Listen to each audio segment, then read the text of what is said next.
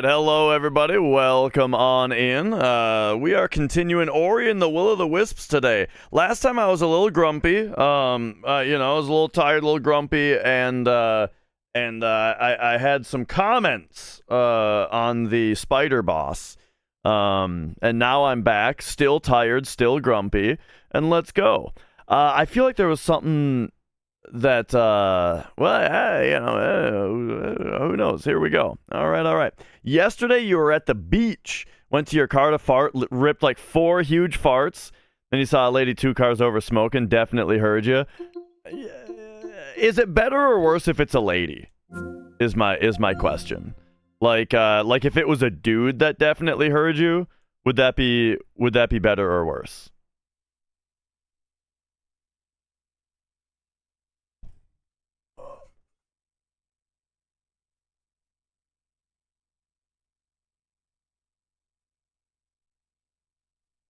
All right. This cursor will go away, right? It'll go away, I think. No, I gotta do it. Oh, right, it becomes an Ori cursor.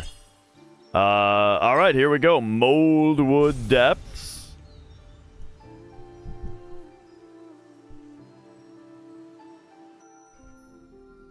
All right, and here we go. We're back in there. So I got the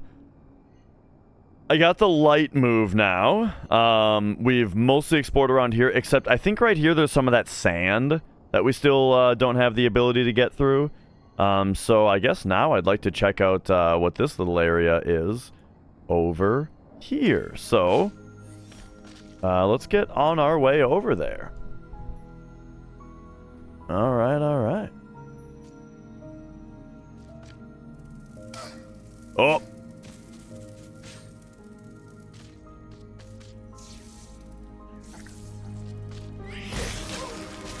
Okay, hang on. I didn't expect that guy to do that.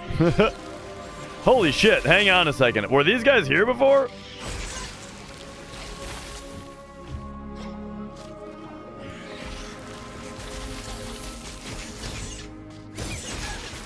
Am I nuts? Or are their projectiles moving at 30 FPS?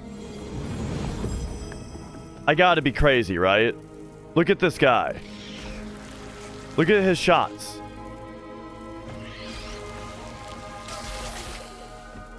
These projectiles look like they're moving at 30, I swear. Okay, anyway.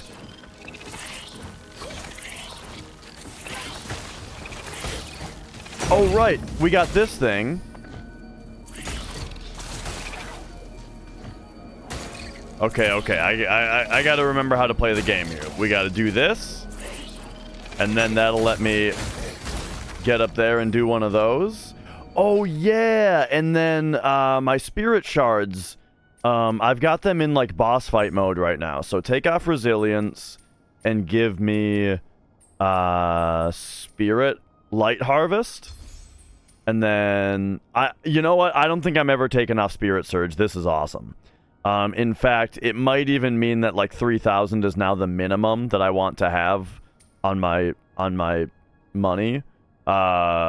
Which is maybe not great to think that way, but, you know, it might be. Okay, so then also, I wanted life harvest as well. I enjoy having. Okay. This game renders in 6K? Weird. Any soldering streams coming up?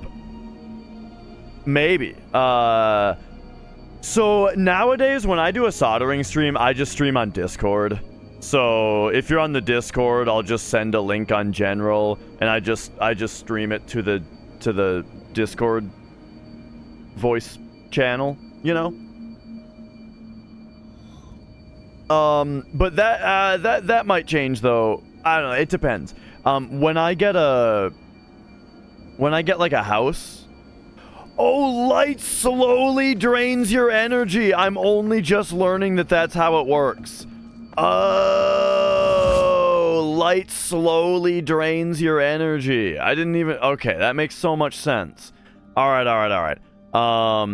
Anyway, what was I gonna say? When I get set up in a house, one of the things that I would like to do is get a workbench set up that is permanently streamable from, because right now streaming from the workbench requires me to unmount this camera and bring this camera, its capture card, and its power supply into the other room, hook it all up in there, and mount it up in there. And then I gotta move it all back, and that's a huge pain in the ass. So, yeah, I would like to get a better...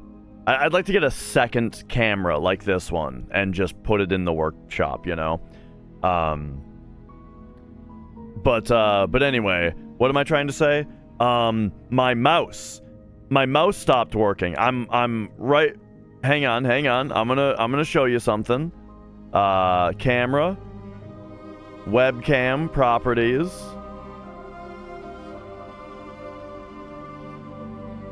Yeah. I'll recap another turbo, Taco. I mean, the turbo. I tell you, it's a big job. It's got like fucking 50 caps, but you know.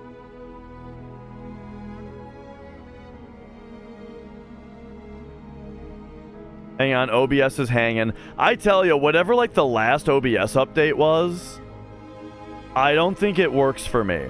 It broke my alerts, and it makes my cameras, it makes my camera hang whenever I try to change things on it. Anyway,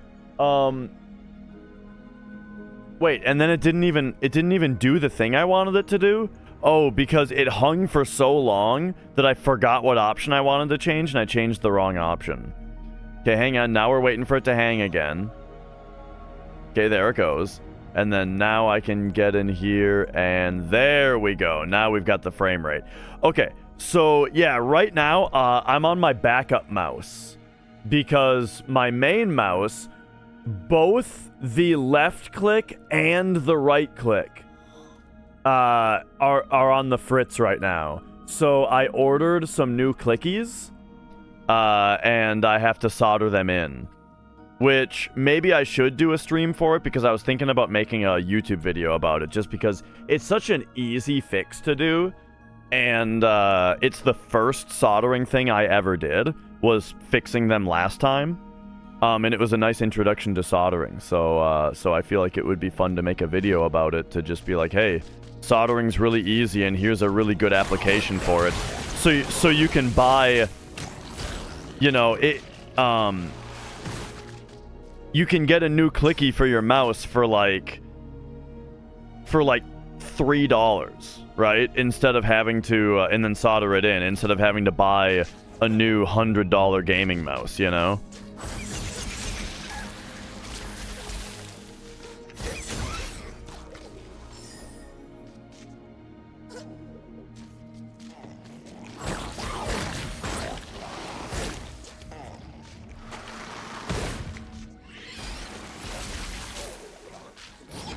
Whoop. Got him. Alright, he's going down. This'll work. And yeah, and you know, honestly, it's about more than just saving money as well. When my mouse clicks died the first time, what I did was I bought the new version of the same mouse, right? It's a Razer Naga. And so I just bought the new Razer Naga, and I didn't like it. The new one I didn't like at all. They made the thumb buttons way too sensitive. So every time I lifted the mouse up to move it without moving the mouse, I would accidentally click the side buttons. They also took away the back and forward buttons. So there was no longer back and forward buttons, which I can't live without those. And instead of back and forward buttons, they added DPI buttons, which I think are completely worthless. And I don't understand why anyone would ever want to have immediate access to DPI up and down buttons on their mouse. It's completely fucking stupid. And so yeah, so more than just the cost saving measure, it's also the fact that I get to keep using the mouse that I actually like.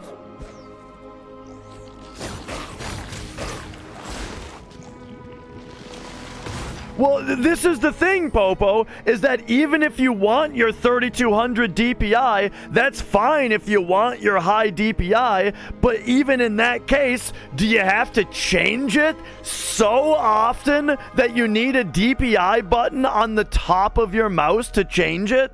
No! You just set it to what you like, and you leave it.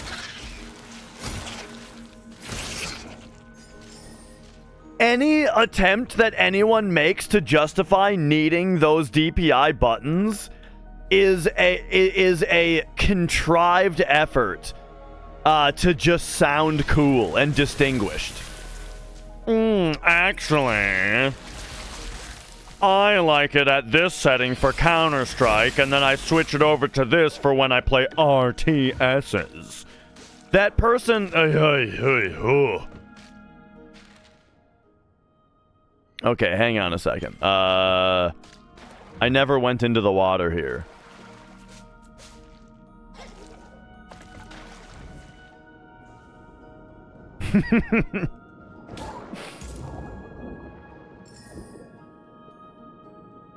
Oh yeah, I can actually deal with these guys now. You can't actually cast light underwater though, which is kind of weird. So like I have to do this. But now I can come down here and get them.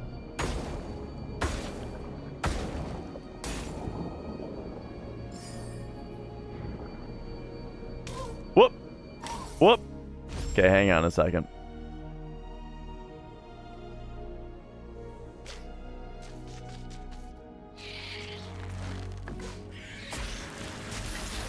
Oh! Right. That's kind of my big thing, Minin, is that like mostly I'm against needing constant, immediate access to it, let alone in substitute of having back and forward buttons. But I'm curious though, what's the use case? When does Minin change DPI settings on his mouse? Oh, I have an idea of when it might be. You play a lot of old PC games. So I could imagine like when you're playing a game that's like 640 by 480 resolution and the mouse is flying around the screen, maybe you lower it for something like that. Yeah, that makes sense. Oh, the thing Taco said? Oh, Taco already said that. Yeah, I just ignored him when he said it. All right.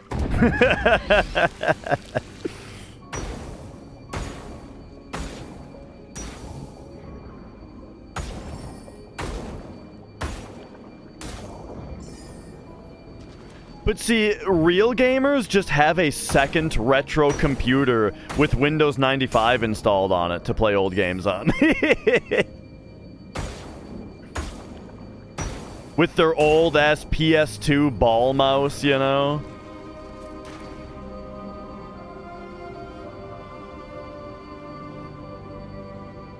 That they've artificially yellowed.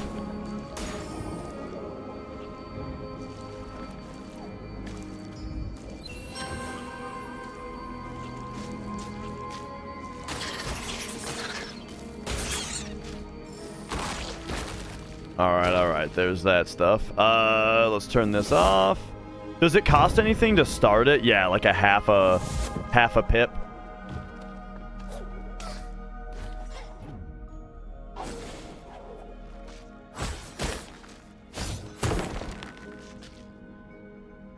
Okay. The old Alltech Lansing. I had a couple Alltech Lansing things. I don't know how to say it. My first gaming PC was a laptop, and it had that brand speakers. And then I also had like an iPod thing, but I don't think I actually put an iPod in it. It was just nice speakers that also had an auxiliary port. Man, I used that thing all the time. It was basically a set of it was like it's so funny to think about because it was basically just, it was a set of speakers, but it had audio in on it. And it's like, well, yeah, but audio, like any set of speakers is going to have a 3.5-inch jack that you could just plug into your phone. I don't know why you need to get a set of speakers that has an audio input jack on it rather than just an audio cable, so that you can then get a male-to-male 3.5 millimeter to have to connect your phone to. But anyway, look, it was hey, I used it, all right? I listened to 9 Inch Nails' The Fragile on it to go to sleep to every night.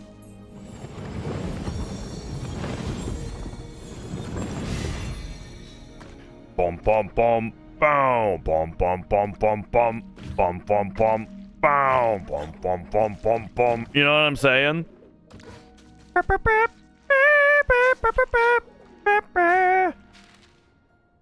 Nah, Hybrid Theory, I was jamming on an old Sony boombox. I had Hybrid Theory on compact disc.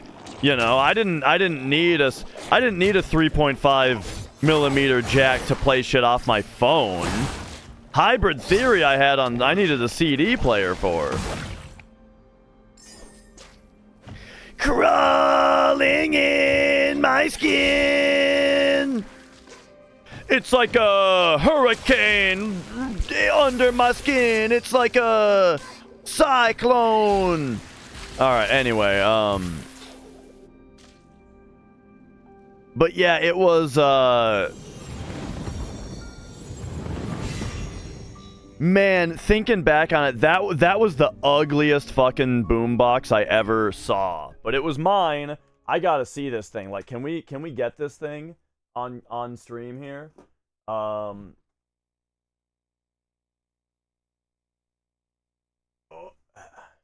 Let's see. Sony, boombox. From the 2000s, it would have been. Boombox might be the wrong term, though. It was very similar to this, actually. It was very similar to this. It was so ugly, dude. It was this. This was the one. This, I can't believe we found it. This actual boombox. This is exactly what I was jamming Linkin Park's Hybrid Theory on. 100%. As well as Green Day's Dookie, CKY's Infiltrate, Destroy, Rebuild, System of a Down, Toxicity, Linkin Park's Meteora, right?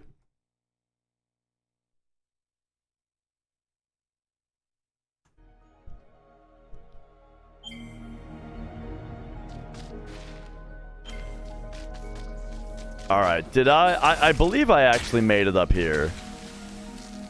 Okay, I'm still having okay, I see what's going on here.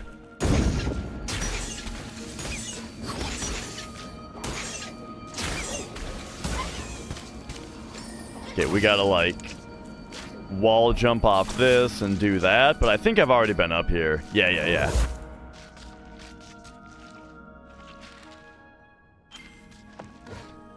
Cause I'm the one at fault.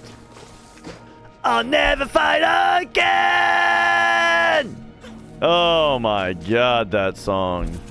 That was a skipper. That one was a skipper.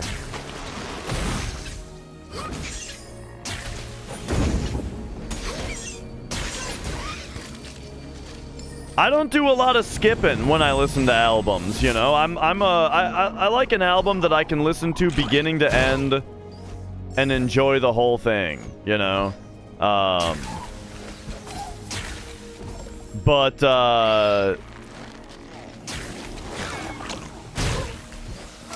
whoops. I wasn't reading, or I wasn't looking at the screen. But Breaking the Habit, that was a skipper.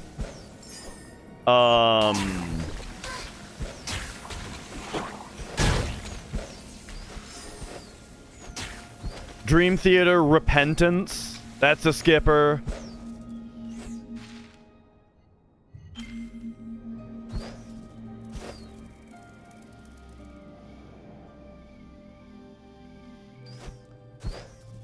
And then, like, I want to also say, Wither is a skipper. Oh, yeah. I also want to say, another one that's not really fair. Oh, yeah, My Creation by Megadeth at the end of Rust in Peace. I don't know, that's not really, I don't know if that one counts, though, because that's like a bonus track that wasn't on the original album. But that song kind of sucks. I feel like there's a good reason that one didn't make the album.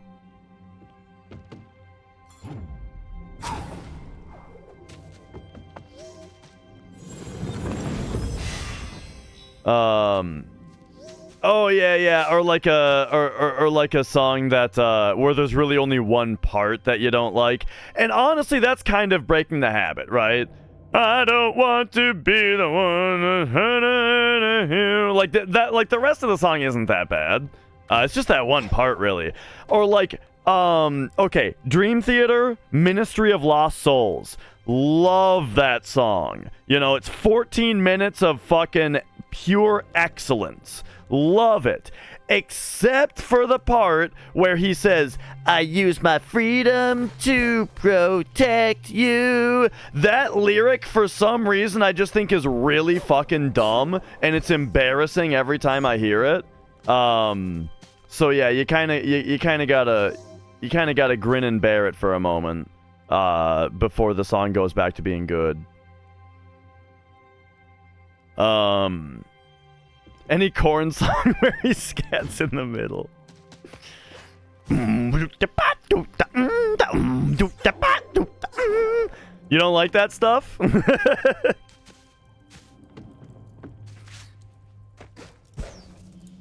Dude, that song though, Ministry of Lost Souls, it's a good one. All right. How the hell am I gonna get this thing?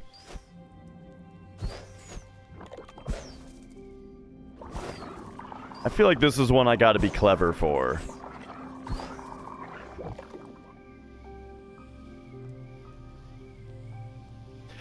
Right, like, and it's one of those things where it's like, a band can have, like, a thing where the first couple times they do it, it's like, it's really new, and it's like something you've kind of never heard before, and then that's kind of, partly maybe, like, what they get famous for, but then, like, now it's their thing, right? And now it's all their songs, and it's like, eh.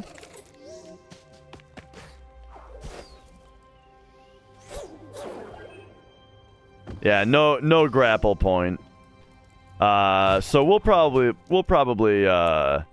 get back over here later. In the presence of enemies. I was just playing in the presence of enemies. Before you got here. Isn't that funny?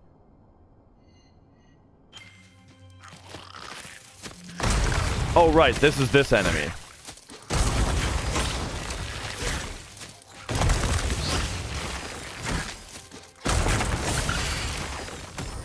There we go. All right.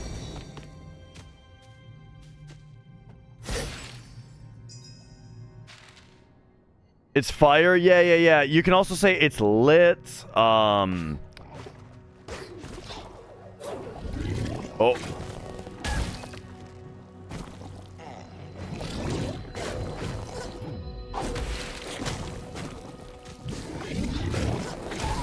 Hang on a second. I had to have already done this, right? Yeah. Lit? Okay, Grandpa. Okay, so I think what I want to do right now is go back to town.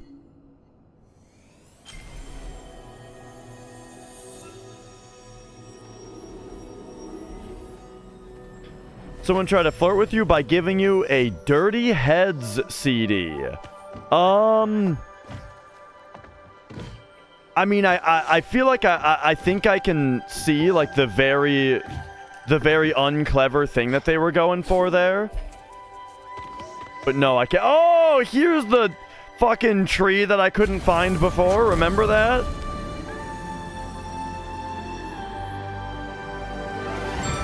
Alright, so what do we got from that? All attacks are 25% more powerful? Okay, look. Alright?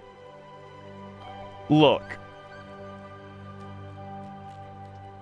If you've made it this far in the playthrough and you didn't already leave after all of my bitching on the spider fight, just have it be known that it's not going unappreciated, that simply looking around a little bit and finding this would have helped on the spider fight a lot. But the thing is, again, the spider fight, there's a really good boss fight in there. There were just things there were extremely questionable design decisions unrelated to difficulty that made me grumpy at that fight.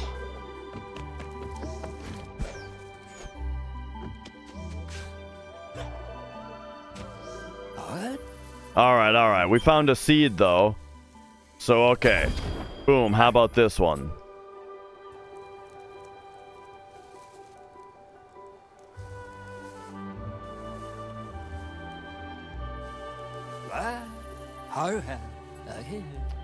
A fire moth can't resist light catchers. They fly from bud to bud, following the light. Yeah. Those, they helped me out.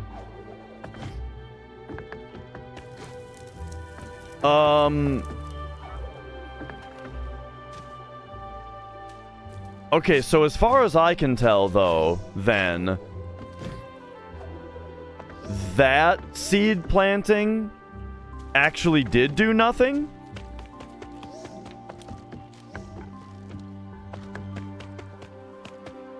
You beat the spider, and then after like an hour, your Switch crashed, and you had to do it again, and it didn't save? After an hour, it didn't save? That's crazy.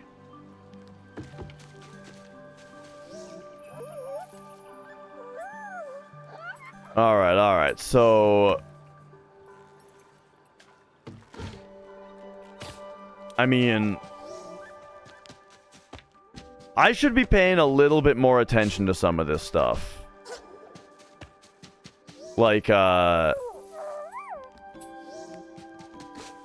so you need help digging up that, which I think we're going to do once we have enough ore, is going to be the deal with that.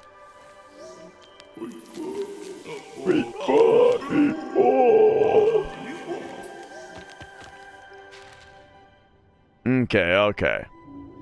Oh, it took you like an hour to beat him. I see.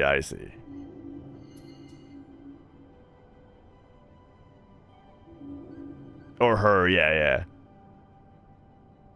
Alright. So,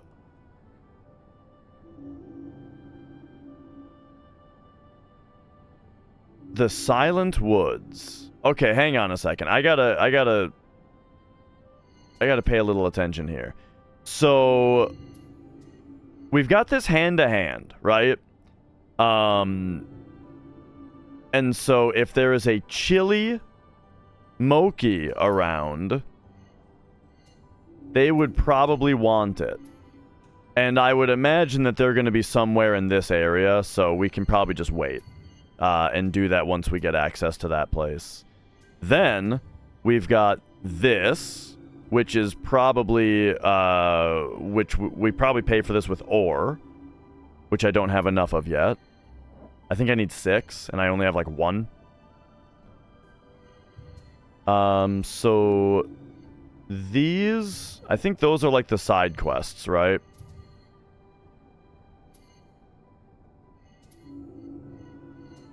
And now I think we're supposed to go to the Silent Woods because of like this. Lupo. You know, Lupo, he yearns. Whoa. And then what's this? A wisp sank somewhere in the lush wilderness of the Luma Pools. Okay, well, we haven't been to the Luma Pools yet. We gotta find a way there. All right, so yeah, let's try the old Silent Woods over here. There's also a energy cell fragment that I saw up there. I feel like I already tried to go this way, and I couldn't, but it was probably something stupid that I was wrong about. So let's check that out. Yo, Lo-Fi! Mr. Valentine, why thank you. For the 2 years. Thank you very much. Yeah, I tried to fix my, I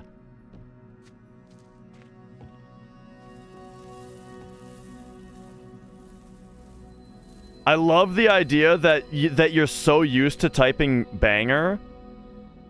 Oh, wait. Never mind. It's Badger.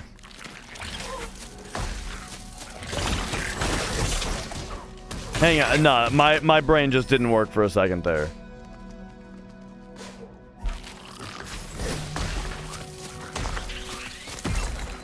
Oh, he's up there now? Alright, alright. Alright, take me down here. Oh, except we're actually going up here.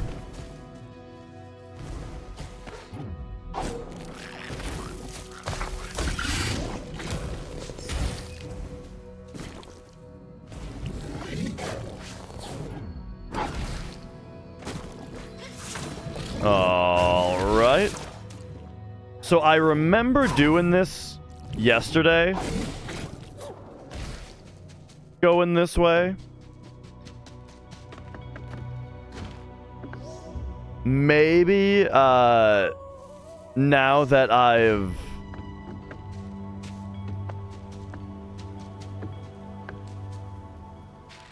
Hang on, okay. So this is where, we helped out the owl. Or the owl helped us out. So this is explored then, right? It's kind of hard for me to tell, like, whether that's explored or not. I think it's black and white if it's not, though.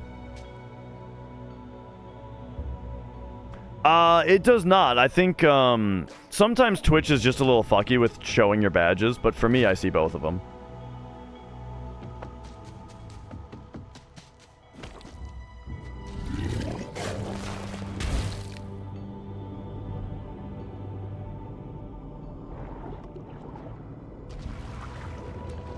I mean, it took me a couple tries. Because, like, the first try, I just got so beat up by the, Okay, yeah, so I was unable to bash off of that guy. So I need to figure out something else to do. But yeah, the first try on that boss, it was like phase 1 just messed me up so badly that, that I wasn't prepared for phase 2 when it happened. Oh yeah, this was kind of the deal with this place. Was that there's these dudes here.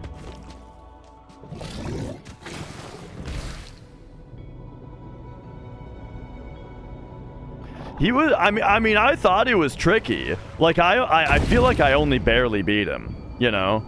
Like, I had a system going that was apparently good enough to win, but it was, I was almost out of resources when I got the kill. Like, I was about to have to change strategy.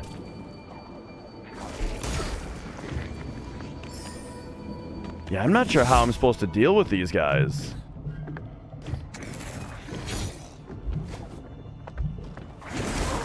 I guess the arrow is probably the case. Yeah, just shoot an arrow at him, probably.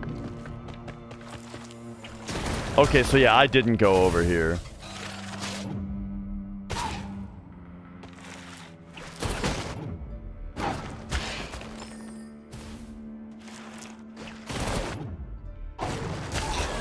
Oh, whoops.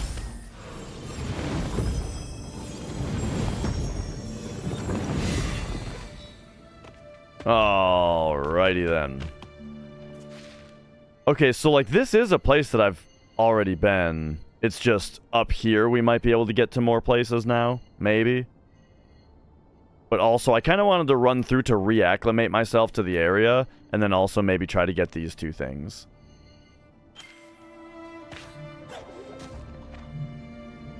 Oh, but actually, I do remember coming back here the other day. Is R not... Oh, nope, R is glide. Oops. ZL is... weapon wheel.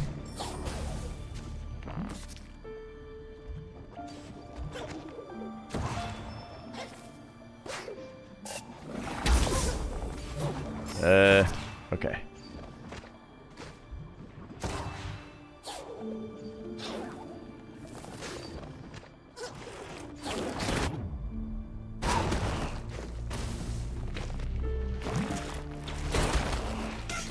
Okay, so this guy...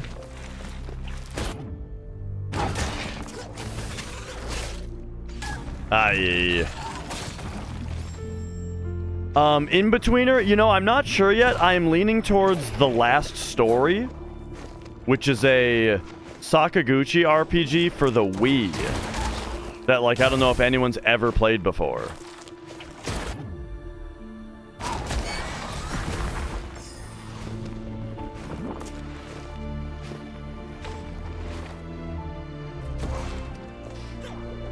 But there's like a lot of people have played, if I do SMT, it'll be on stream.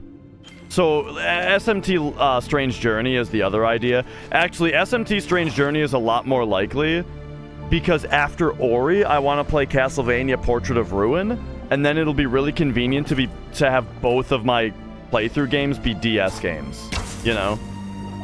We'll just be a DS stream for a while.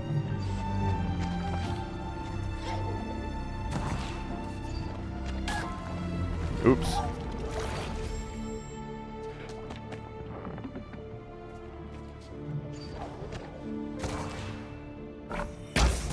But I do want to play Last Story, so, you know.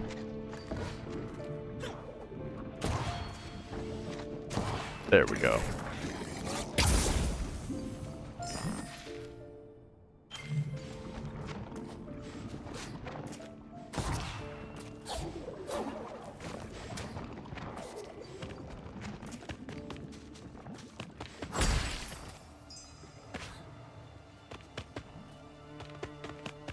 Okay, yeah, here was this place. I remember this place.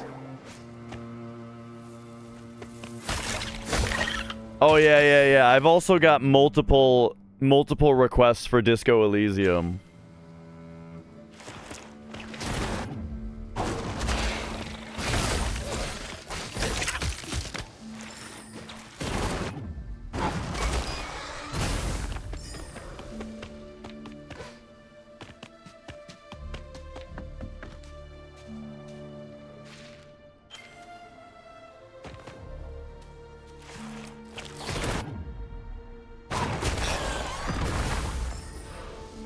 All right.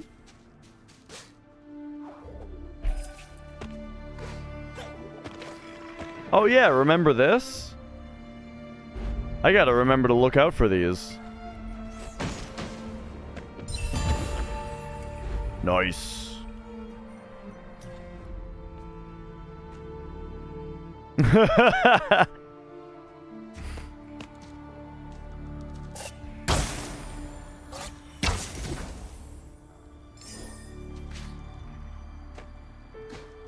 Here's what I'll tell you. Okay, so I understand that it's a game where the most important aspect about the game is its writing. If all the characters are like overly smarmy and smug and douchey all the time, I will hate it.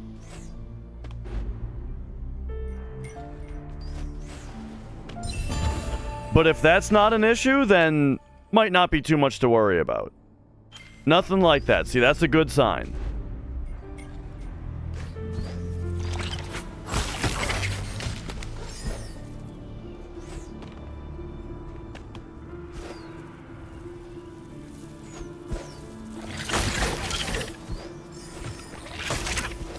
Like, just like one thing I just generally can't stand, right?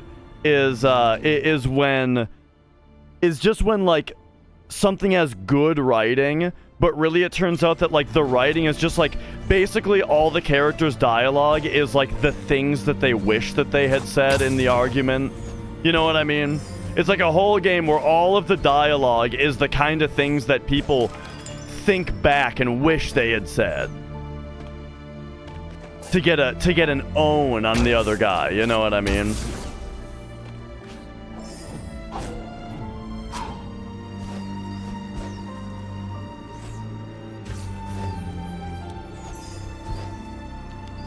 Okay, we might be...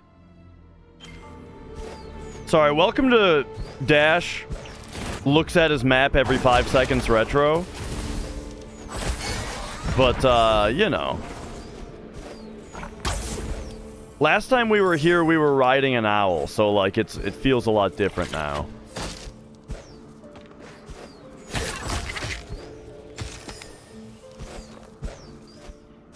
Oh, I see what you mean.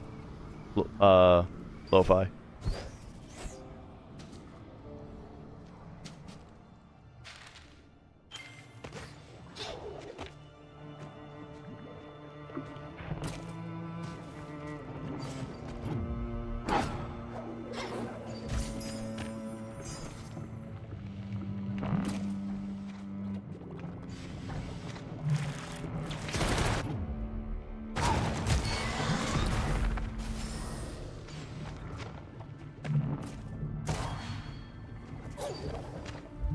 Ay, ay, ay.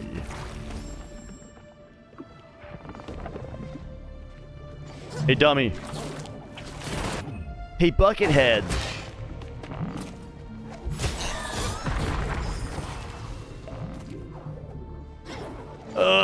Not again.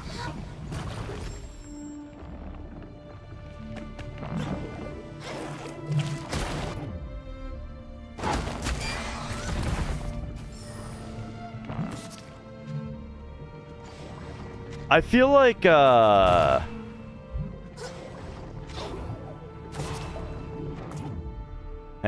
on. Oh, yeah. Sometimes I one-shot these guys, and sometimes I don't.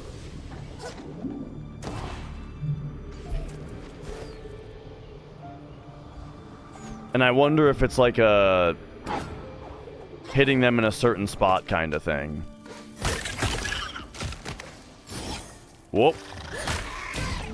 Oh, okay.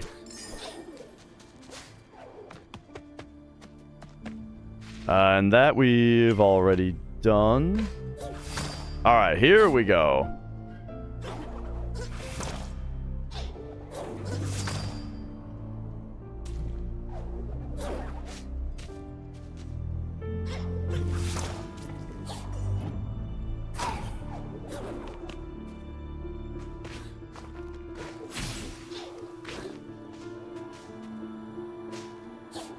This looks like a new thing that I have not seen yet.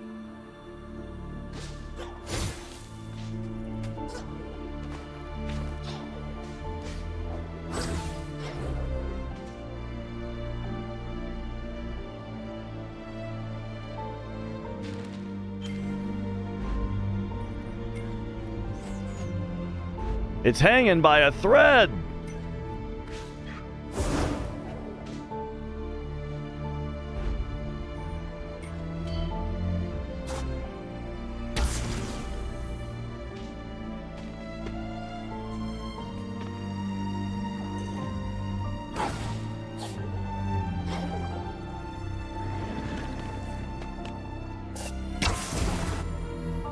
So is this...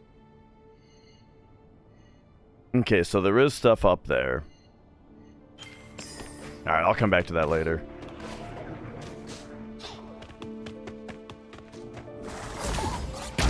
Whoops.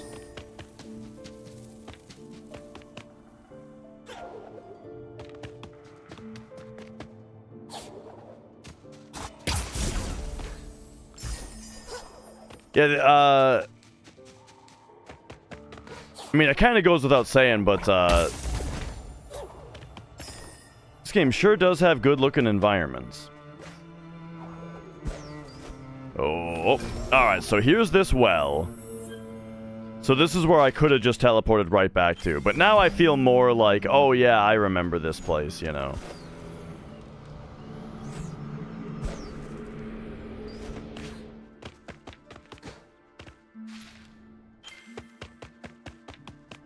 Alright, and then...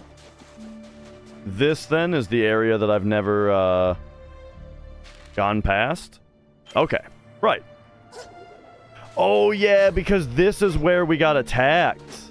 Yeah. Now I remember. And then the owl, like, kited the boss over here.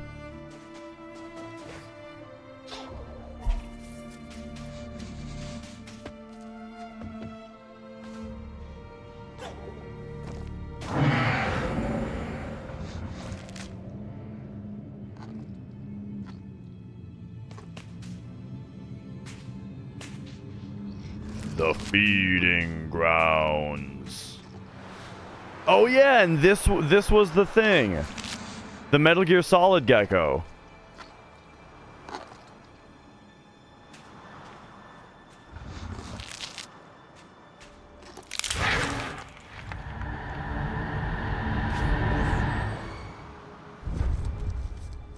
Yeah, nice job, idiot.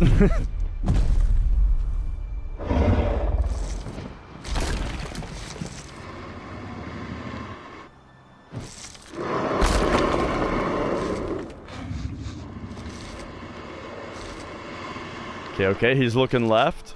It's just like Dragon God from Demon Souls, right? Wait for him to look right so we know. No, he's not looking right. Okay, I guess we just go then.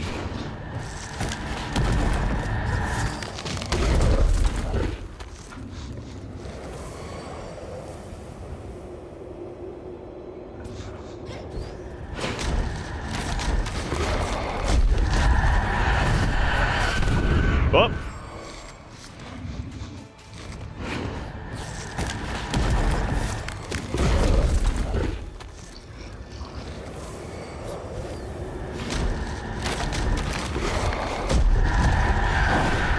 I think I'm supposed to go in there. Man, they really like these kinds of sequences, huh? That are like, what the fuck am I supposed to do? Oh, I'm dead. I guess it's not that.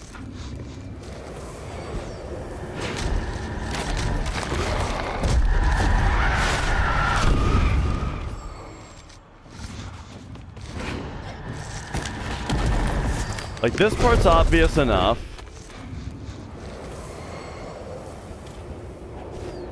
And then...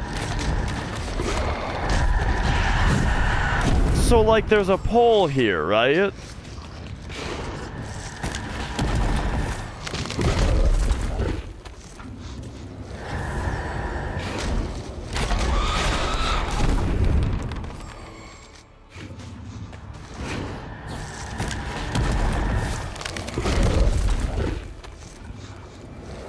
Okay, wait for him to look away. Oh, hang on.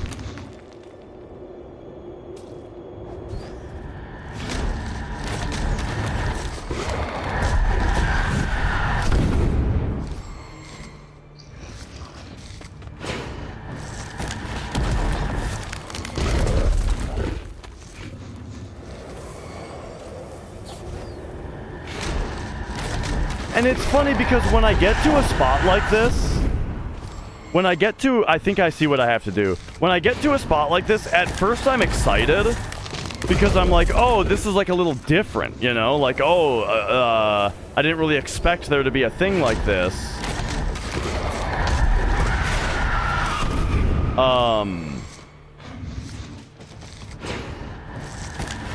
But then it just turns into like an exercise in tedium, you know?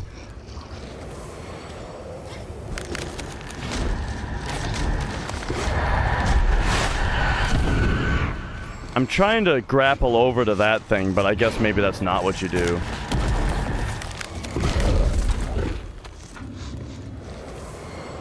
I wonder if I have to use flash.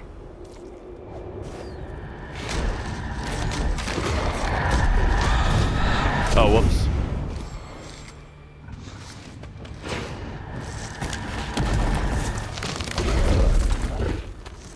Okay, okay.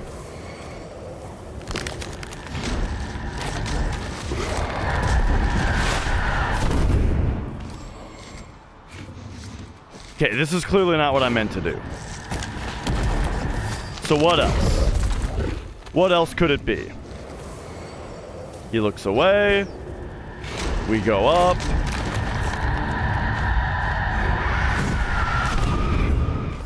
I mean, he behaved differently when I did that.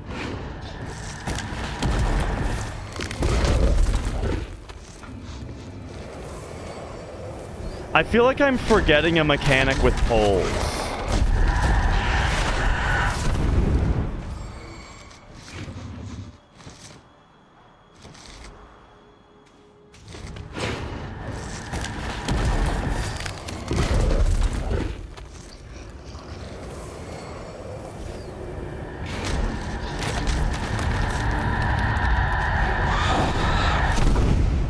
Oh, the grapple point actually goes away, huh? Oh, nice. Thank you, Lo-Fi. What led to it? Not getting double lapis. Like, I've been pretty regularly a minute or 2 minutes ahead. But then I just keep dying to either carry armor or schizo. And I didn't fuck up either of those fights, and then the rest of the game went reasonably well as well.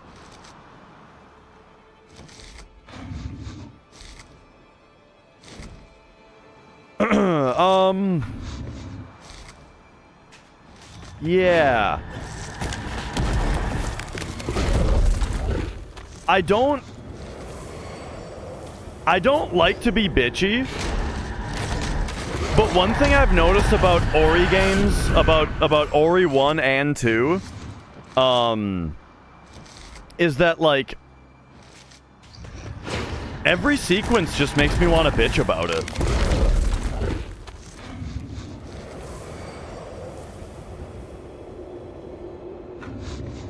Okay, what do you want from me? Obviously, you want me to glide up the wind. And then there's a pole there. So, like, I imagine grabbing the pole is involved.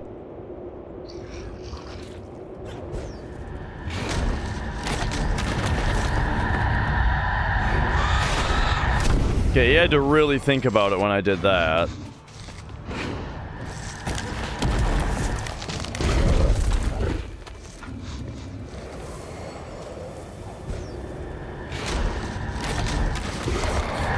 So, what do you want?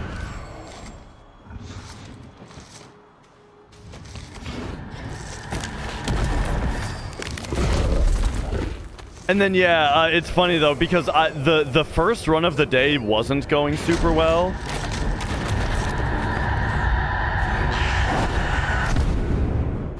If I had the sand power, I could maybe do something with the sand. It'd be weird to let me in here without it if I need it though. Oh, okay. What was I gonna say? Oh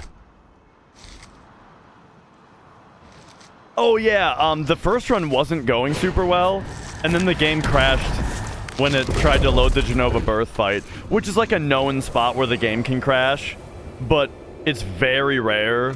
Like, for most runners, it either never happens or maybe they see it once.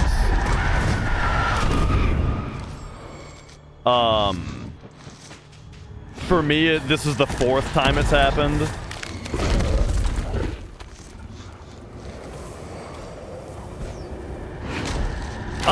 Not really. Like, the way, kind of the way that I am with games is that, like, a hint would be even more boring. You know what I mean?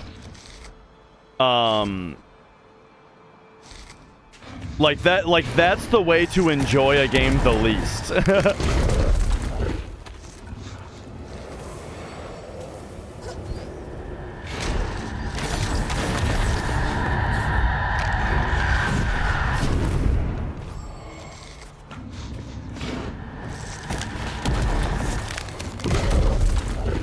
Okay, okay.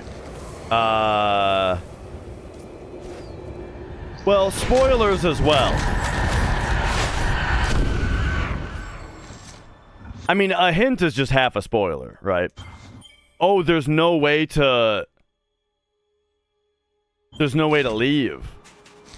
I was hoping that I could just leave and go the other way instead. So I guess I'd have to, like, do a backup save or whatever to get that. Well, or I could warp out, right? No. So the game doesn't want me to leave.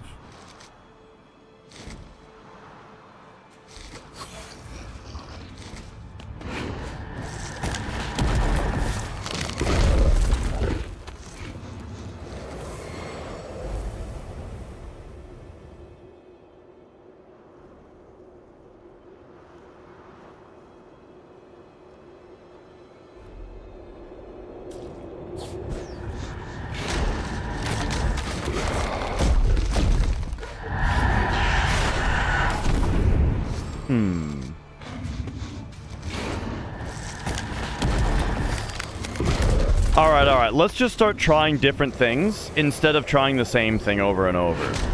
Like, if I just stay... Oh, I'm behind... Okay, I get it. Now I'm behind the thing. So the pole is more significant than I thought it was.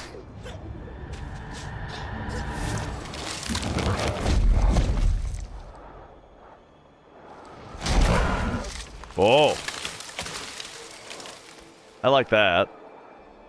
The little nudge.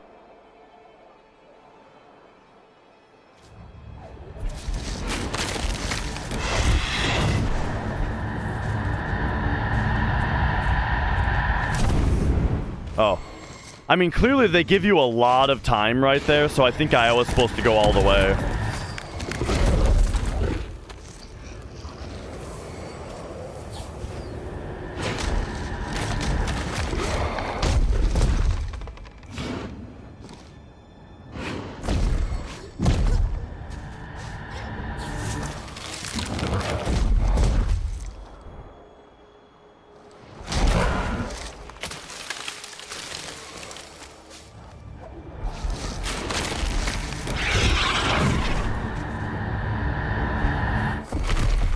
Yeah. Okay. We did it. Alright. But yeah, you know, like, I get it. I see the deal there. I do just kind of feel like in general,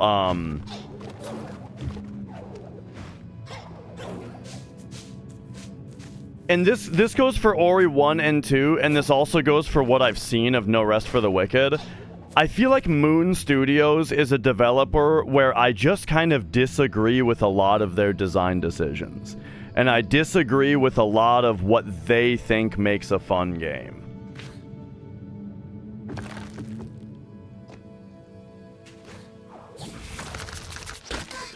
Got it, yep. Okay, so we're probably going to get the dig power here.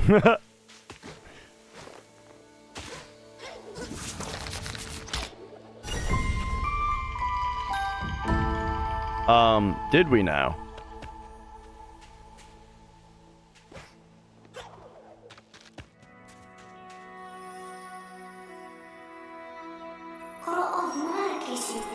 We can see ghosts in the sand here, Ori. This was the home of the Gorlick before the decay drove them underground.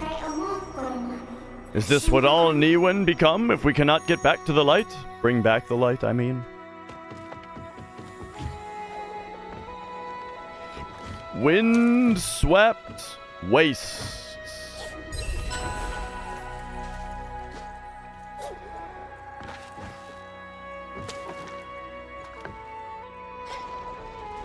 Aha. I don't exactly remember what this is, or if I have the means to deal with this. I think I need an enemy to hit this. Like, let's get this guy. I'm talking about bashing off of this guy. Okay, you can't bash off those guys, it seems. Oh, but here's this guy. Okay. Okay. Come over here further. Hey, okay, they do have a projectile.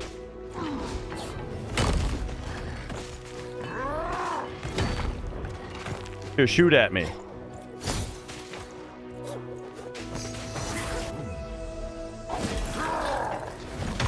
Oh no, that didn't work.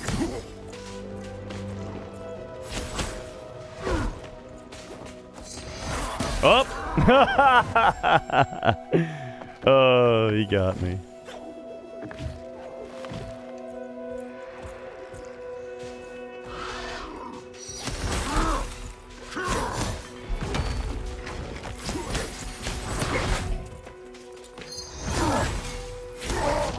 Almost died the same way right there.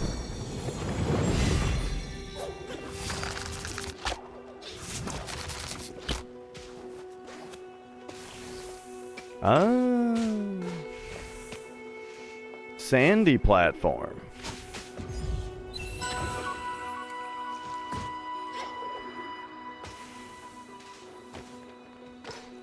Okay, okay. What else we got here?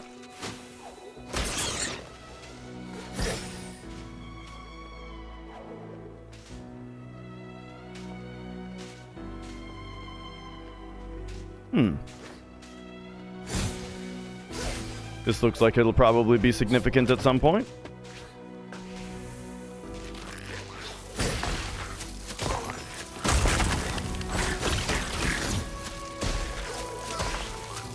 Yes, this guy's a triple jumper into the spikes.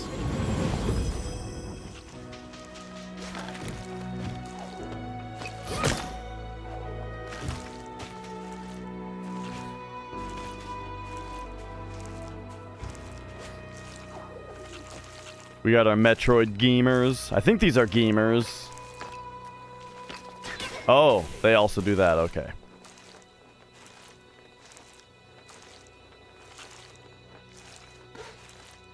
Because there's like Zoomers, which are the guys that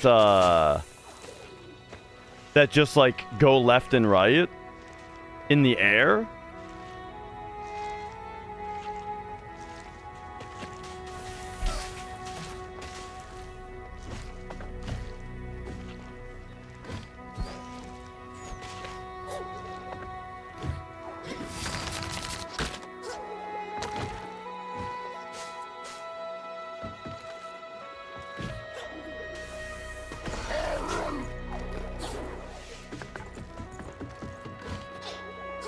Okay, okay.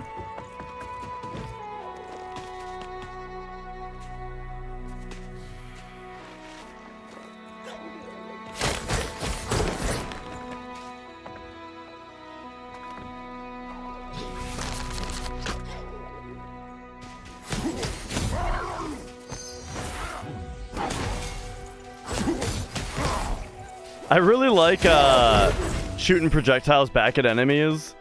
But it's funny the way that, like, you kind of have to throw yourself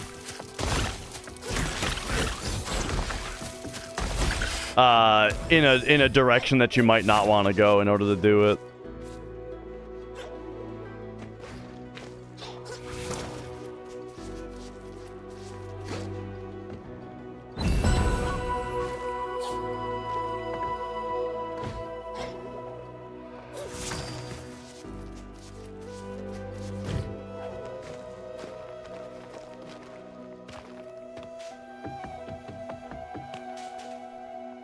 All right, all right.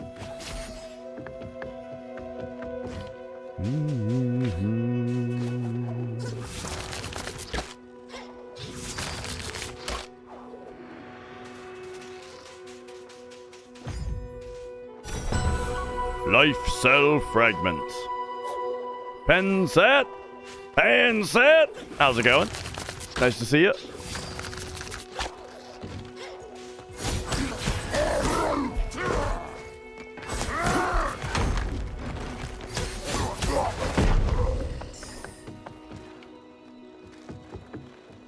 Okay, okay. Doing a lot of damage with this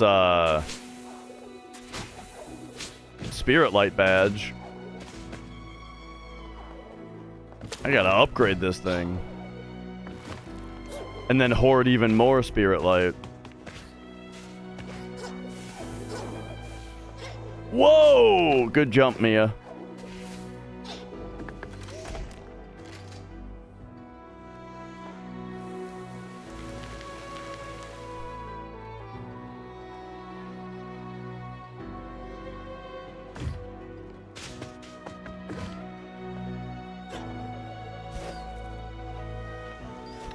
Alright, so that opened this for us.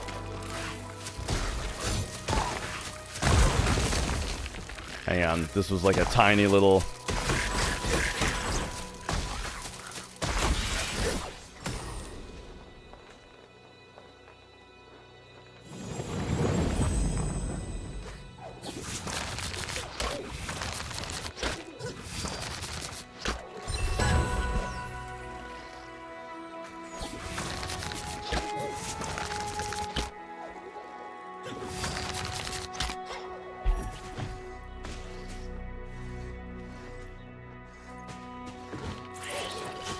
Oh, okay, I see. So here we're gonna have to go double jump like this and like that.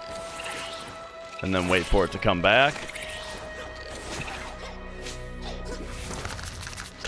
Oh, sorry, I was reading chat there. You can't try to get outside ever? Well, not really. I mean, if we left the door open, they would go outside. If we left the door open, they would walk 3 feet outside and lay down.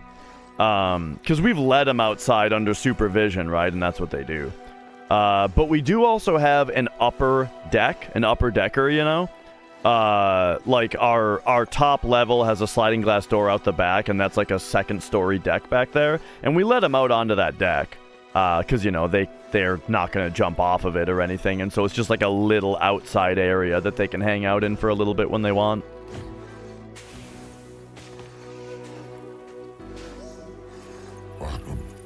Traveler, a word.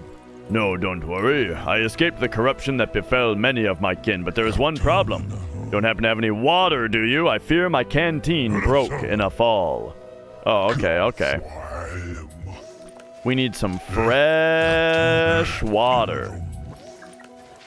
So is that gonna be a... Alright, we gotta remember that.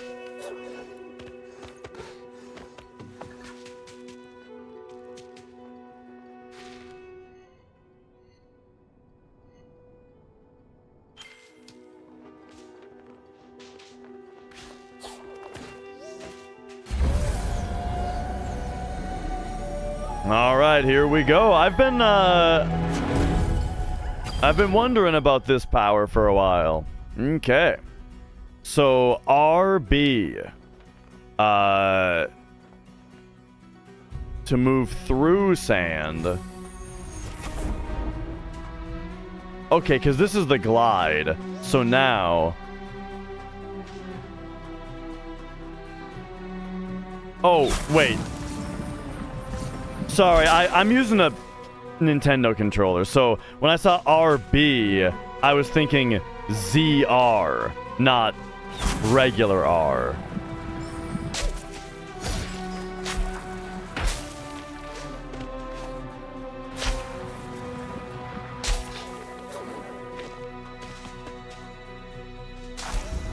All right. Well, there we go. Now we can dig through sand.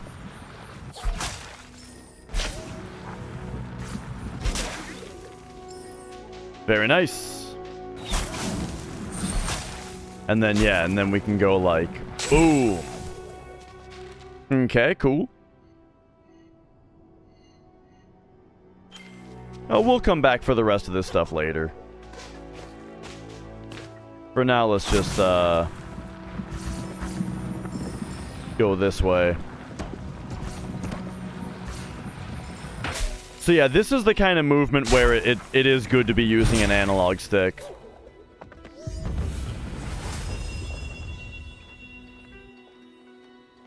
They see a squirrel and go ape shit? Oh, yeah. Yeah, magic used to, like, chirp at squirrels, you know? And mostly at birds. Like, do your cats chirp at them? Where he sees he would see a bird fly across the deck and just, you know, like, start doing that stuff.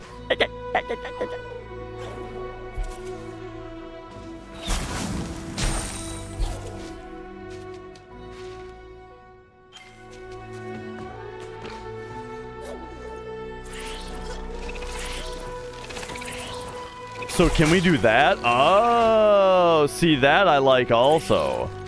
It's like a secondary use of it that we weren't necessarily expecting.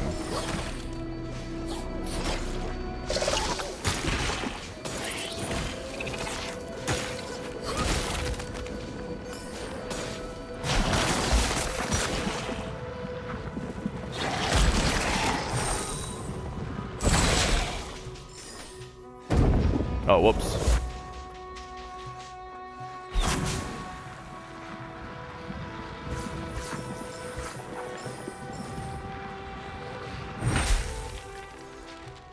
Okay, so, yeah, like, down there is a place that we had already been. So we really want to go this way. Whoa!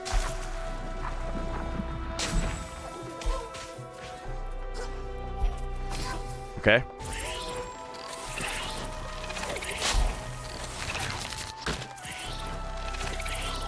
So yeah, I feel like that's the thing that that Ori games have consistently done well, though, is whenever all of the new movement abilities you get, I feel like they have secondary effects that are something you didn't quite expect, which is really good for a Metroidvania.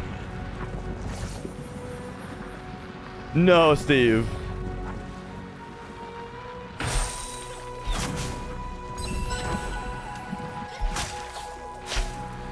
That is, that's Popo of Popo and Duck fame. But I have been asked that before. Or if he's my cousin.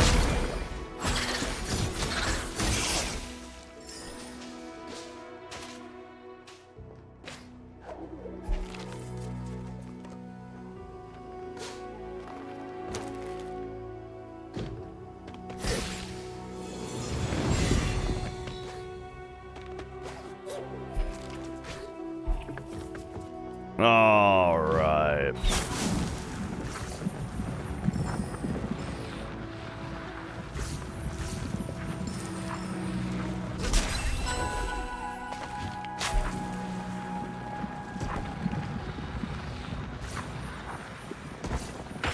So now here, take me in here. All right, all right. I feel like we're starting to get pretty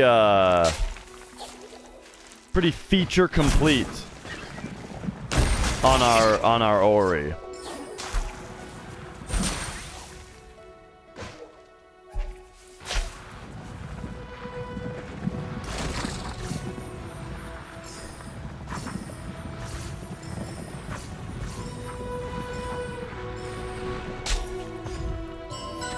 All right, very nice.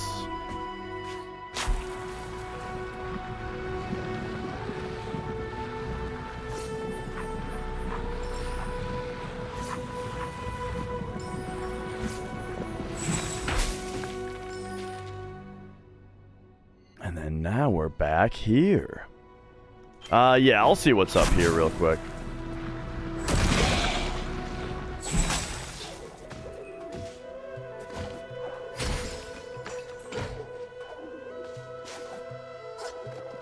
Bloop. Oh. It's talk. This is the place. Here's where the Gorlick of old built their wonders. Towering spires, swooping arches. All gone to dust and ruins now. While the great Gorlick cower beneath the sands. Bah! Truth be told, I came out here hoping to find something worth scavenging. What I found was sand. A lot of sand. You seem the digging type. Maybe you'll have better luck. Okay, okay. Oh yeah, remember the shovel?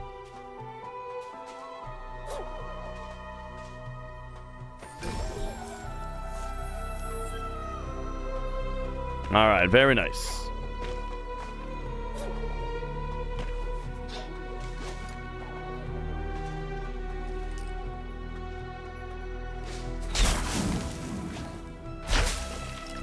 Oh. These are balls of sand that you can blast through. Okay, nice.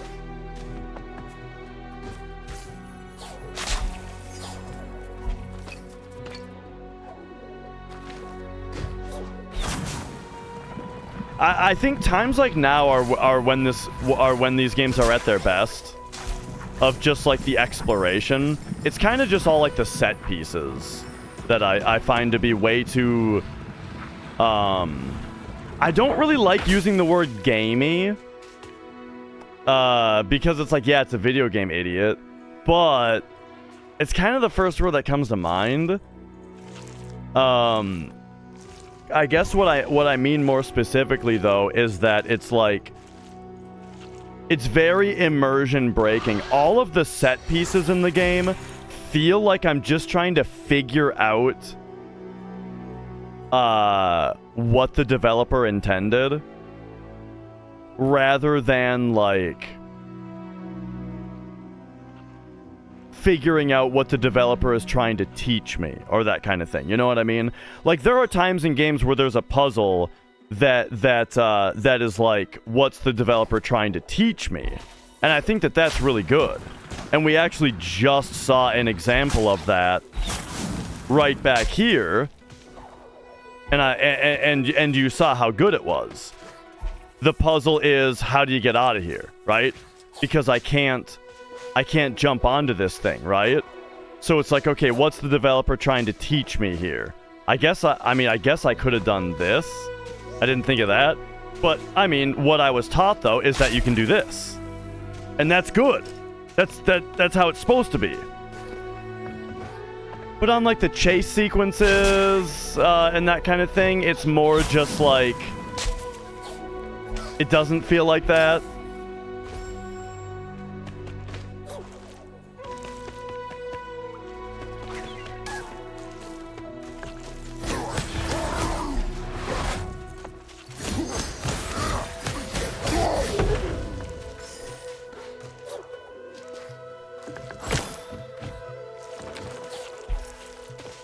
Okay, so these guys, I think it might be, yeah, you can always hit them from the bottom.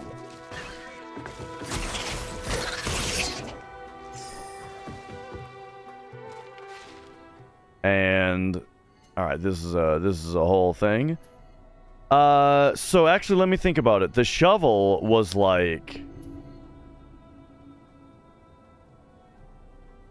it was a spot that split down two ways, and the shovel was on the left side, and it was relatively early.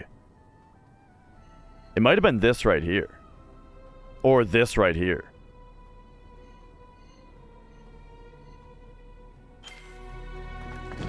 I kind of feel like I should go back that way first, because this is starting to look like it's like the next thing that I'm supposed to do.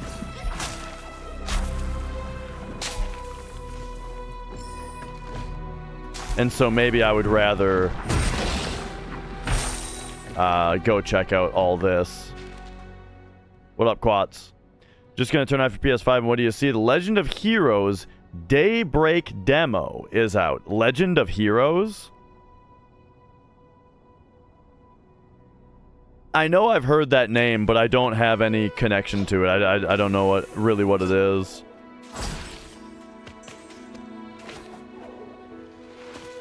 Oh yeah, it's like the Trails of the Sky kind of stuff, or stuff. Right. I think my cousin is really into those games. I've got a cousin that's very into JRPGs as well, and he was telling me that he's been playing those. Whoa. Hang on a second. I don't think I ever came down here. Oh, wrong button. I didn't. Okay. This was my cousin who, growing up, like, everybody shit-talked Final Fantasy VIII when it came out, you know? But then this cousin of mine was like, nah, it's the best one. I think it's still his favorite.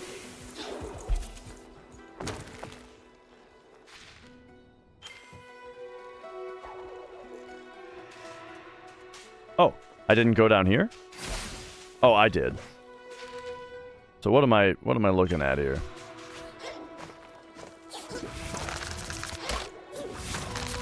Yeah, this is funny. I don't remember where that shovel was, but I mean, we'll find it. I'm just gonna try to find, Whoa.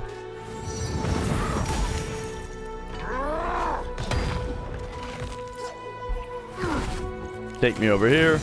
Give me one of these. Give me one of those. Gotta take out that guy now. Now he's swinging. Alright, we got him.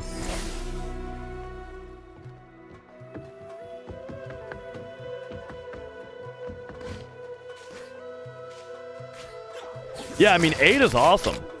It's got a lot of unique things to it where I can easily see it being someone's favorite because, I mean, the nice thing is that, like, Final Fantasy games are generally so different from each other that, like, whichever one has, like, a particular thing about it that resonates with you is going to be your favorite, you know, because that thing might not be represented in other games as much because they're all so different.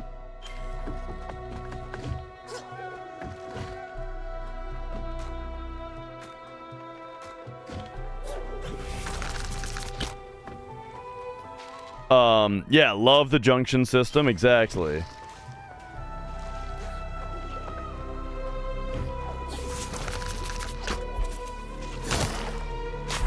Okay, so we can go in here now, and then pop out like that. And then pop in here.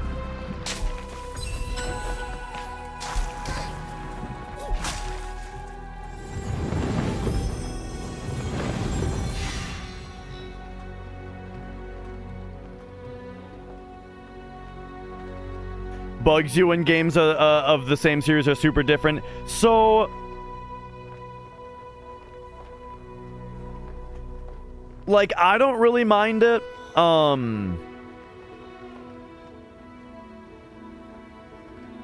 Like, I think Zelda is a really interesting example because my favorite Zelda is Zelda 2. The one that's, like, way different from any other one in the series, you know? And then also, I kind of think that, like,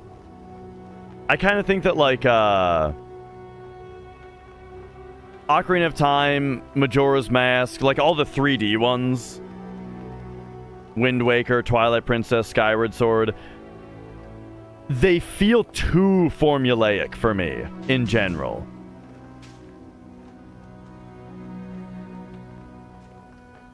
The fighting is awful in Zelda 2. It's like the best part. It's got like the best melee combat of like any fucking 2D game. Except Hollow Knight, of course.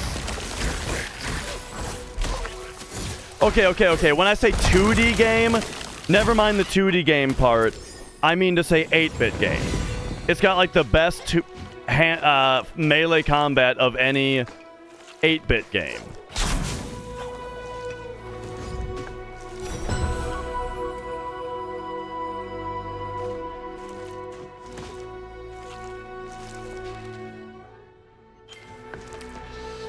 But yeah, like, I don't know, because I also agree with what you're saying, yes.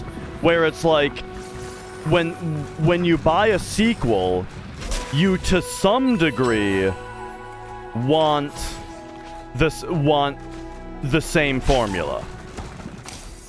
I think a really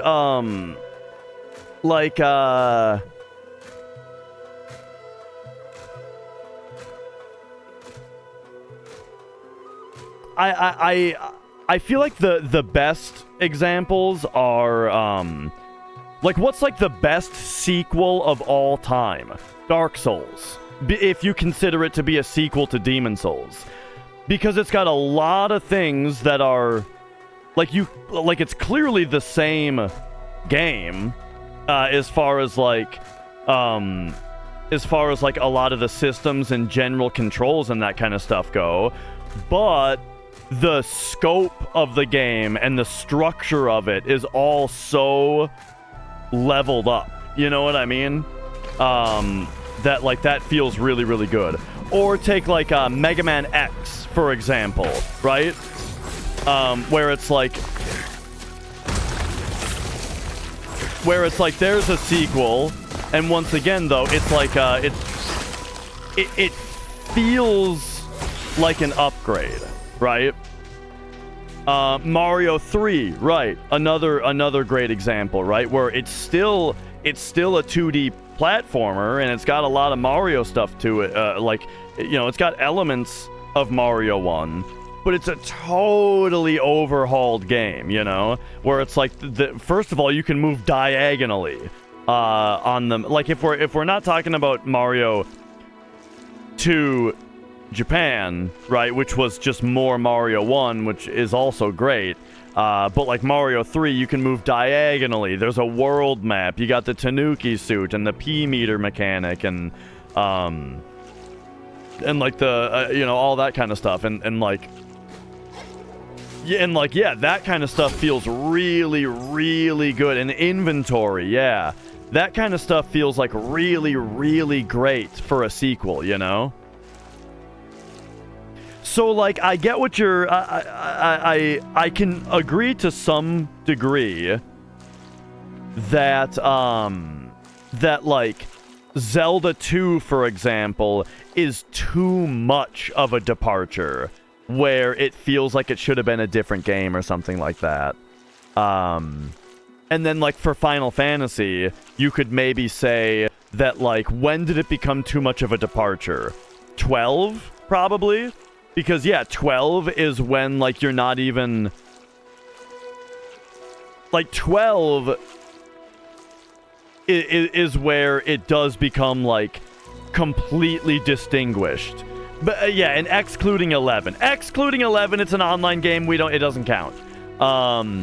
Or you could say 11, right? 11, 12, sure. Where that's where it feels like maybe they should have started a new series. But to some degree they did, right? Where it's like, look, if the issue is that it's not similar enough to the old games, well, there's fucking 10 of them, dude. Go play them again. So, like, I agree with the decision to some degree to change up Final Fantasy. Now, here's the thing about Hey, there's the shovel. Here's the thing about Final Fantasy, though, right? Is that when they changed it up and made Final Fantasy 12, they made a really good game that was unlike anything else, right? And that's excellent. 13 is a really good game that's unlike anything else, right? But... And then I honestly don't know enough about 15 to comment on it. But 16? 16 just kind of feels like a Devil May Cry game. Or like a Devil May Cry Soulsy kind of game. It doesn't feel... In my opinion, like, it doesn't feel enough to me like its own idea. And so that makes it kind of weird that it's a Final Fantasy game. Does that make sense? What I'm saying? Like, I enjoy creative reaches, right? Where, like, where they try to do something super unique. But when they totally change up a game but then the new thing just kind of falls into something that already exists, then it's kind of boring. Alright, so here we go. Show it to an expert. Okay, so he probably wants... an expert would probably be the miner over here, but, like, the miner wants water. Either that or the expert is going to be this guy, Grom, you know? Because he's like the you know, we give him the ore.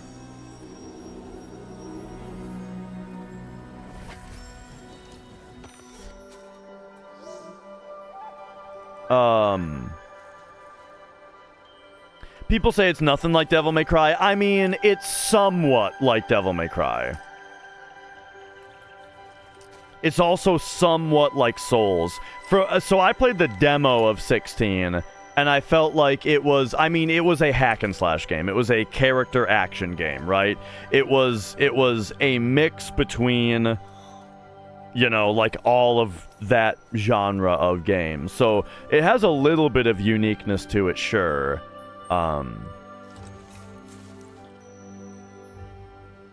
But again, it's like Final Fantasy XII is a game that it's so different from everything else that it's hard to even put a genre on it, you know?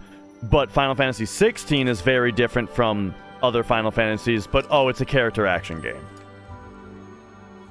Oh no, we've already been doing a Zelda-style trade quest.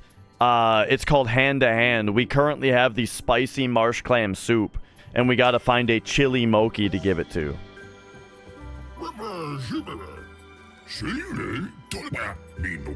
Okay, so I thought that, this guy... Oh, no. Alright, so that guy is not the expert that I'm looking for.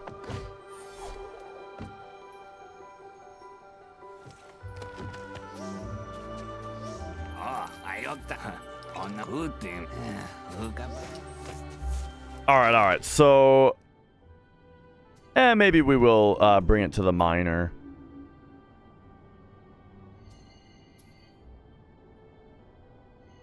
Lupo.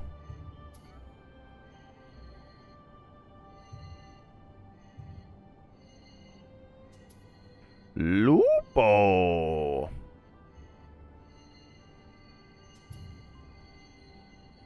How do you guys feel about the sliding sound on the map?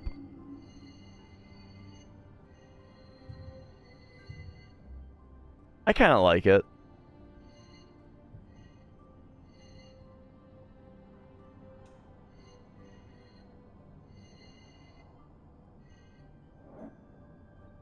Rain, how's it going?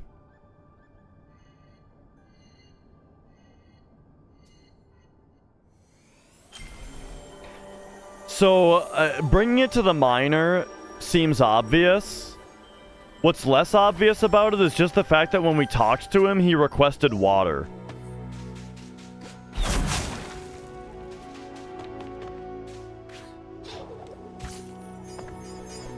Alright.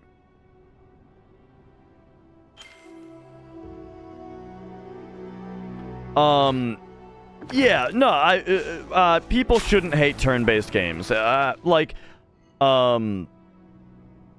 might not, people might not prefer them, sure. What I mean to say is, not everybody prefers them. And that's fine. But it's very weird to me that, like, the creators of Final Fantasy would think that they need to abandon turn-based games.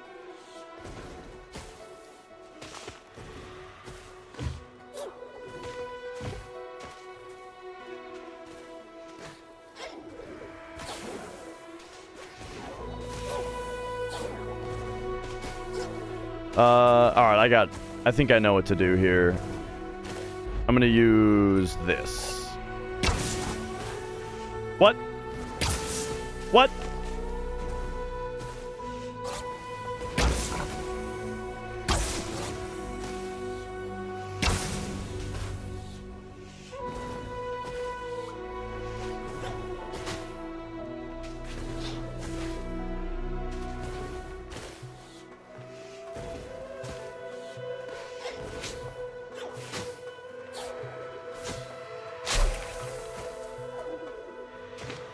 Whoa.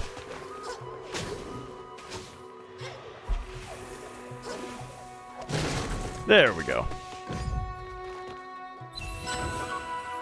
20% more damage when below 15% life. Ah, I see.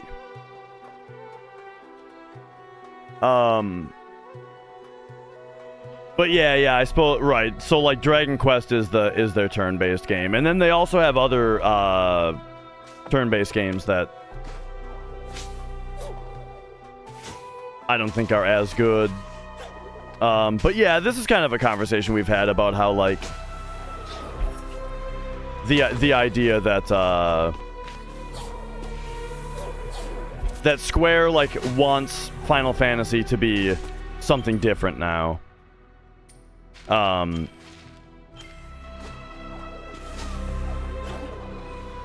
I just pressed the wrong button there. Right, exactly. Like Bravely Default is not what I want. I mean, but the thing is, the battle system of Bravely Default is good. It's just everything else.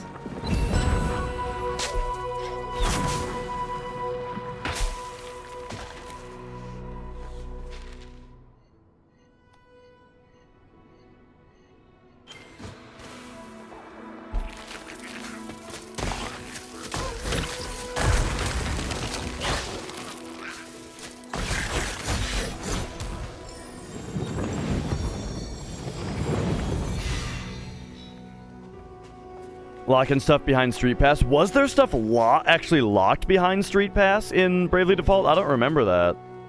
But yeah, that's a not a great design decision. Like, I understand, you know, using Street Pass is one thing. But if there was actually stuff that like you couldn't do without it, then yeah, I agree that's a bad decision. I get mixed up with my L's and R's in this game a lot.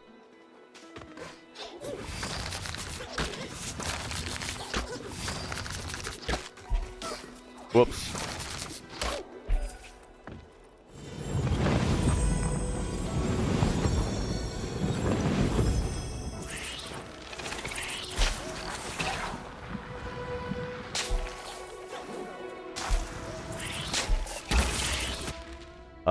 So we are here right now.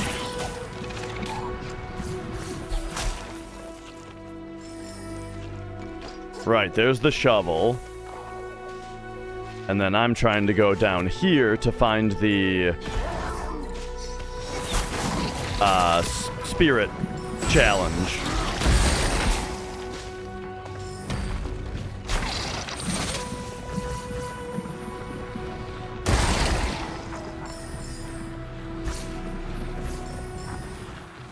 Oh, hello?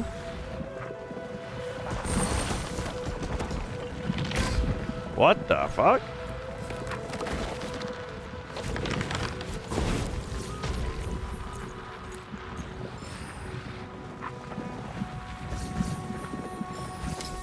Oops.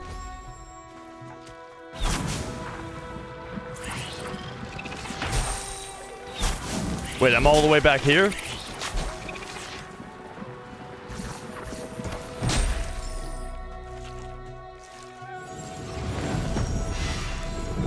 Bravely Default 2 was 8 out of 10? Yeah, I could barely get into it. I think the story and dialogue from what I played was a 1 out of 10. And it was so unbearable that I couldn't play the game. The battle system is good.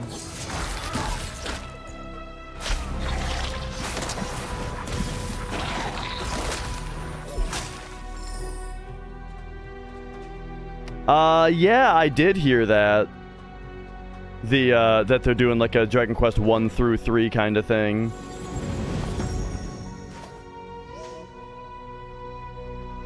Oh yeah, Akino, that's great to hear.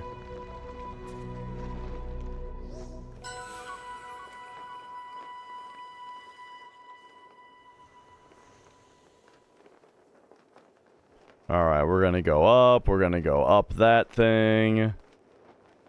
To the left. Okay, this looks fun.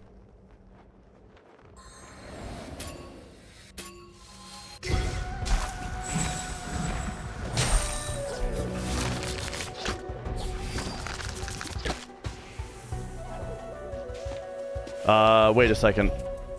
Okay, I have an idea here.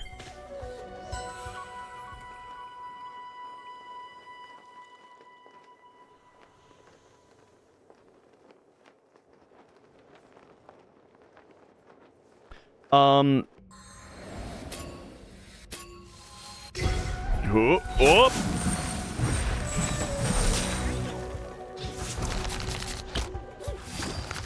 Yeah, I could have done that better. But now I want to go down here and then... it didn't work. Alright, let me just try to finish here. That's what I was trying to do. But let me at least, like, figure out what the rest of my route is going to be. Blast through that.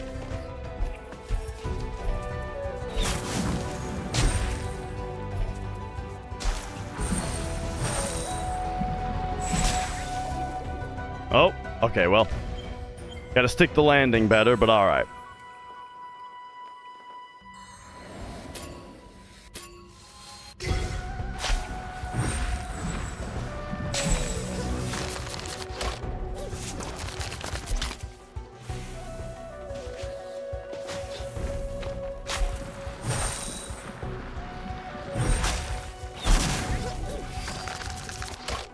Whoops.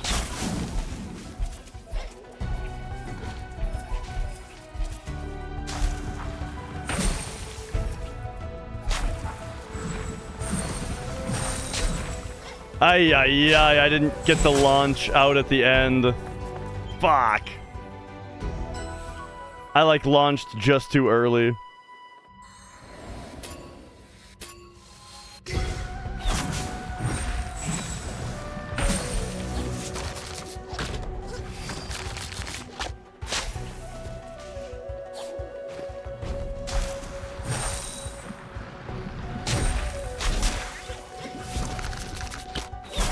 And, like, the fear of that makes me not want to launch in the sand very much. But, like, back there, I got punished for not doing it. But right there, it happened again. So, like, I still made it, but... I'm trying not to do that. Alright, let's try to do this a little bit better.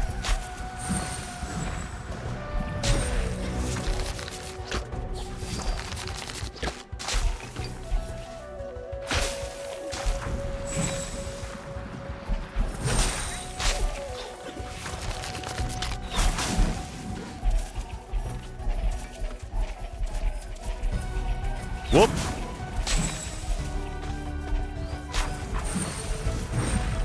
Oh. See, they're all getting ahead of me by... Oh, but there we go. Okay, okay. Because I wasn't doing the dash down there. Alright, there we go. I did a little bit better that time.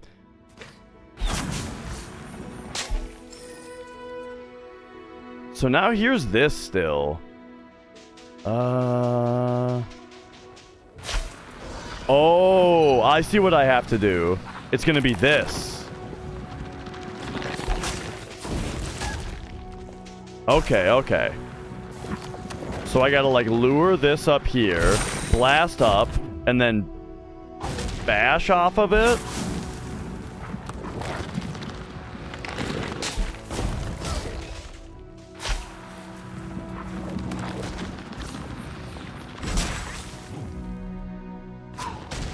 Yeah! Hey, that's cool.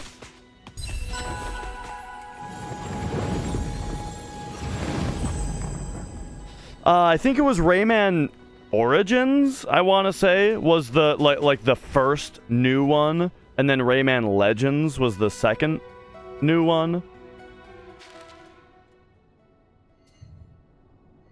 There might be more new ones though, I don't know.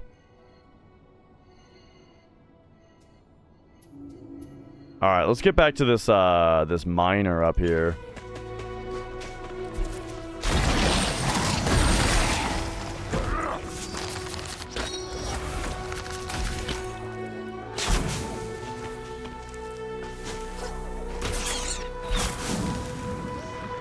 Oh, really? They haven't made one after those two?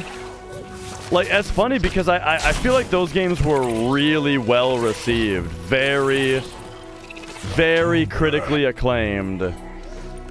Okay, yeah, see, this guy, he wants water.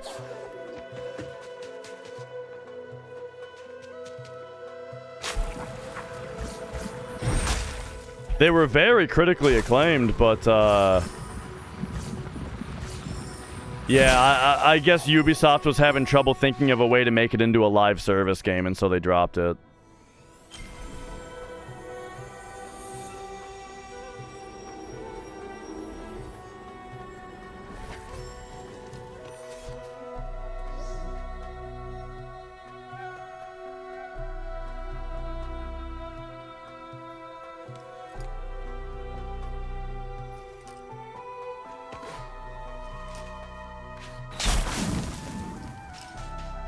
All right.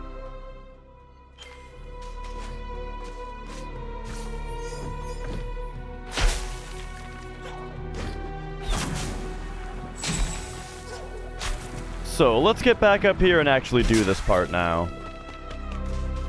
And so yeah, like I've been saying, these parts of these games are the parts that I find to be really fun.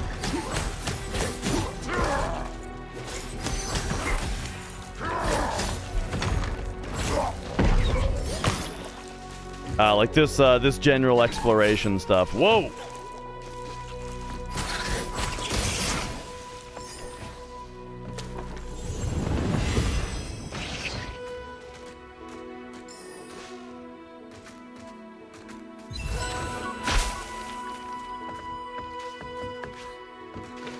All right, there we go.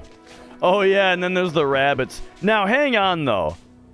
I don't think that the rabbits are minion ripoffs. Didn't Rayman Raving Rabbids come out first? Rayman Raving Rabbids for Nintendo Wii came out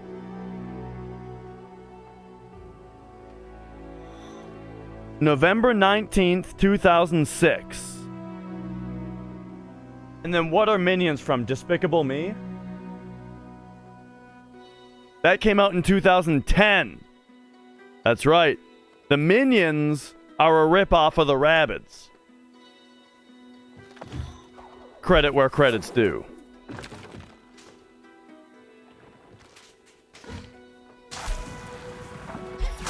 And I remember that because I owned Rayman Raving Rabbids and I played it.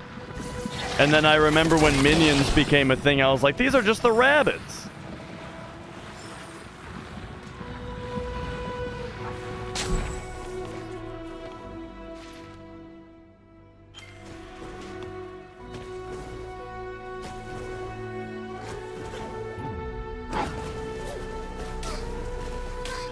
Oops.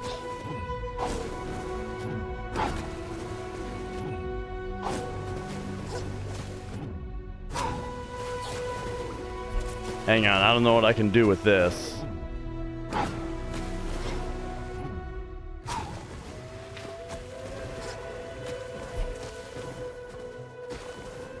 Give me a minute on that.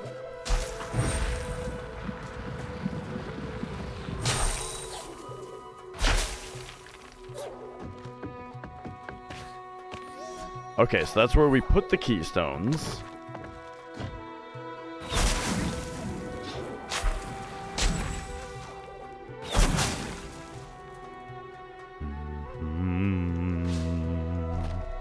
I've never actually seen Despicable Me. I don't think.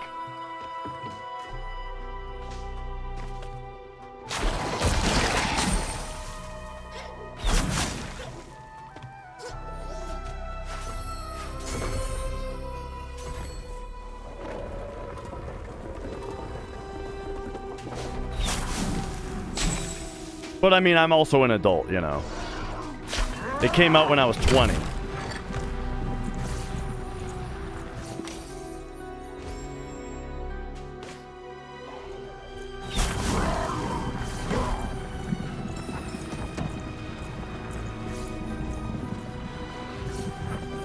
Like, there is some stuff that I'm somewhat childish about, right? Like, You know, like I saw the Mario movie right when it came out.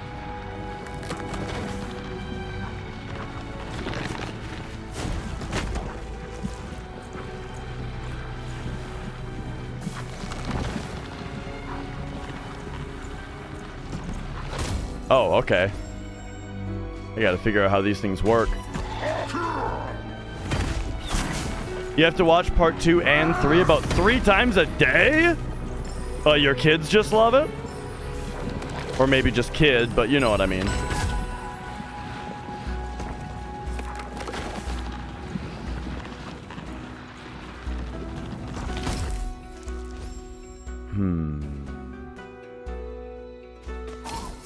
Whoops.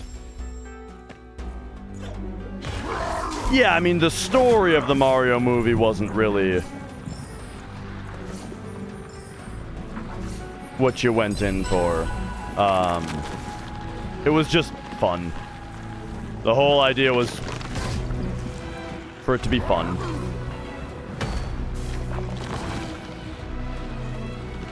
I'm having a lot of trouble with this. Fuck, dude. I can't figure out the fucking behavior of this thing.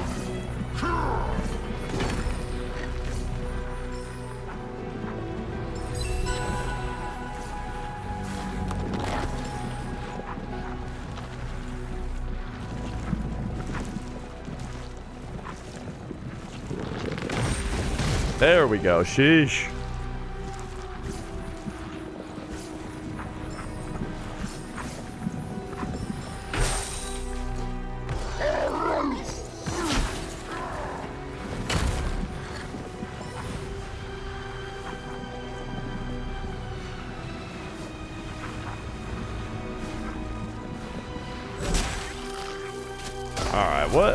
What is going on in this place, dude? What the fuck? For some reason, I didn't think that this thing would jump onto the sand.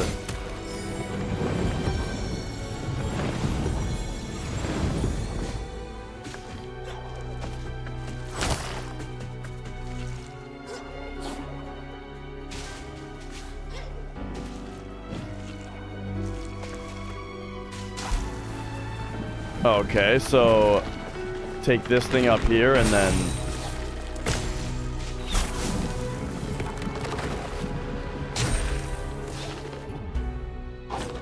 blast it over there. Oh, I don't know if that's how I don't think I was supposed to do that way, but all right, that worked.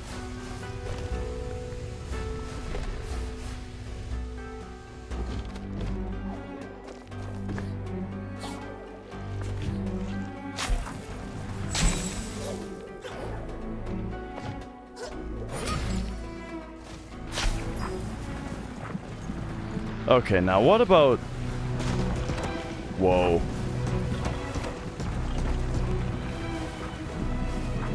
What am I seeing down here? Like, it's gotta have something to do with this guy, right? Oh yeah, there's a purple thing down here.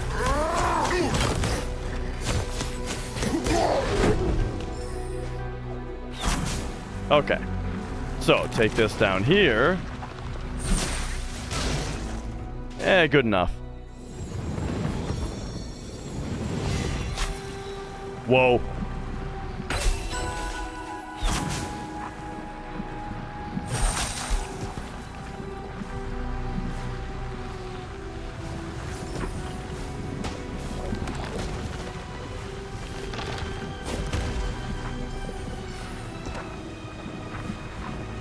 Okay, we got a life gem here.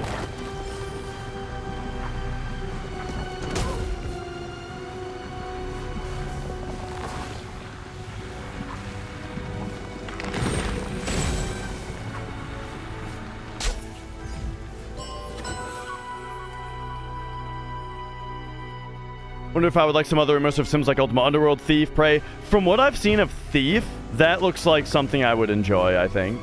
Thief looks cool.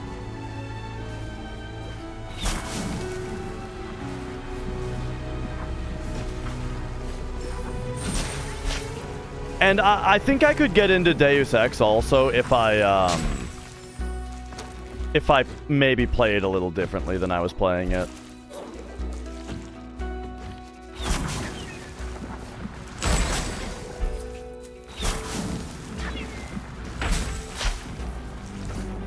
Like I think I feel like I was leaning too hard into the idea of no casualties for a first time player, and it was just very difficult. You know, it was very difficult to get anything done. Everything took an hour to get through a room that way. You know, so I feel like I just need to be a murderous psychopath. And then, like, do like a no casualties kind of playthrough some other time when I'm better at the game. You know what I mean?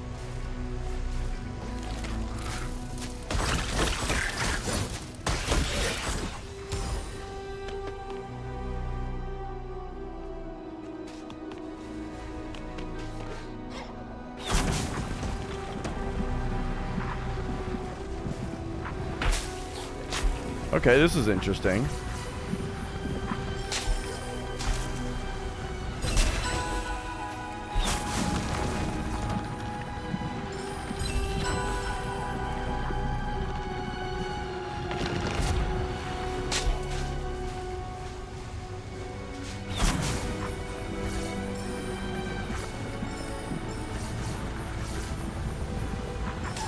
Whoops.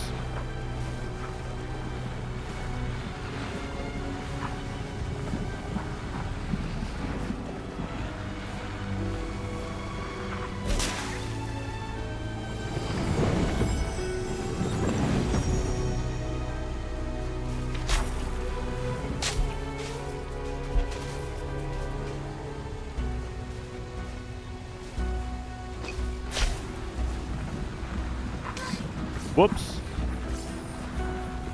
I'm too tempted by all the little fivers. Dude, I'm just gonna get my ass kicked up here immediately. Look at this setup they've got me going into.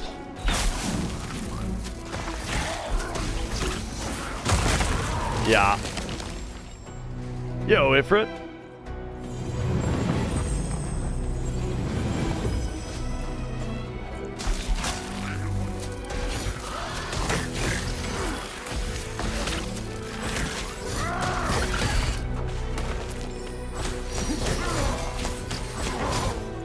Whoop.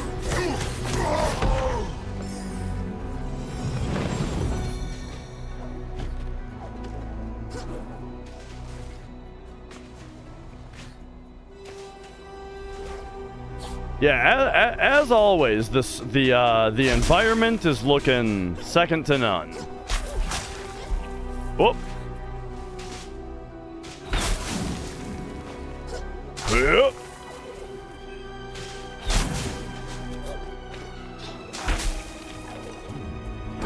There we go.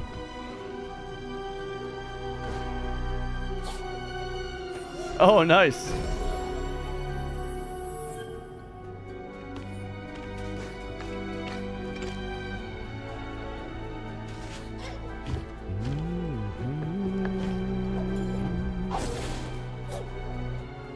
I may have already asked you this before, but as a Monster Hunter enjoyer, what are the thoughts on Rise? Because I feel like that game's reception has been extremely lukewarm. Seems like most people are just still playing World.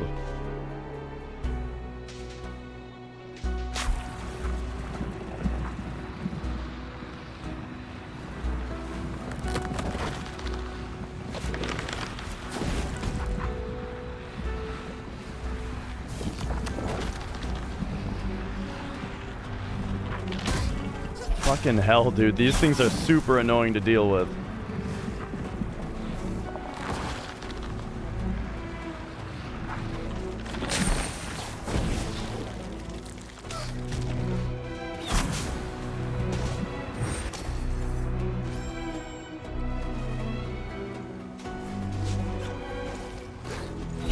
And now it respawns me with these dipshits still here.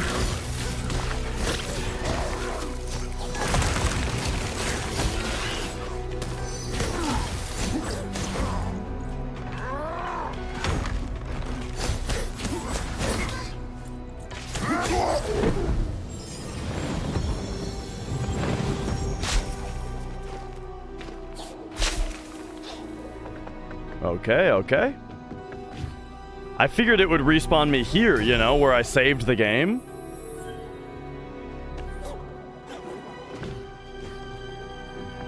But I guess I must have gone back down there. And so it just re-checkpointed me. Yeah, that makes sense.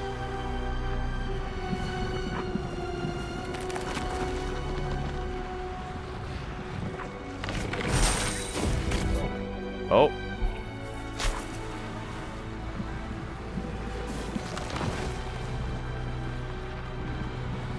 Okay, why don't I just do this? There we go. Hey, alright, alright. Always like a new seed.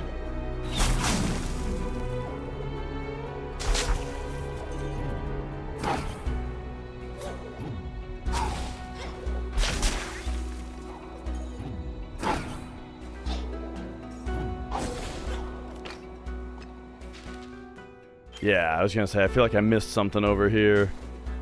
Whoa, whoa, whoa, whoa, whoa. Oh, right, it's... Dude, I still keep getting mixed up between R and L.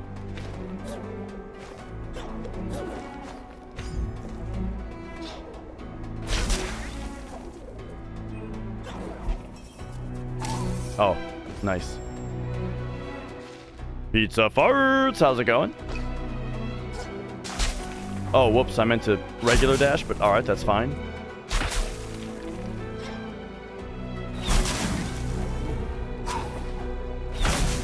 Oh no, the ore is still over here. Okay, so I did not get it. Alright, good.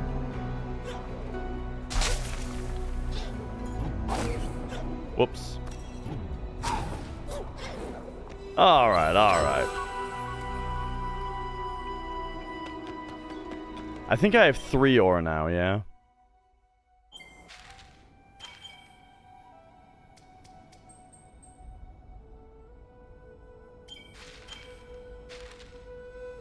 I mean, I see that it says that I've gotten 19 total, but... Alright, I think I have 3 right now. It's a little weird to not have it say how many I currently have. Being that, like, I'm, you know, one would normally, like, be thinking about the next upgrade that they need. Like, I need 6 to do the next upgrade, and so, you know...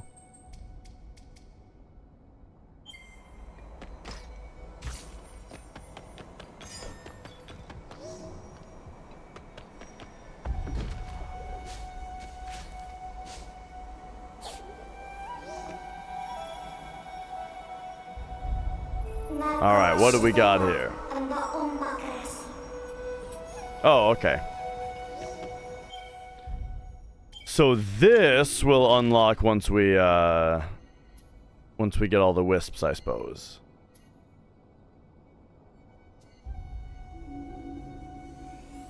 Oh, is there like important stuff down here I didn't get?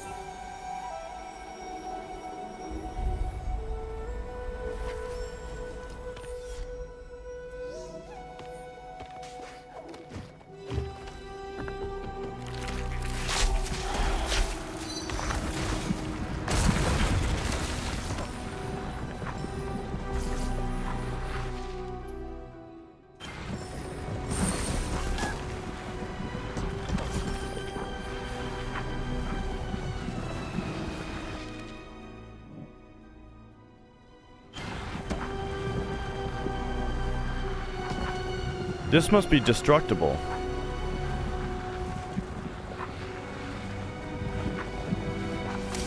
Oh, oops.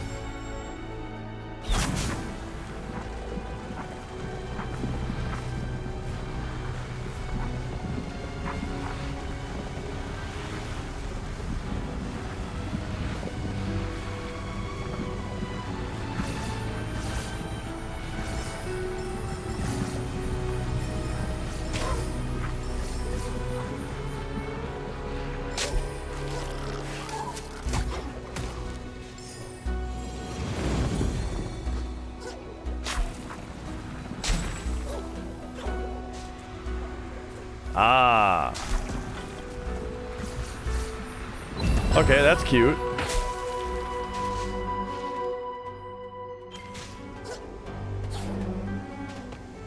And then up there as well.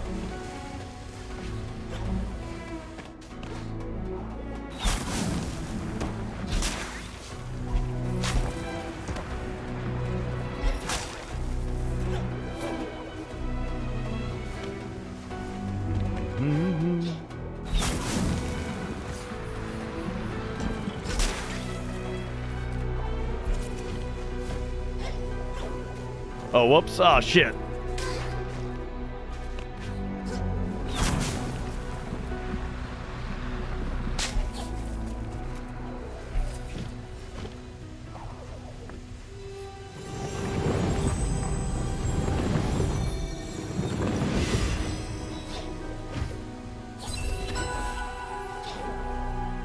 All right, there we have it. Cool. So we seem to have done plenty over here. And now that that sand power is going to unlock quite a bit. So let's go.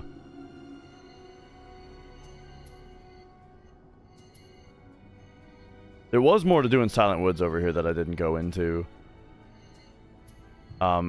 And I actually think that that's maybe where I was like supposed to be. But we'll see.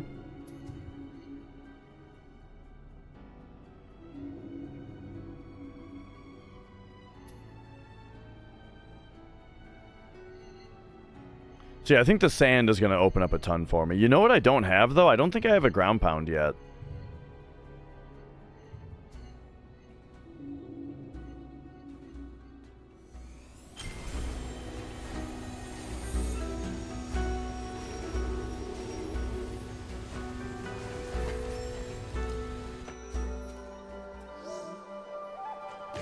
All right. So, first of all,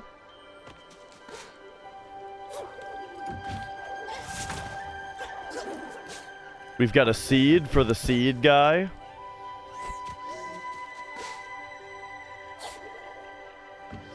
What?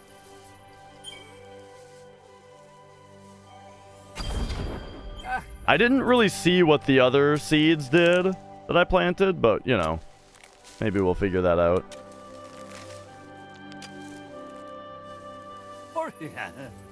No esa por mí a ver.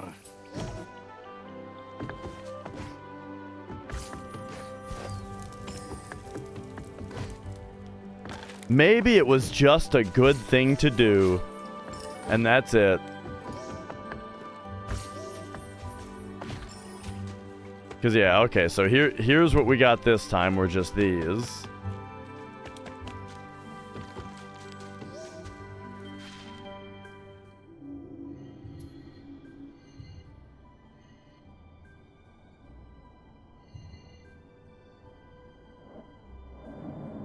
Whoop. Whoop.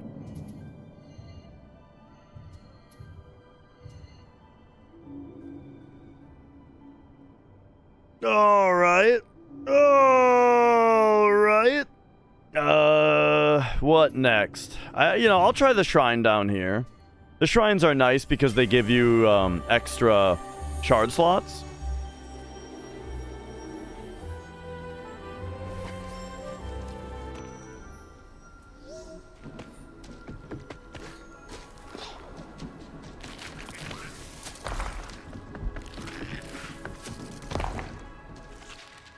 And so, where actually are we going? Okay, the big room.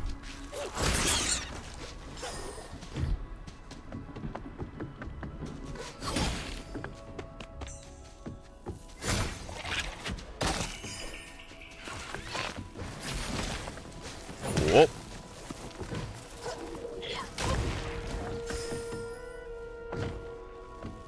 Is this the big room? Yes. Oh, right, there's this, Alright, so big log.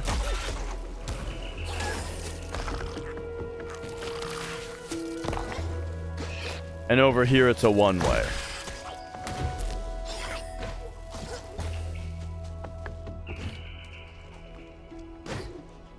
So this big log looks to me like there's a big environmental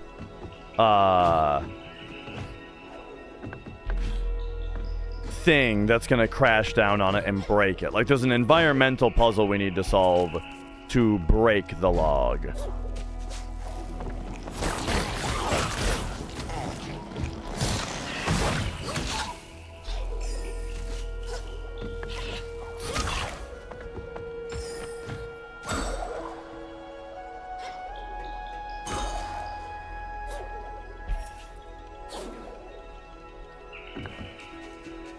Let's see if we can find out what that might be.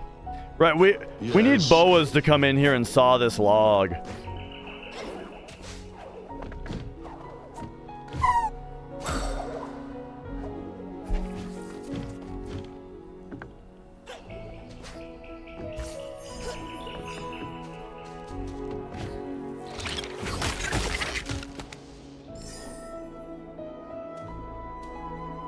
I forgot what these, like, eyes are. Is it that? Yeah, that's what you do.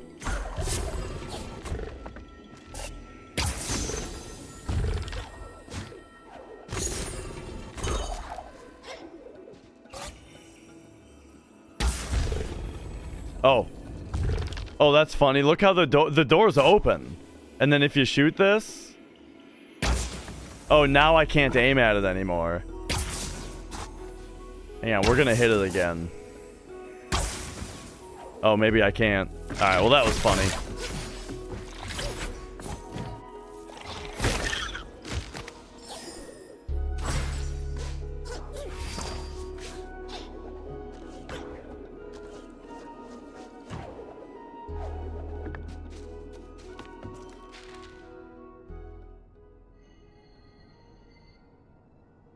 Alright, we're trying to get... Ooh, you know what? Maybe it's actually like... something over here we need to do. To get out this way.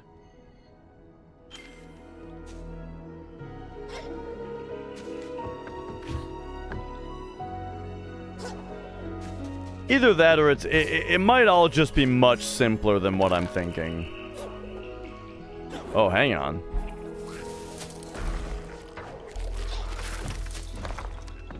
What would shooting this do?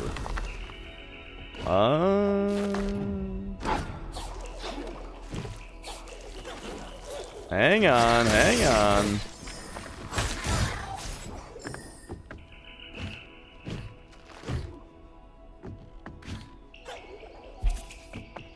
Oh, maybe I shouldn't have destroyed those enemies.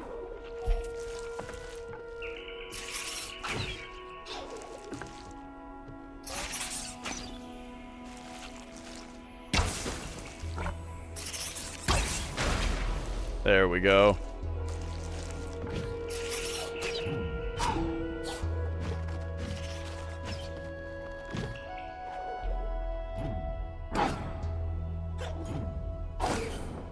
Well, actually, okay, so this got us up here.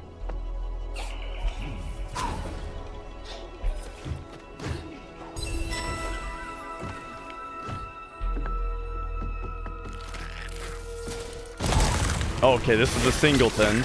I never know if they're a one jumper or a three jumper, you know.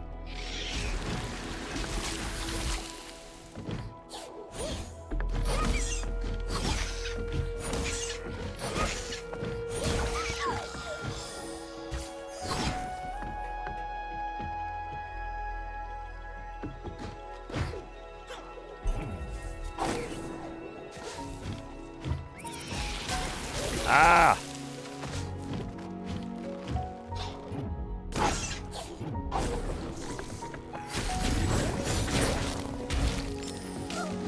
All right, these guys leave those things sometimes.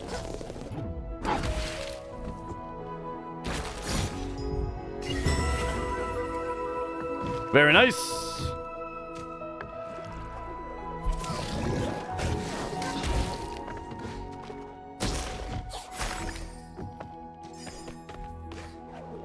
And then, yeah, Oh, I think the sledgehammer breaks those. Now that I think about it.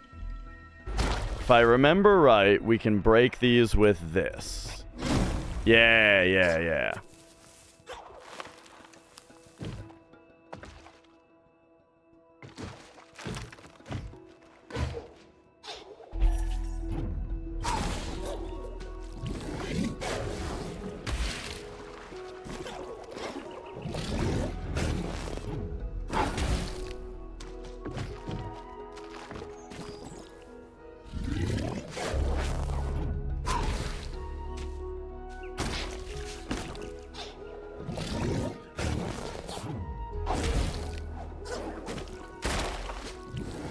Okay, okay. I kind of want to go this way first. Oh, yeah. And then we can bust that open.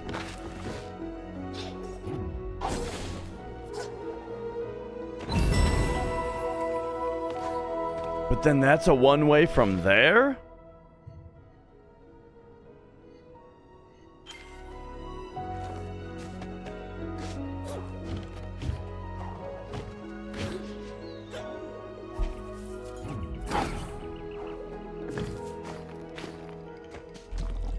Whoa.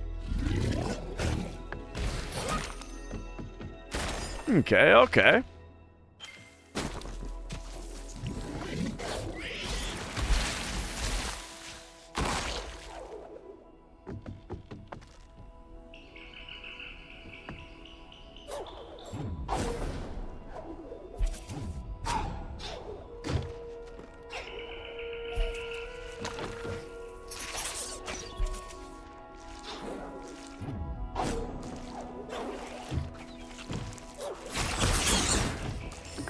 Okay, okay. So I feel like over here is where I maybe missed something.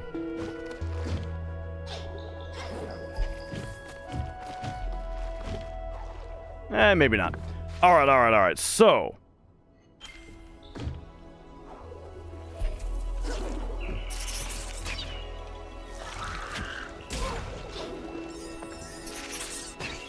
There isn't like a... Oh, there is.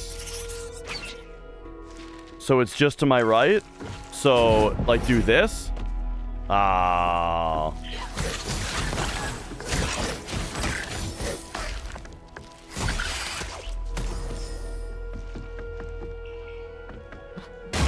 Oh. Okay, well. So I had the right idea originally of the right side looks like you can go into it. Hey, there we go. All right, all right, all right. We got in. Nice. Just a little simpler than I was thinking.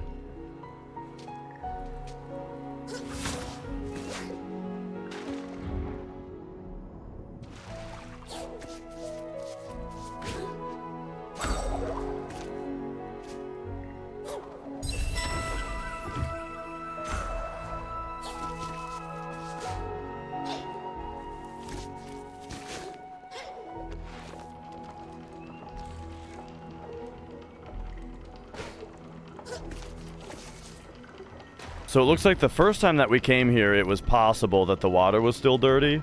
Because this is very much designed around avoiding the water. Hey, another ore. So there it says how many we have. When we first get it.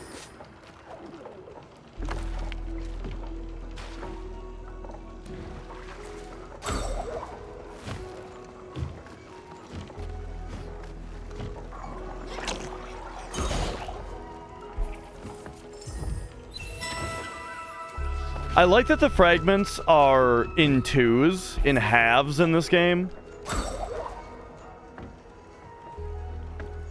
You know. Because a lot of the time finding a quarter of like a piece of heart quarter is a little bit too little. And it takes away some of the satisfaction, you know. Having it be two is pretty good. Is quite nice. But of course, you know, that's for a game where you end up getting quite a few orbs, you know. something like Hollow Knight, it makes sense to only have a fourth of a mask because you only get like 3 masks. Extra masks for the whole game.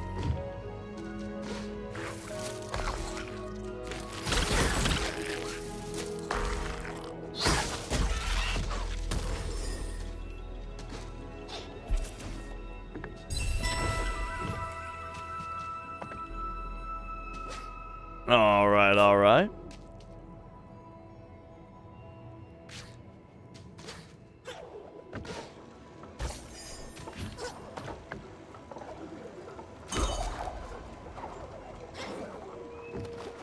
Oh. Alright, we got ourselves a shrine. Last time I really enjoyed using Flash on the shrine. So I'm going to do that this time as well.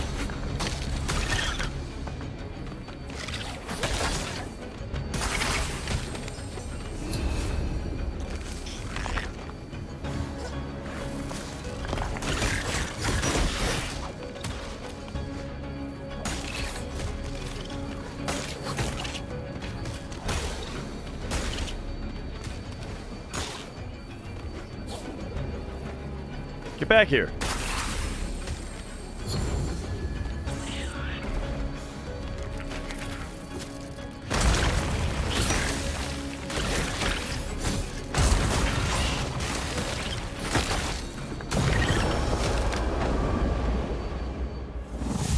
Alright, we got it. Shard slot. Alright, excellent. Love a new shard slot. In fact, it looks like we're almost, if not maxed, on how many slots we have here. You know, I liked the clingy. Did I like the sticky wall? I don't exactly remember.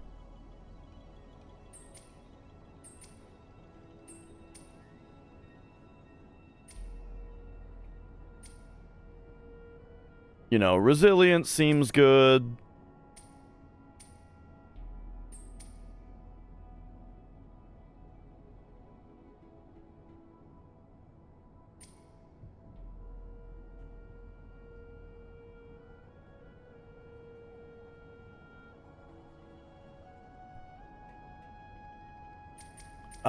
Let's see. Ultra Grapple also seems interesting.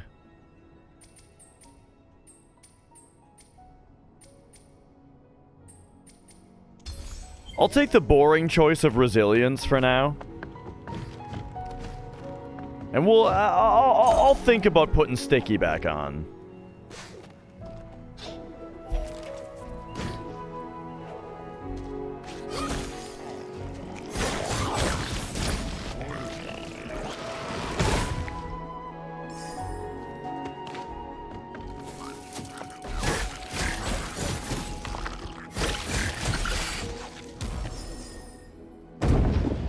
All right.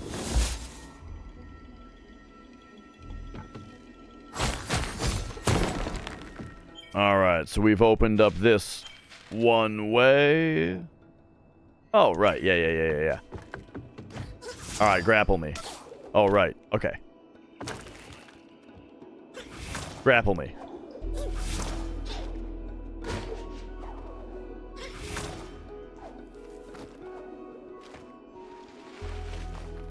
Ah, one of these. Okay.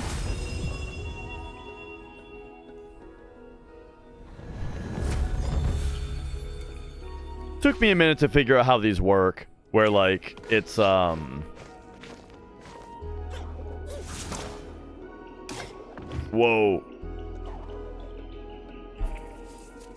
Where you gotta find the end and then you can initiate from the start, which makes perfect sense. Whoops.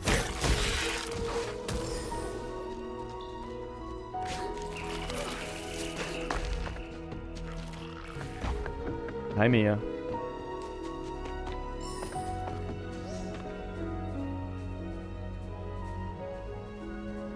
You want hugs and pets? Is that it? Oh.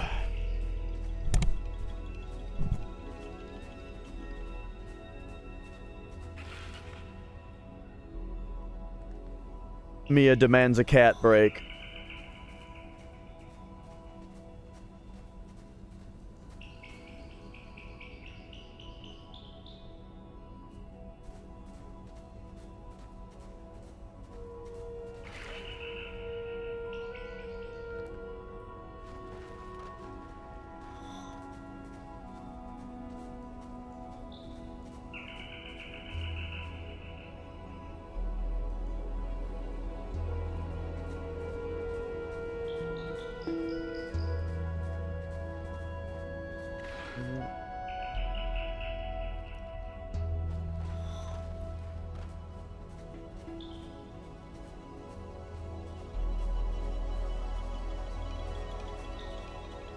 Alright. So what's the plan, Mia?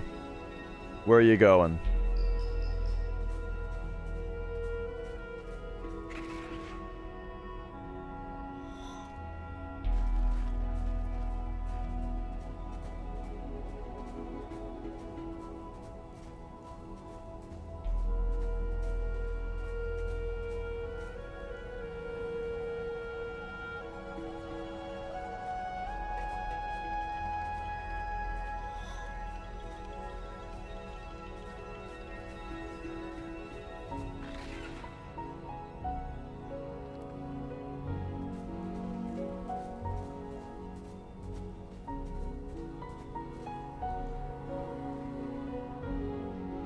Oh.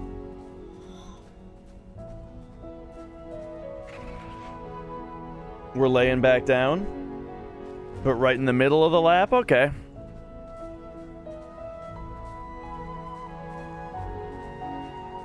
Are you trying to get back up? Oh, right on the crotch. Okay.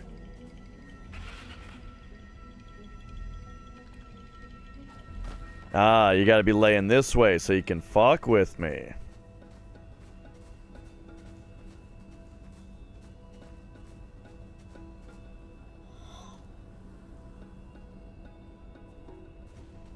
Alright, let's try this spirit trial while she's, clawing my hand a little bit. Alright, so we're gonna go down.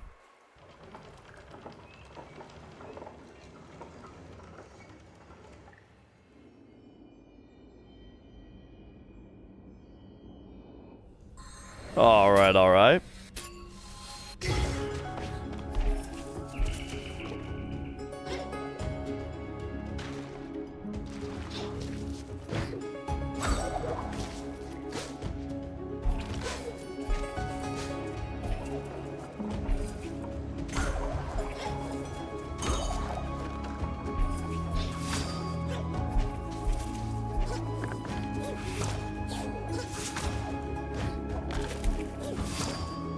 Oh, alright, that's not a super long one.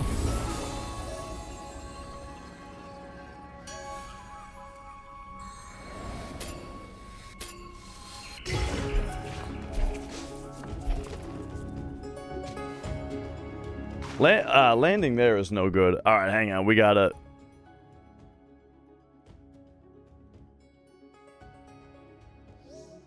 show Cat. She's just,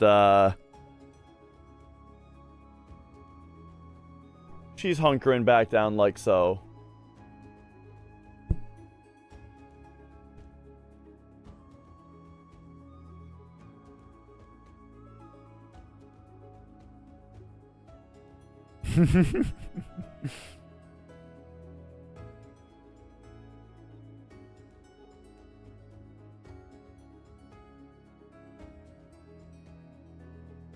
Are you getting comfy, Mia?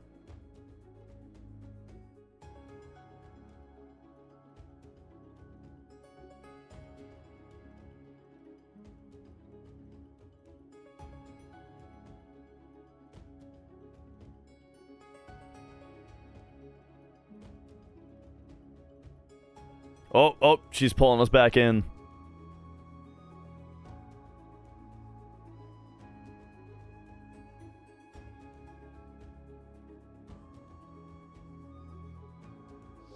Ow! Oh, the claws are coming out. Just because she's trying to do this. And I was trying to pull my hand away.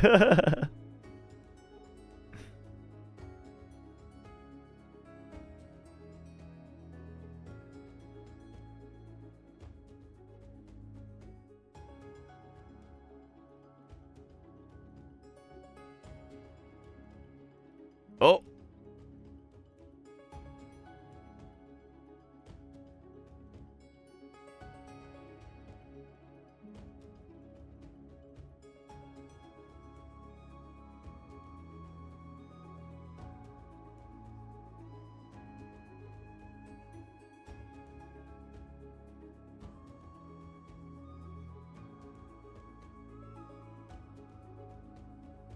So, this carpal tunnel scar, by the way, that's about how it settled. Not too bad looking, but it's a lot worse than the right hand. The right hand healed up almost completely, for as far as a scar goes. I'm telling you, I think they took the stitches out too early on the second one. Well, I don't think they took the stitches out too early. I think the stitches were put in too tight, and the wound didn't heal underneath, or it didn't close.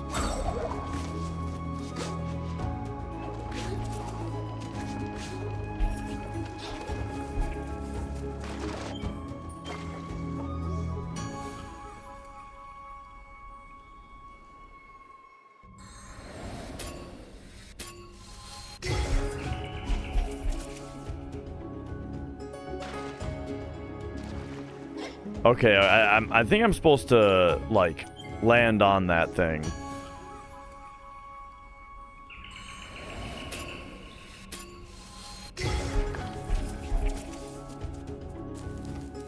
Oh, you can just... For some reason, I thought there were spikes on the right, and that I would get punished if I,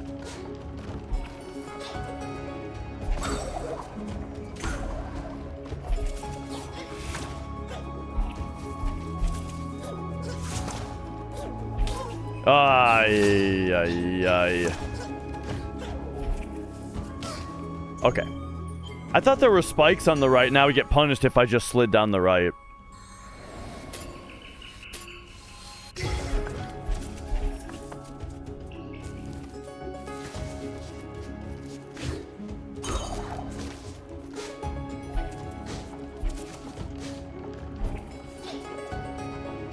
Whoops.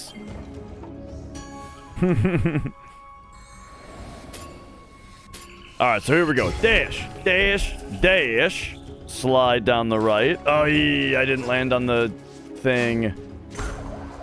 Up here, dash over there. And then here, yeah.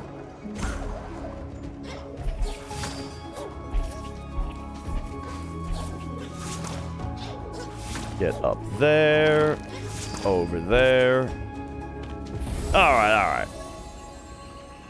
I did it. I got 1,000, I got 1,000 points.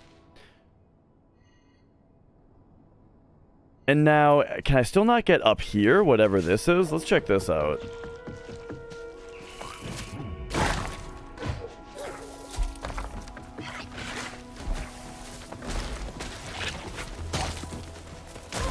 Oh, cool. Alright. So it's further this way. I mean, that just looks like a grapple point, yeah. Ah, so this was all I needed.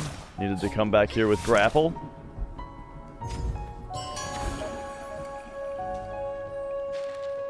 Nice, alright. Oh yeah, here was the flower that blew. So there's still quite a bit more map. Oh, Midnight Burrows, I got 100%. I mean, it's only a tiny little area, but still. I'm kind of surprised I 100%ed anything thus far. Alright, let's check this out over here now.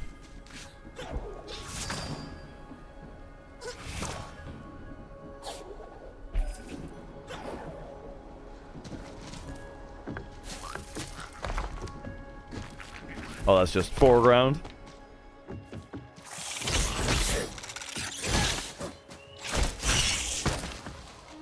Oh yeah, remember when that was like the first enemy in the game?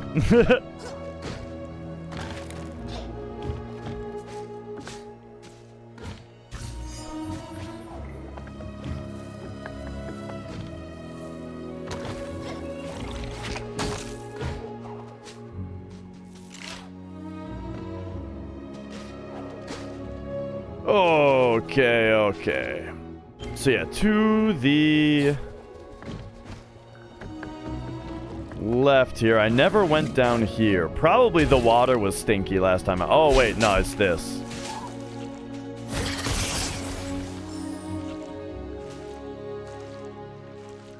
I feel like this is a silly position to be in, but there we go.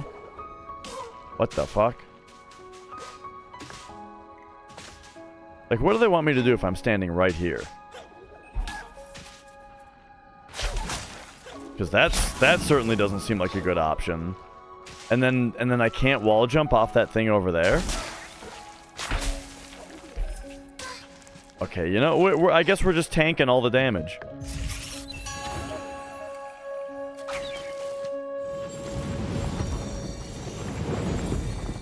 No, this game isn't very new.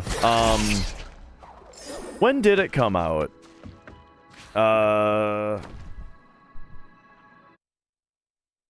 Whoops.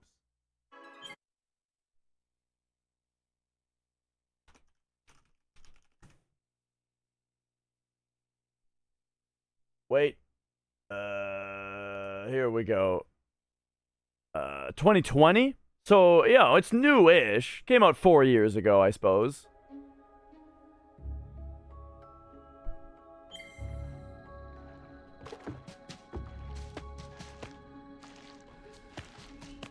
By my standards, it's pretty new. The same developer does have a new game out right now, though. I think it's in early access or something, or it's not. I don't know if it's totally done or if it's even out yet or what. But they've got a new game called No Rest for the Wicked. That is more of like a action RPG, like an isometric action RPG.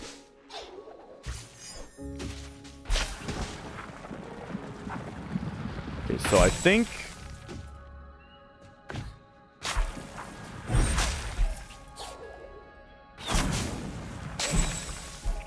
But yeah, the very good visuals is kind of what this company is known for. What do I consider retro? So it's kind of I don't really just put a year on it necessarily. But I would say that there's like a generational split, right? I feel like this is kind of the way that I would describe it. If the expectation of the generation is that when you buy a game, it comes on physical media and the entire game is on that and you just put it in the system and then the system plays it, that's a retro generation, right? So that would include PS2, GameCube, Xbox. I don't think it would include PS3, 360, because that's when downloadable content and like more patches were more of a thing. Downloadable content was commonplace. Significant portions of the game are online or require like a one-time use online code to unlock sections of the game, right? All that kind of stuff is anti-retro, you know what I mean? And that generation of games is the expectation in that generation is that when you play a game offline, you're missing some piece of the game. And like the thing is, you can still play a PS3 completely offline, except until the fucking CMOS issue happens. You can still mostly play a PS3 game offline, sure, but much of the time, you're gonna be missing some piece of it, you know?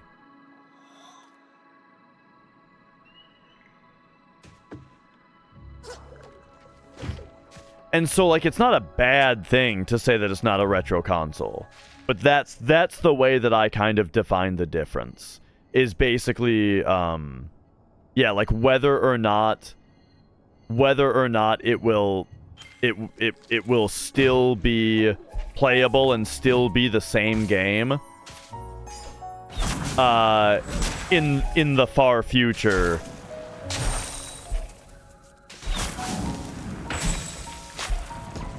So like Demon Souls, for example, right? I love Demon Souls. Demon Souls is one of the best games ever, right? But the world tendency, bloodstains, messages, all of these are things that that are not like just part of what's on the disc, you know? And so it's not a retro game.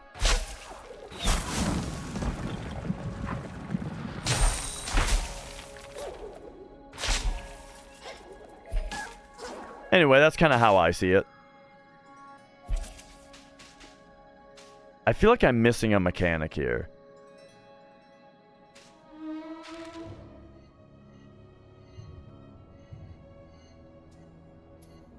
But that's fine. I mean, we can just teleport out now.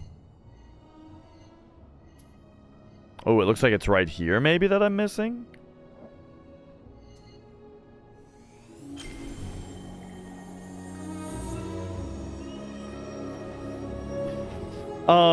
So PC, oh yeah, the online pass thing, exactly. That was fucked up. PC is kind of just a completely different conversation. But like I'm saying, I mean, the way that I explain it is very nebulous, and it means that like it's not a super clear answer, and also B, the Nintendo Switch is very arguably a retro console, by my definition.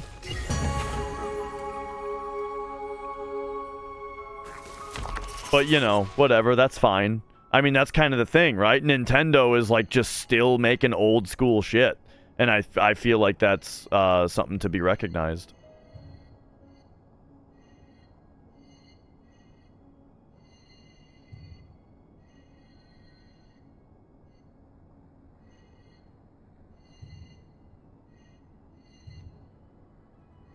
Okay. Still never figured that out, but that's fine.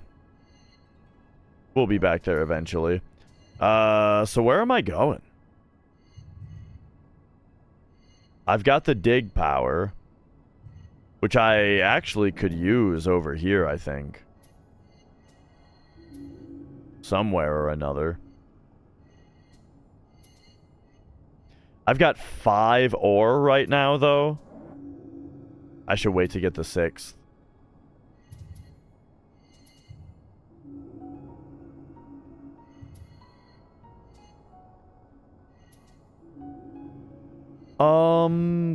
I feel like I got another seed.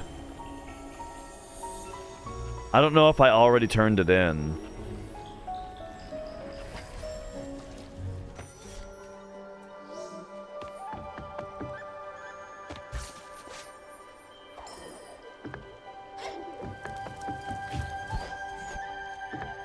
Oh.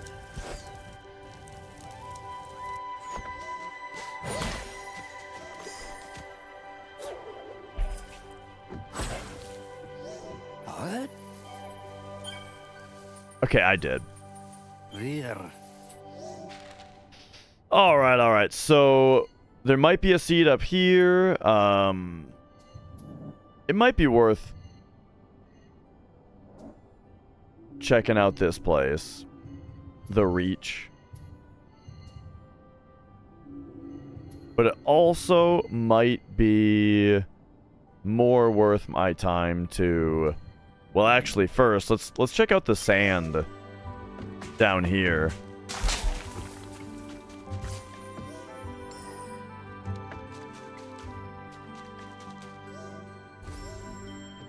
So yeah, here's his house, which is much easier to get to.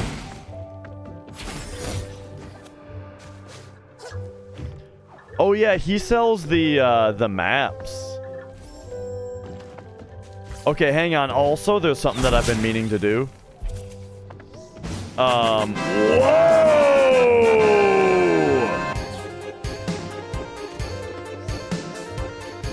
Cool Geek 789. What the fuck? Thank you for gifting 10 subs out of nowhere.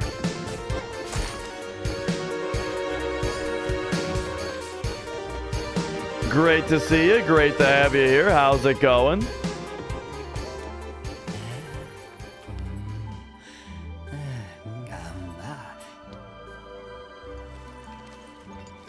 Okay, hang on. This guy seems to be... Oh. Sense nearby secrets. Oh, damn. Oh, I didn't see the second thing that it said. You know what? Give me that instead of resilience, maybe. Let's just, let's see what the deal with that is, you know?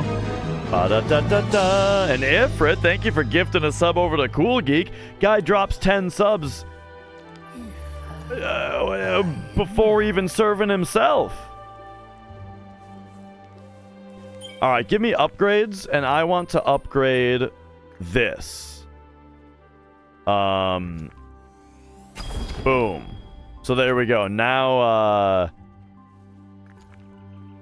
it is fully upgraded, and now essentially 6,000 Spirit Light is our new minimum.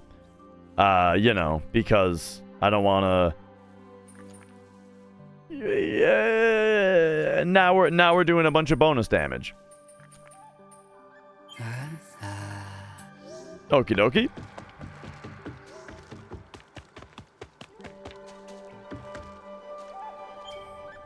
And then, okay, what else am I doing here? I feel like having the treasure maps is something that you would think would pay for itself.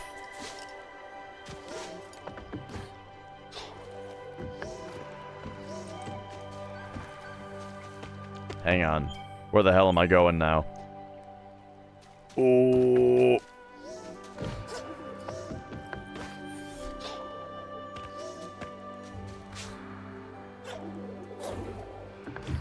It's further back. It's back here.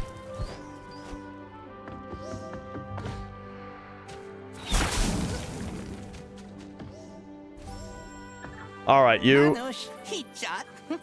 Yeah, douche. You're a douche. All right. I think I want... Oh, wait. There isn't a Spirit Light one. Okay. Anash.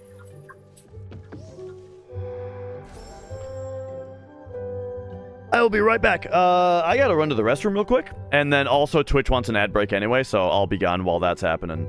Yeah. I will be right back. See you in a minute.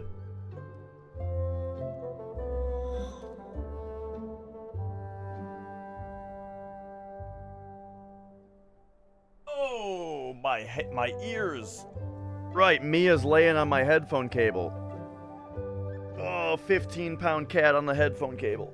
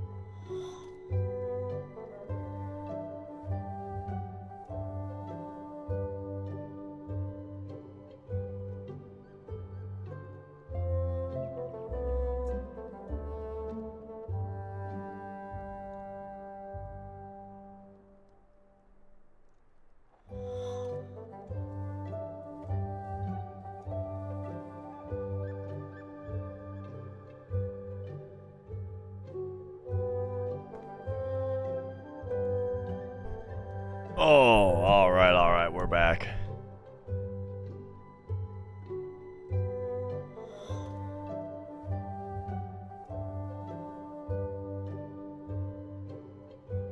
Whoops.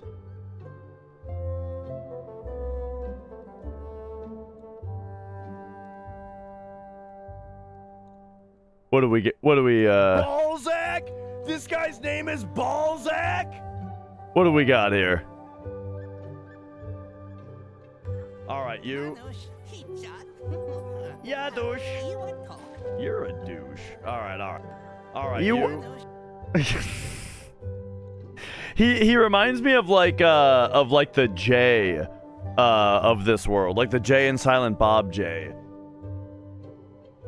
Snooch to the nooch.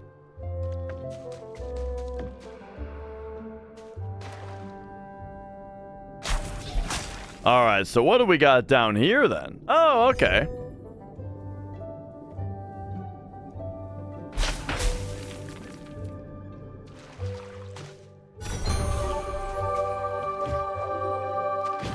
New life cell fragment.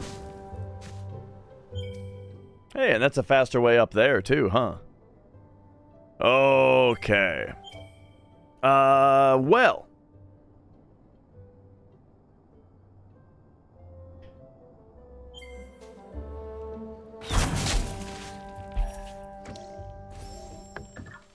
Nanush, Honomim, Hicha Lamagon, a bear, Iwa talk, Anash.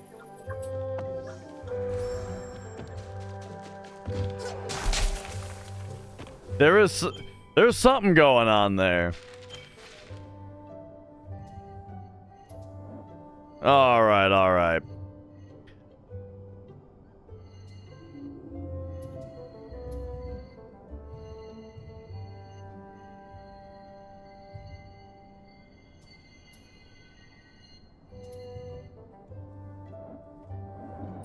Whoa. It's funny. It feels like I have a lot of powers. And like I'm able to get a lot of the stuff that we're going for. But it also feels like the world is still going to be a lot larger.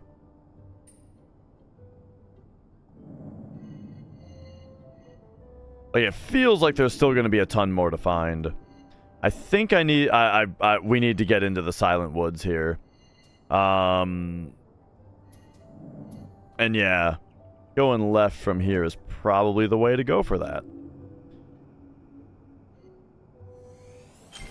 Alrighty.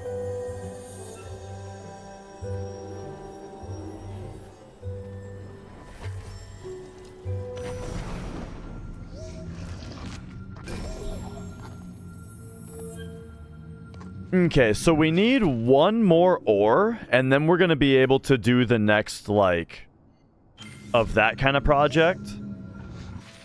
And then what's the other thing going on? There's, like, there's a seed up here. Yeah, once we can get that figured out, which we actually might be able to get up there from here. This might just be sand right here, or right here. So we'll see if that's the case as well. But for now, we can definitely access some new stuff right here.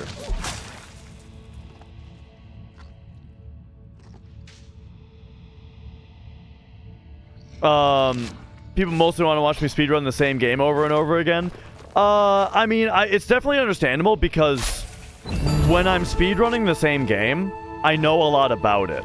And so my commentary can be much more on point as far as like what's happening, what do I need, explain, you know, I can explain what's going on. We can talk about what's gone well, what's gone wrong. And just that deep knowledge base about the thing that I'm playing makes it a more informative stream, which is a better reason to watch me play it versus watch someone else or that kind of thing. And yeah, like and I think that's really the main thing is that speedrunning is really really conducive to good commentary and to engaging commentary. And I would like to think, or I think that that's something that's particularly important for my stream. Right, that guy. That's something that's particularly important. Oh, and that took away all of this. Gotcha. That's something that's particularly important for my stream, is the commentary aspect. And so yeah, when I'm playing something where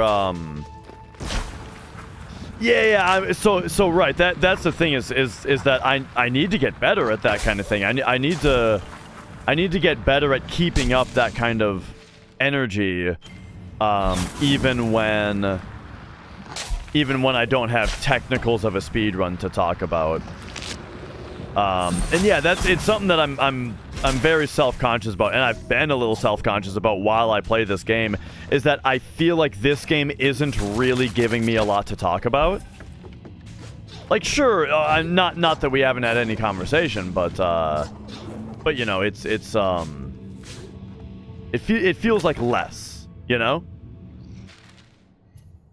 But yeah, basically what I'm saying though is I completely understand that that my speedrunning is the most popular content that I make, because I think it's just the thing that it pairs really well with my style of commentary. You know what I mean? But I mean, I really like playing other, you know, I really like playing other stuff, and it's kind of something that I do for fun, but it also depends on the game. There are non-speedrun stuff that I do that definitely does better than a game like this. Like Dragon Quest, for example. I'm not playing, like Dragon Quest I'm not speedrunning. But that gets pretty good viewership as well. Probably because it's another JRPG, you know? It's at least the same genre. So yeah, I like to play a wide variety of games. I especially like to play indie games and stuff too. And so, so when I play something like this, it's kind of, it's for me, you know?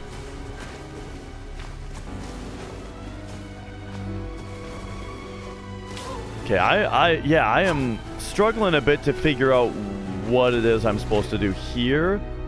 Like, maybe there's a... There doesn't seem to be a grapple point.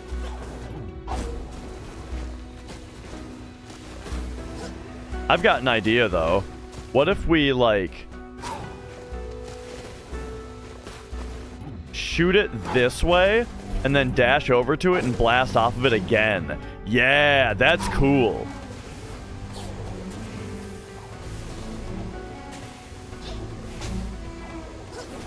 Oh, I'm supposed to be shooting. Okay, gotcha. Yeah, this is cool. Okay. This is the kind of challenge I like. So, that way, dash over to it, blast off of it again. Pop over here.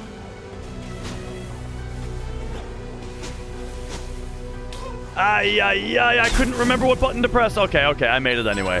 I pressed L instead of R again. Enemies respawn faster. Interesting. I kind of understand, right?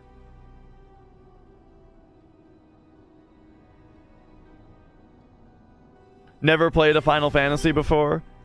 I mean, I'd recommend at least one of them. And by that, I don't mean 7. I mean, like, you know, whichever one seems best to you. Yeah, 14 is awesome.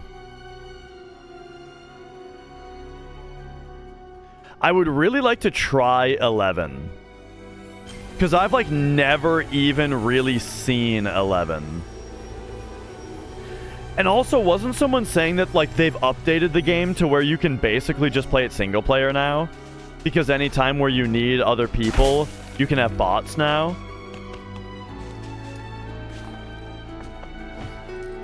All about that Sega, gotcha. Oh, wait a second. Could I see this brightness before? I don't think so. I feel like this is... I feel like that might be the secret shard that I have on. Anyway, I was trying to do that. Boom, look at... Oh, and there's ore there. All right, all right. In 11, I mean, I've heard that one is made to be basically single player now. Ah! There we go.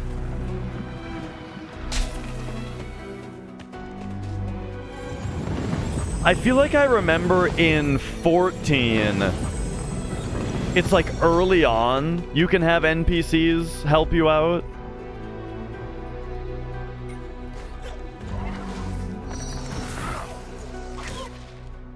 But I don't know if that lasts. You know, I don't know how long that lasts.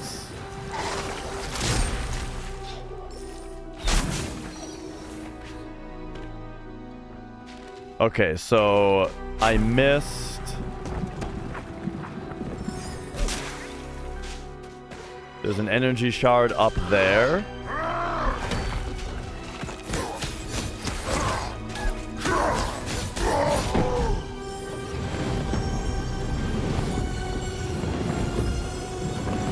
Oh, by the way, I should be doing more damage now. Because I've still got this on, but now it's upgraded, and I have the 6,000.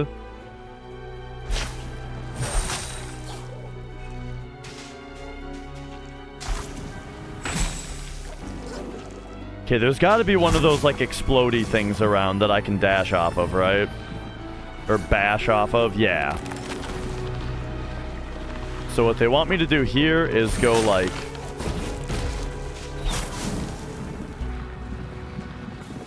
Alright, alright, alright. They want me to do this. Ah!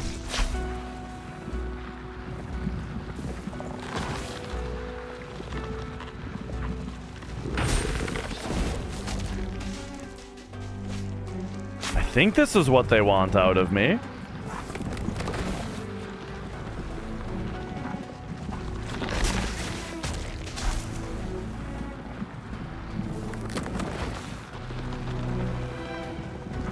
And like with what I was saying before, again, like this is the kind of time where I do like the idea of trying to figure out what the developer is trying to tell me, or what they want from me, because it's like solving a puzzle.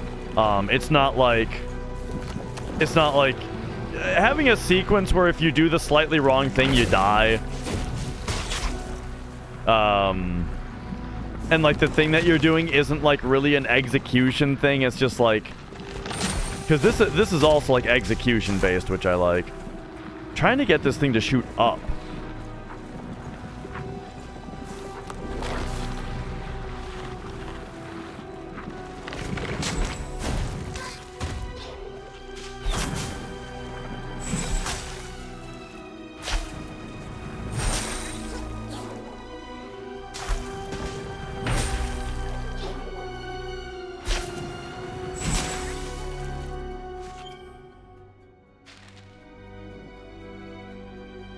And we don't see any clear connection. I mean, we might actually have to get this from the other side, but it doesn't look like it.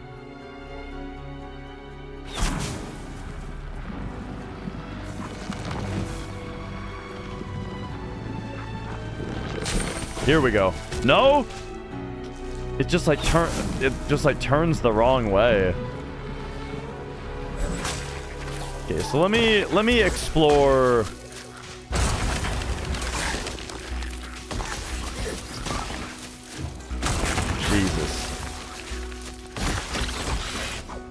That guy was moving really unpredictably for some reason.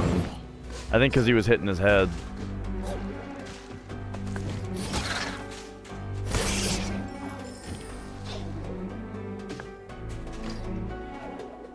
Oh yeah, I vaguely remember this.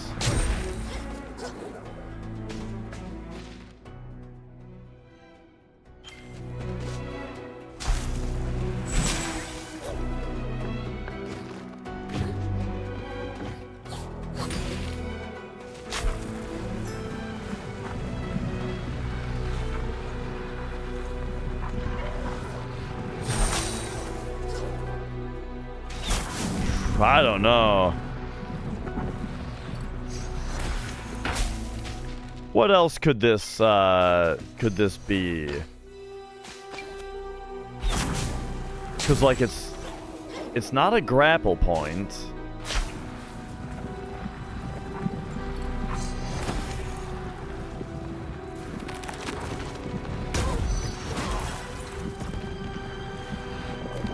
It could be that I was supposed to leave the other guy alive and jump off of him. Or it could be that I'm supposed to, like...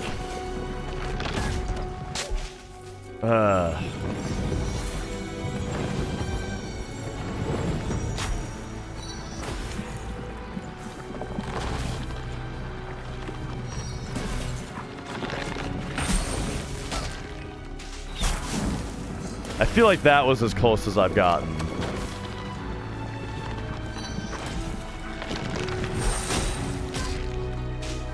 I'm still too far away though, so I'm just getting hit by the explosion instead of dashing. It's very difficult to get close enough to get this thing to start its charge, but still like turn sharply enough to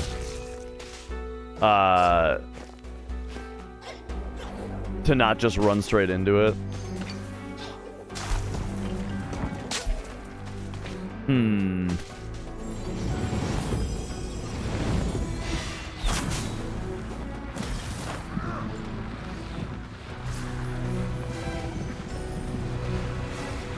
Oh, I thought that was a open spot in the middle.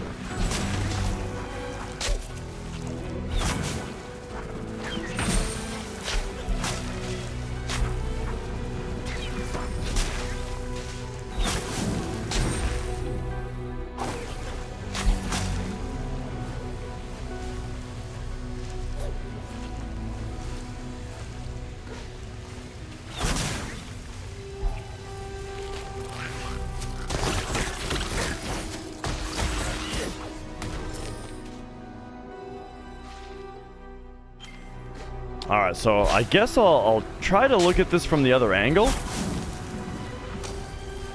Oh. Okay, where am I? Alright.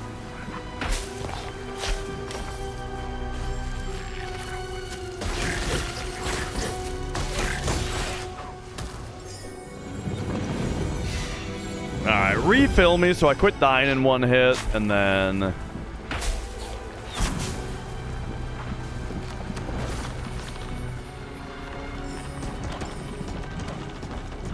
So over here, yeah, so this is the other side of the secret I was just looking at. Doesn't look like this is the way to go.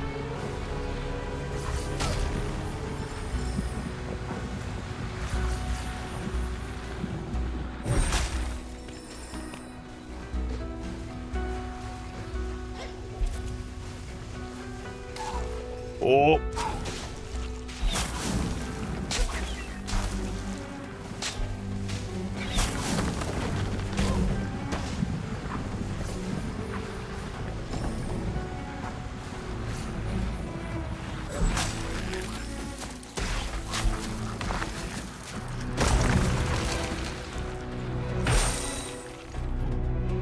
I mean, we can launch off him. Oh, I suppose maybe you just launch off him.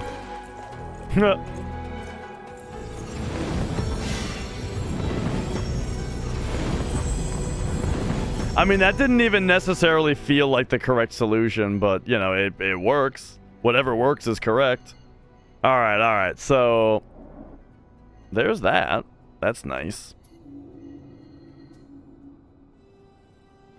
So then what are we talking about? This place is blocked off, basically. So let's go back here and then try to get into, like, the Silent Woods area.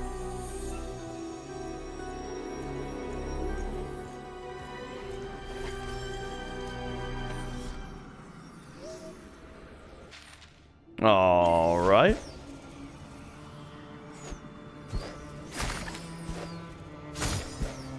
Oh yeah, and also on the topic of like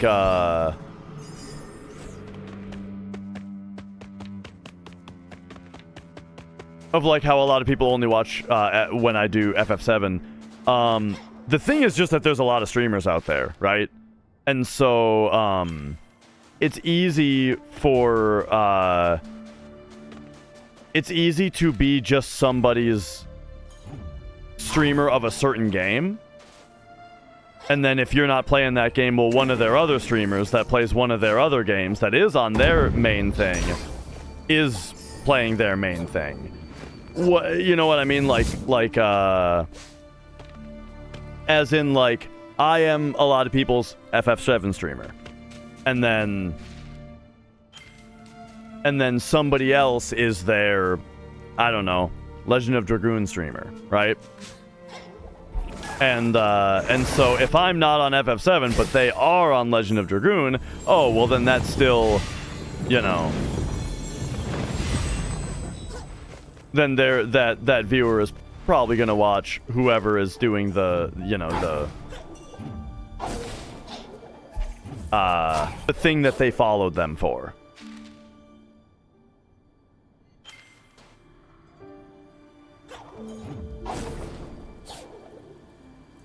Whoa.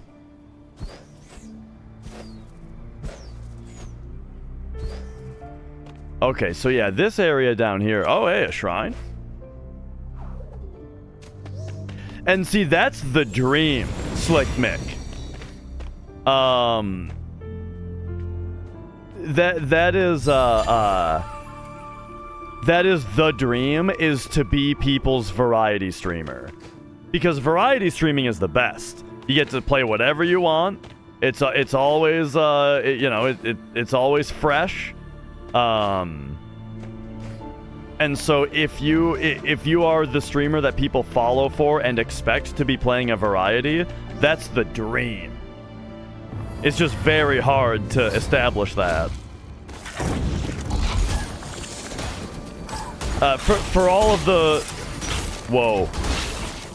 for all of the reasons that I expressed, that like getting established as a speedrunner is easier, because like, you know, because it's easier to have the commentary be on point and interesting always.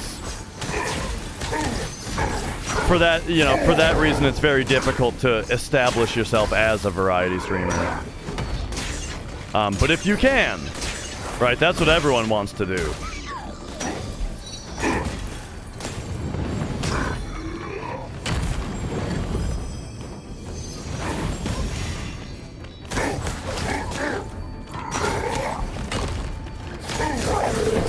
All right.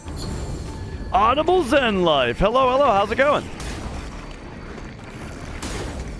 Welcome on in, how you doing? And what were you up to? Ooh, I got nailed by that.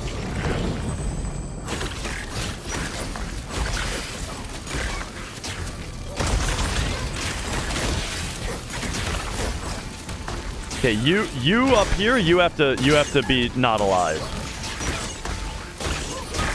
Oh, I'm getting fucked up. Okay, I lucked out. Oh my god, stop living.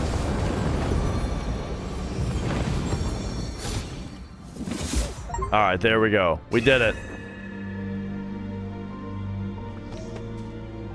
Alright. Playing Star Ocean 5. Star Ocean is a series that I have heard of, and I remember when Star Ocean Till the End of Time came out. I had a friend who was really into it, but that was when it first came out. Yeah. But I have not played those games myself. All right, once again, I got a new slot, and I'm like, all right, we'll do Resilience, I guess. So what is this game? It is an indie Metroidvania, made by Moon Studios. Clearly, as you can immediately see, the standout thing about this game is the visuals, as well as the predecessors. So there's two Ori games. Ori and the Blind Forest was the first one. This is the sequel, Ori and the Will of the Wisps. Absolutely stunningly gorgeous game. Gameplay-wise, I think it's decent.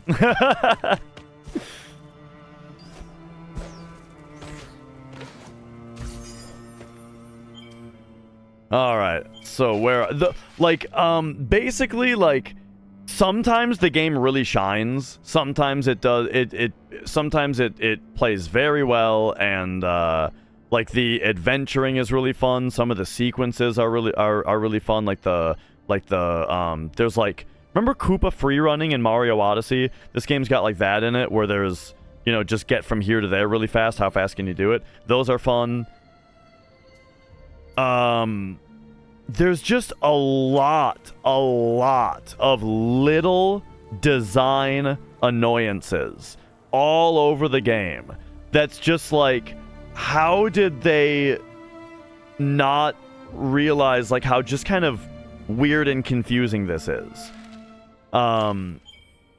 Like, for example, there's items you get that don't show up in the inventory anywhere. You have this huge inventory screen that tracks all these things, and yet, A, it does not tell you how many ore you currently have. It says that we have 22 total, but that doesn't tell us how many we are holding right now. It also, there's just certain items that aren't on here, like the item that lets you breathe underwater, for example. I bought an item that lets me breathe underwater, and that is just not listed anywhere in the inventory, which I think is weird, right? There's just stuff like that. That's just like, who designed some of this stuff, or who didn't complain about this being just kind of strange? So, you know. And then there's also just some sequences that, like, I can see what they were going for, but the way it was executed has, like, a couple oddities to it that makes it way more frustrating than it needs to be. So, you know.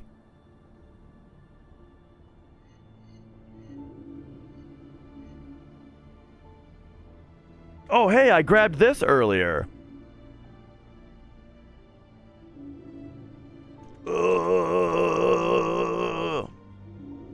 Is this considered an indie game? I think most people absolutely would say yes. However, it is published by Microsoft, so like that makes me think it's kind of a no because of that.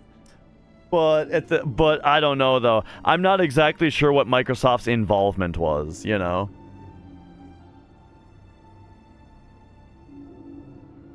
Like, if an independent studio makes an entire game, and then Microsoft is like, hey, that looks neat, we'll pick it up, I feel like that would still be an indie game, just because like the entire development of it didn't have any publisher say, you know. Like I feel like it's difficult to strictly define what makes a game independent. But I feel like if you were able to, it would be like, basically, I would say it depends on how much say the publisher has in what the game is. Does that make sense? But there's probably a better way to say that, and a better way to define that. Alright, cave entrance. Old cave entrance. Let's use our ore, and let's build this out.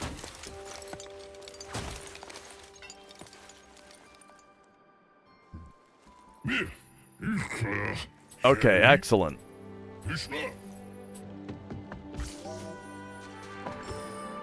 Because now, this guy wanted me to go in there for something. Okay, we are prepared with light.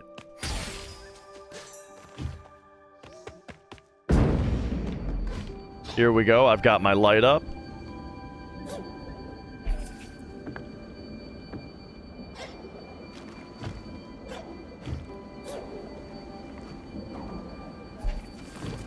Kind of.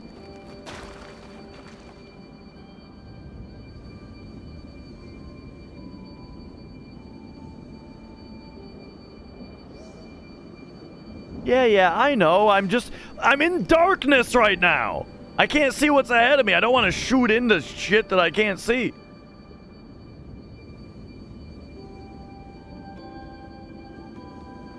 Game's just trying to help.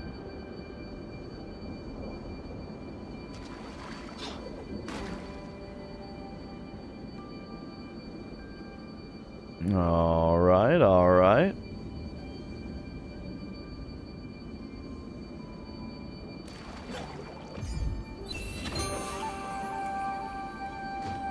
So there's the acorn that the guy wanted.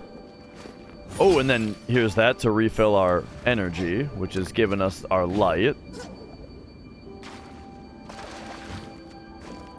Microsoft acquired the first Ori 1 year out of 4 into the development. Yeah, so like, I kind of feel like this game definitely looks like an indie game. But yeah, that angle of it makes me think twice about whether or not I would say for sure.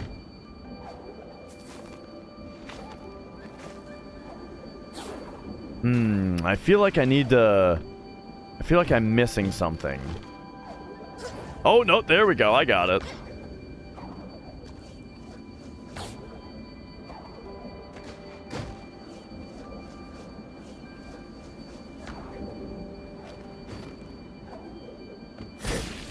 Speaking of Microsoft acquiring indie games...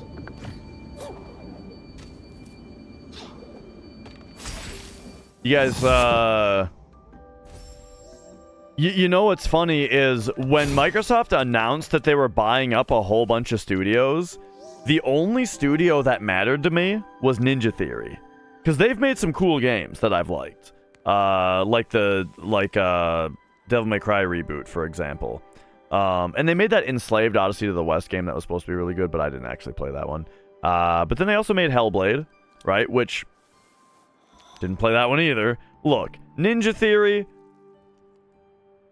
I feel like there's another game though that they made that I did really like. But anyway, point is, they are.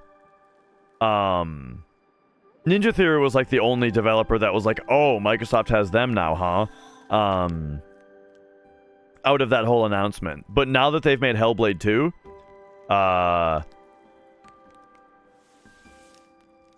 I'm mostly hearing a lot of worry about the fate of that studio.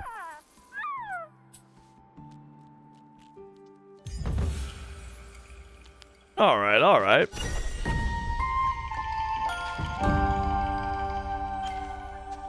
But, like, the thing... oh, hey, and then there's this, too.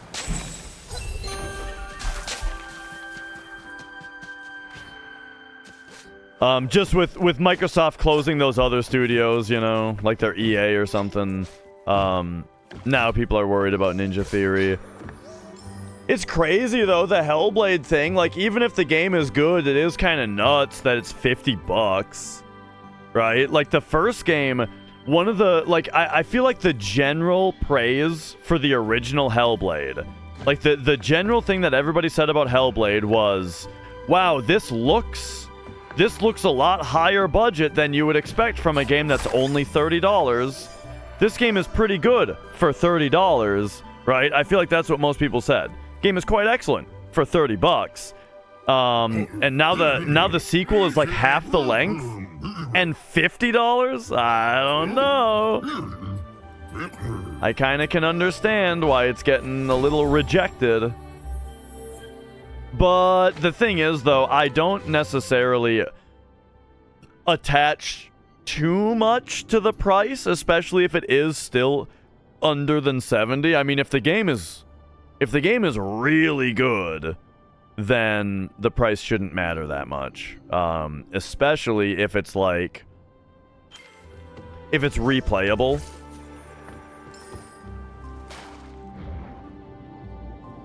Okay, yeah, we did already go up there.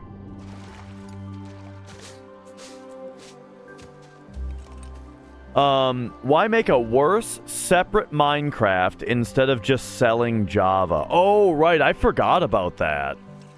That it's like Minecraft Java is what, that's the original? What exactly? Because I don't really know what the deal with that is. So Minecraft was made in Java, and then when Microsoft bought it, what did they do? They port it to fucking Unreal or something, or what? What's the deal with that? Put zero value on a game being replayable because you're never gonna. It depends on the game. There are games that are utterly unreplayable, right? Like, for example,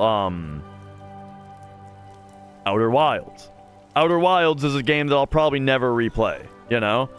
But it will live on forever as one of the best games I've ever played, in my heart, you know what I mean?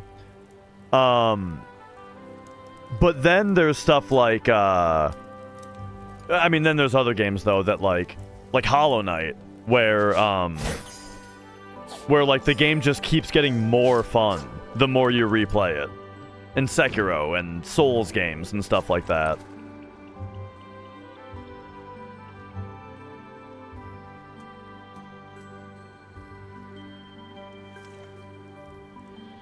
They remade it so it can be played on more systems. Yeah, I would expect that.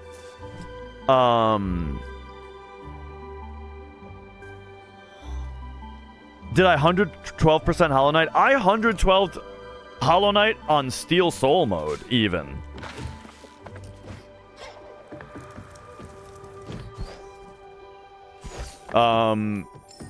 Hollow Knight is the best game ever made. Look at this. It's kind of okay. Anyway, what are we looking at? What am I doing? So we did the thing. This was honestly kind of underwhelming. It took a long time to open up this cave, and all I got was a spirit light thing from it. Like, I don't know. Oh, of course it's debatable. Absolutely. And it's also extremely subjective. But in my opinion, Hollow Knight is literally the best game ever made.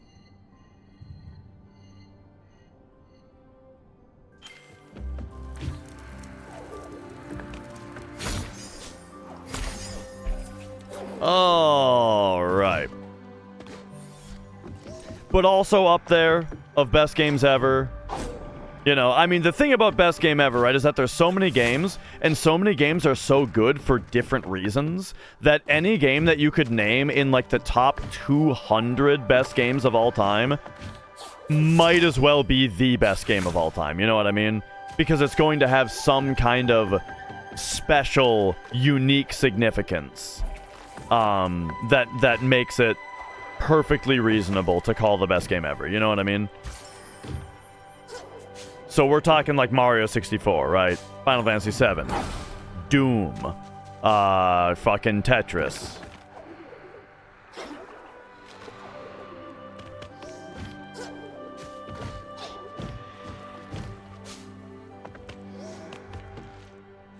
Oh.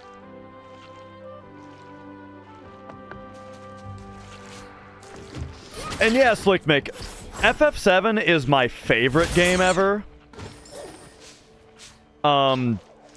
Which the reason I make a distinction is just because of the large amount of nostalgia that I know influences that.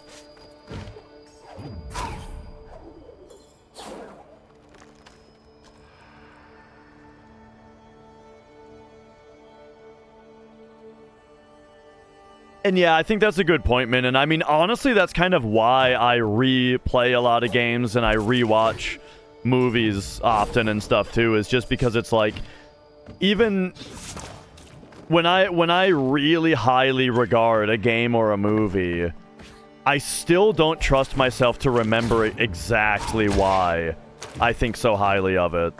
And so a lot of the time I rewatch it and then I appreciate things that I don't even necessarily remember about it, you know?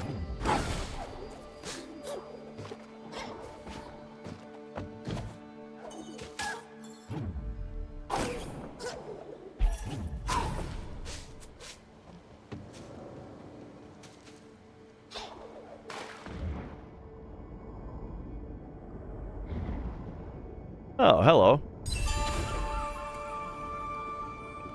Don't I have the secret shard on? I feel like that could have been more transparent, but, I mean, that's fine. Like, it's more satisfying to feel like I found it myself. Oh yeah, but other best games ever. Half-Life 2, Metal Gear Solid 2.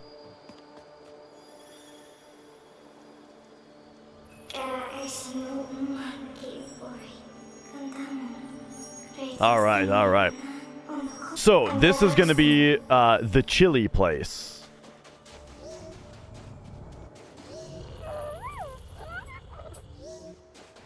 Oh,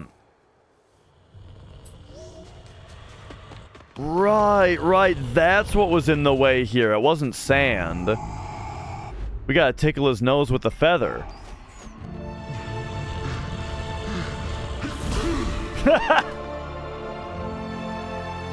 Nice.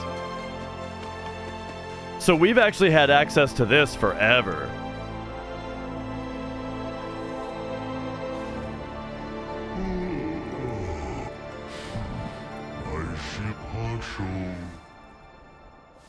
Well, yeah. Like, you're hibernating, bro. We understand.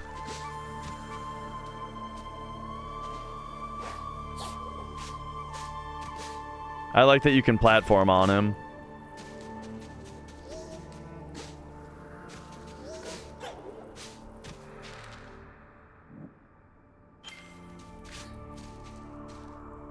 Alright, maybe we'll get below him later. Alright, well here we go. We're in the Snowland. Oh yeah, Demon Souls, Dark Souls, Bloodborne, Sekiro, Elden Ring, all 5 of those have a spot in the echelon of best game ever.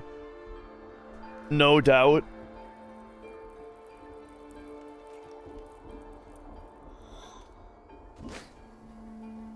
Super Metroid.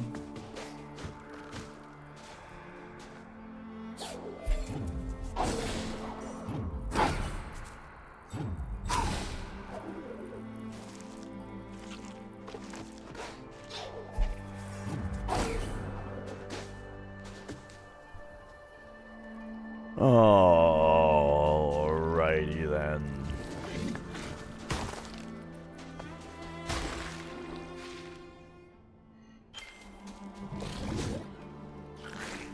Oh, okay.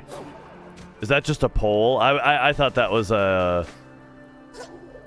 bash point.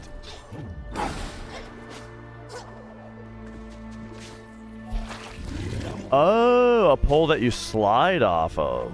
Okay.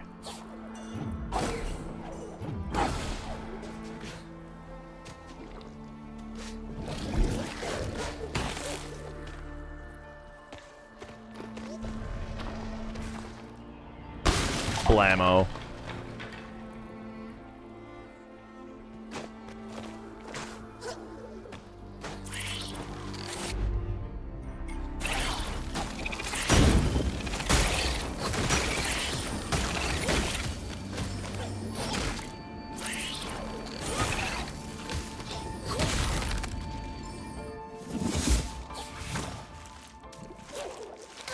Oh! Hey, we got some ore in there.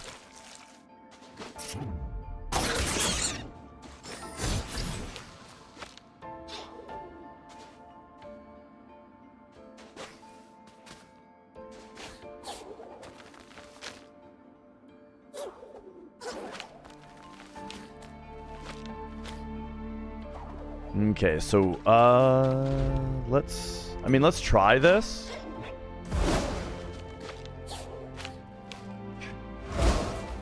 Okay. Dragon Quest IV? I mean, I can see it.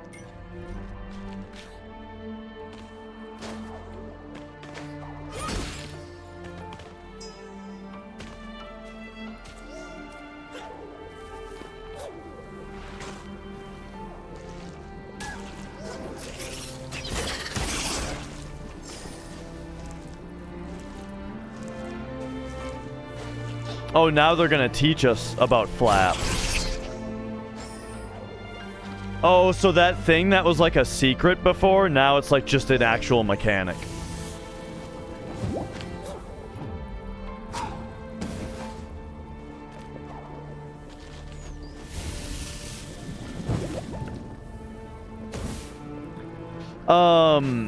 Smash Bros. Melee?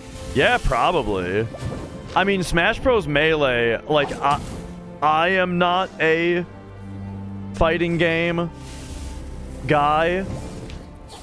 But I feel like Smash Bros. Melee has proven to be... Whoa! Has, like, definitely proven to be an all-time great. Game I thought I would hate, but end up liking. Metroid Other M. I mean, because that's a game that, like, that's a game that got endlessly dunked on when it came out, you know? People were, not happy with that game in general. And, you know, when I played it, it started out...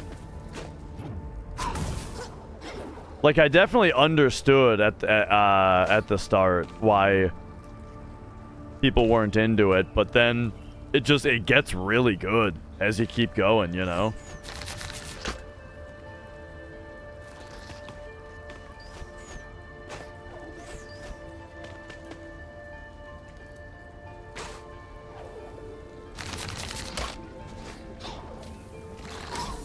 Oh, what, did I get smashed?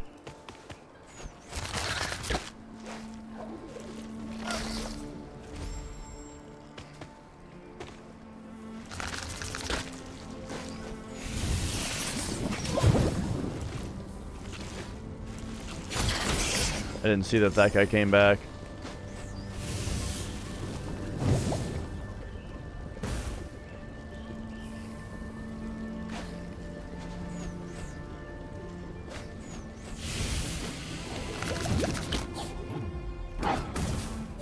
But yeah, also kind of for me, I was surprised by Final Fantasy 10, 12, and 13. 13 is another really good example. I mean, that was a game that I had already played when I was younger and decided I didn't like. So I had a reason to think I wouldn't like it. But 10 and 12, I just kind of figured, like, oh, this is when they're going to start changing shit and it's going to be bad. But it turned out to be really excellent. So Final Fantasy 12, I think, is a big one for that. There's got to be a better answer, though. I'm sure there's a much better... Whoa! Oh, wait, that warmed up a lot of stuff, actually. Look at this, it's the barnacles from Half-Life.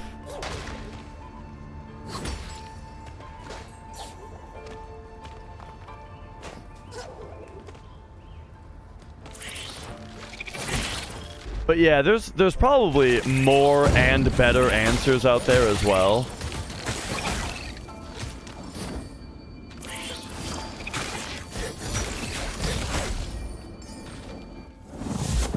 For me, yeah, those are some of the first ones that come to mind. Okay, so we gotta light this up somehow.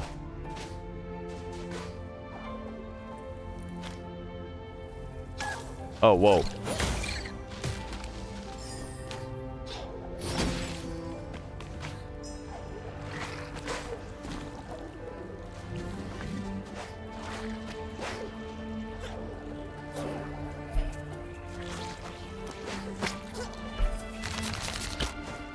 But partly it's interesting. It's an interesting question because it makes me realize, like, I don't very often play games that I don't expect to like.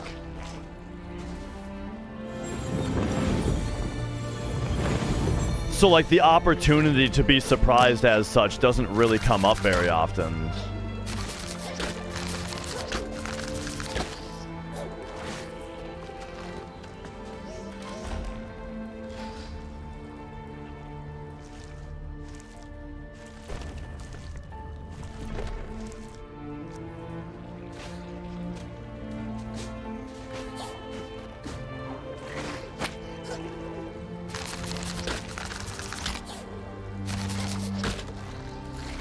Okay, okay.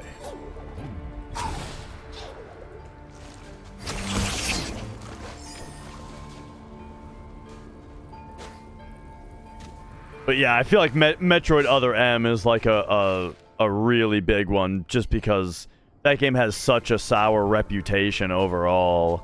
And it's a Metroid game, right? And I really like the series in general.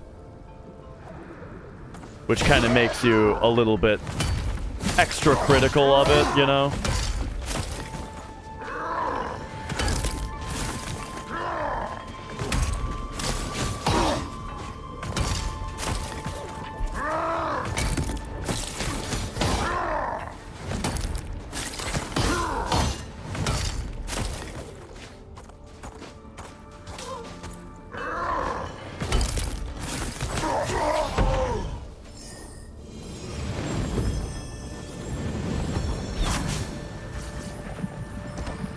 All right. What do we got here?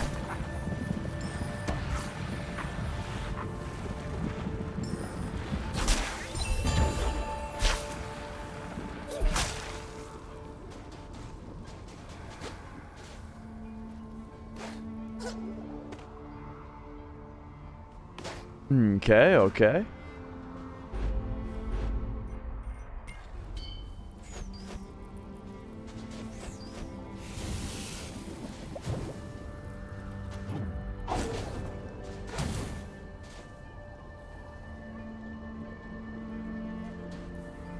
I'm trying to think if I need to... let me try something.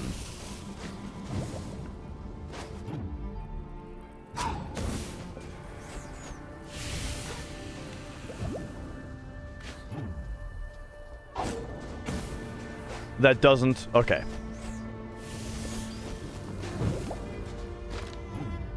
Alright, so I think we need to do, like, this kind of thing.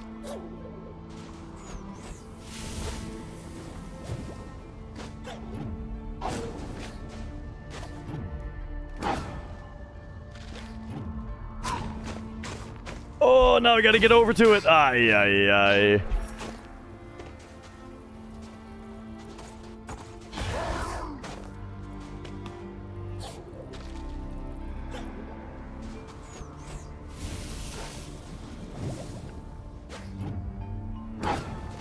Alright, just kind of juggle it up.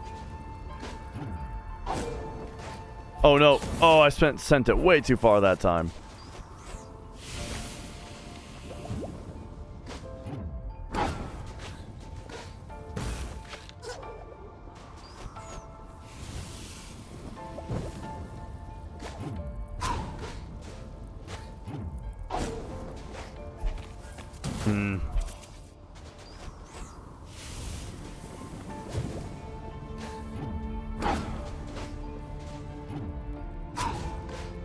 Like, I don't want to do that where I'm shooting myself down into this pit. Like it...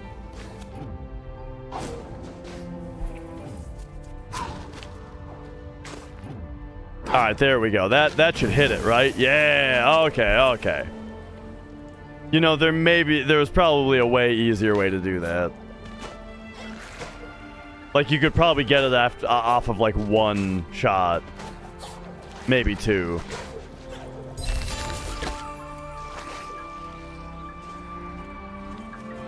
Okay, okay.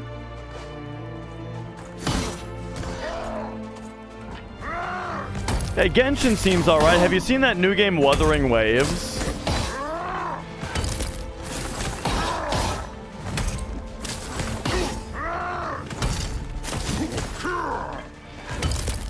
It looks kind of fun. If I was to play a gacha game, though, Honkai Star Rail totally looks the best to me. And big surprise, it's the one that's turn-based.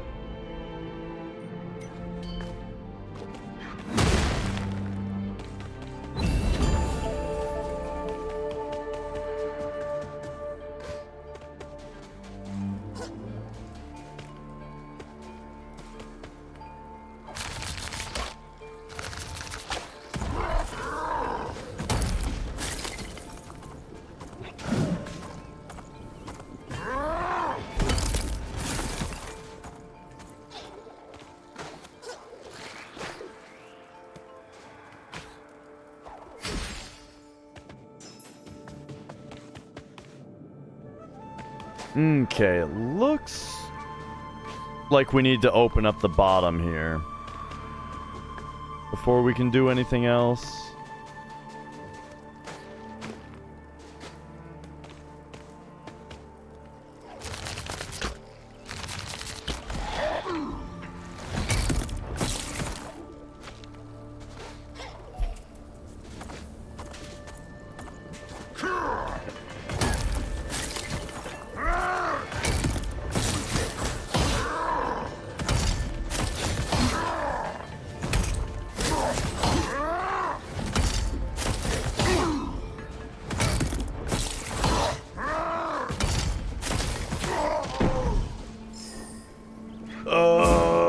Wrong thing.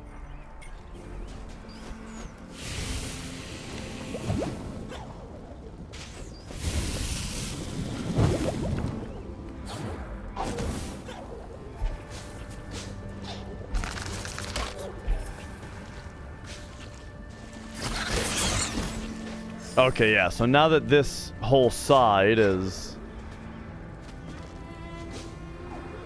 heated up, well, I still don't...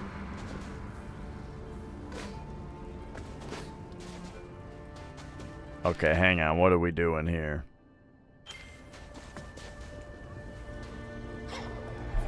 Oh, we can just barely grab that? Okay. Oh, hey, what's up? Lupo! Sure.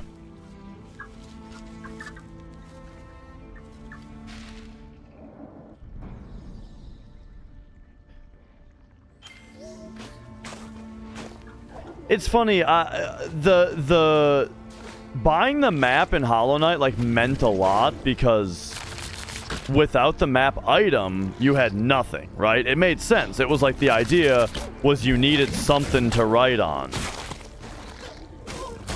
But in this game, you're already mapping. And so the map actually doesn't... I feel like it doesn't really do anything for you.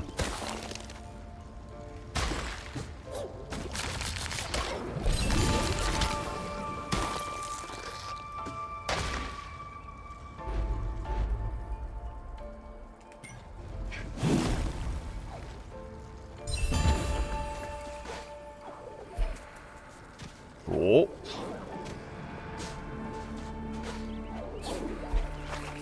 I'm kind of avoiding using triple jump just a little bit.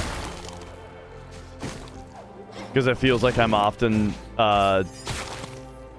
doing like puzzles in an unintended way, but you know, I like it.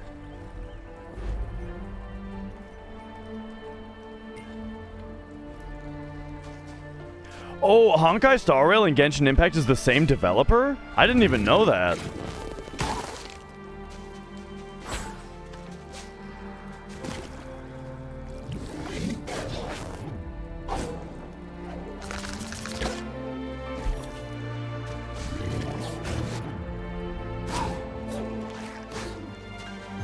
Nice. All right, there's an ore for us.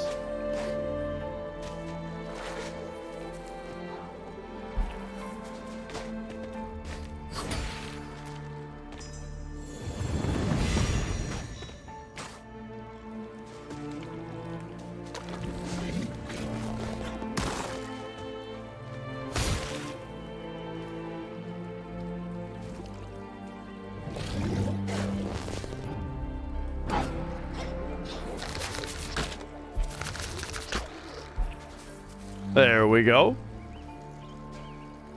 Zoo-jamaga! Hey, yeah, you know. I'm having a good time. Oh, this is a single jumper, I guess. I really don't know how I'm supposed to tell the difference.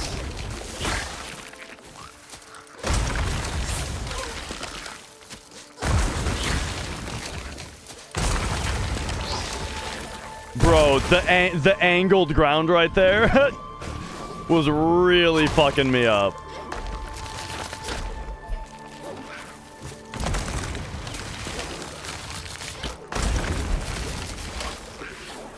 Alright, well, I guess that guy's down there now.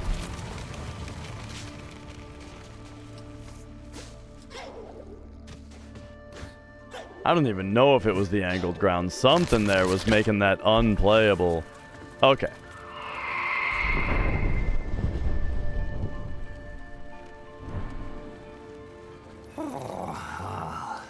She's almost majestic when viewed from a safe distance. Shriek began hunting these lands when the wind turned cold. I'm a bit of a wanderer myself, but I don't imagine curiosity spurred that bird to roam the reach.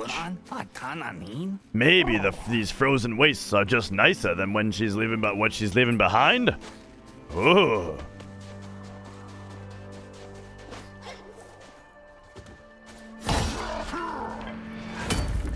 You know what? I bet you can break these guys' shield.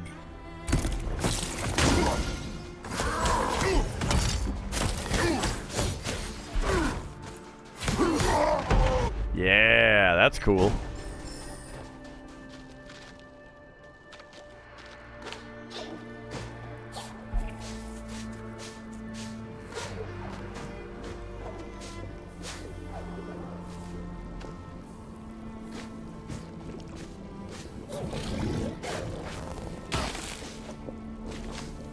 For some reason, I just watched that hit me because I thought that it was going to stop on the pole.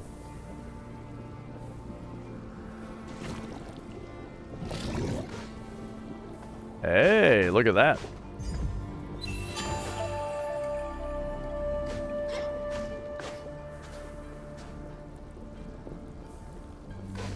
Yeah, it's funny, the secret finder shard, I actually I think I like that it still keeps it kind of subtle.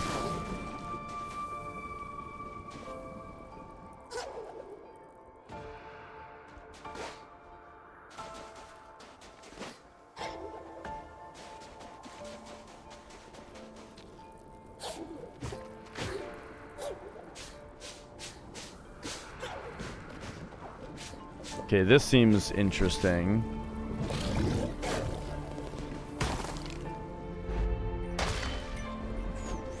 Because it seems...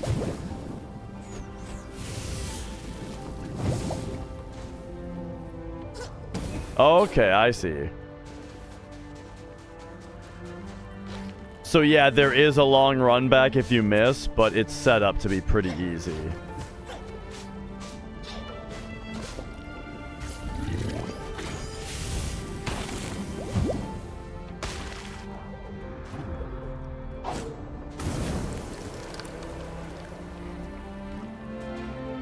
Ooh, all the water melts too.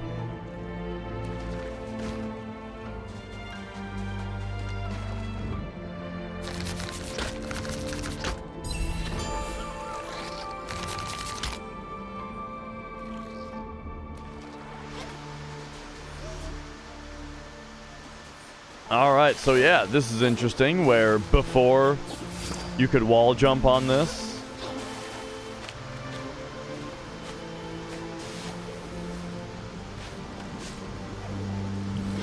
Whoops.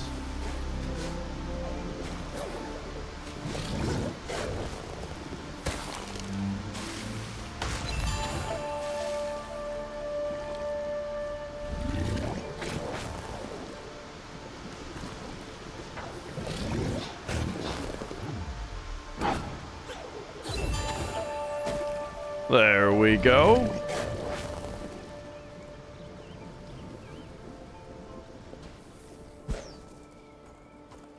Now we'll have to figure out what the deal with that is.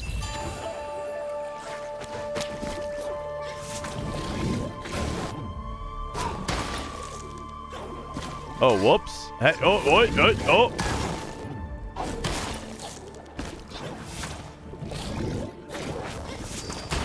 Oh, shit. Hang on, hang on.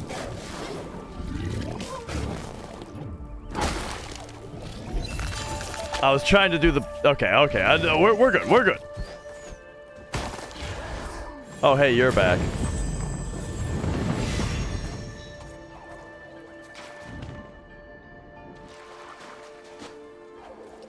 Yeah, I was trying to do the bash move, but it was grappling the thing when I hit the button.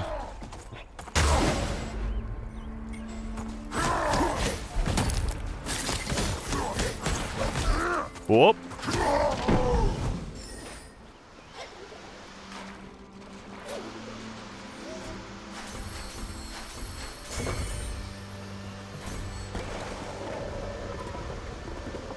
Okie dokie.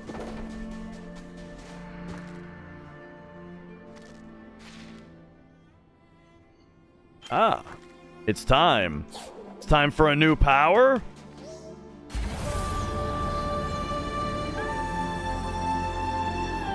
I mean, unless it's generating our own fire.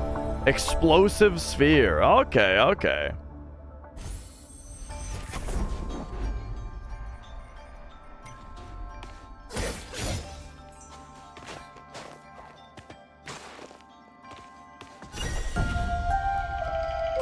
All right. I mean, I don't...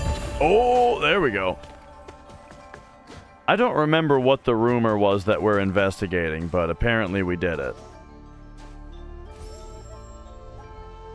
So can I, like... Oh. Can I, like, light this candle now? Maybe? Yeah. Oh, and that opened the thing. And then can you also dash off of a lit candle? No? Oh, okay. Hey, I do like the seed. Oh, this is... Oh, wait a second. This is... Yeah. Right here. Really, like, really close to what we saw before.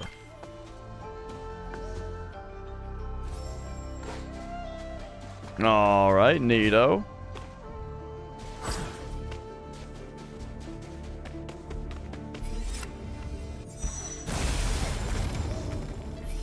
Well, now...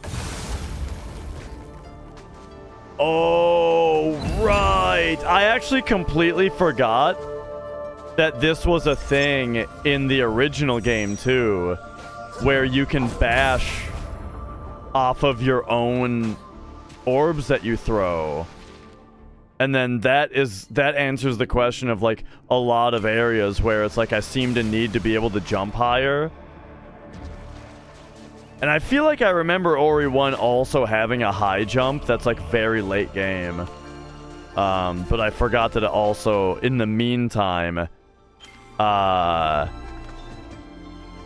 the bash off your own, you know, get high off your own supply mechanic.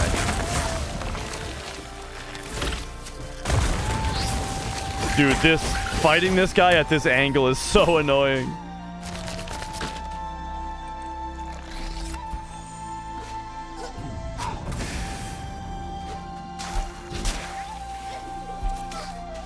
Whoop, whoop, whoa, whoa, whoa.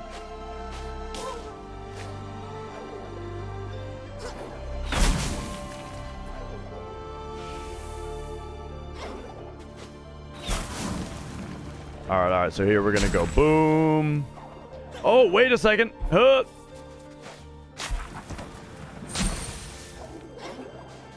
I see that up here.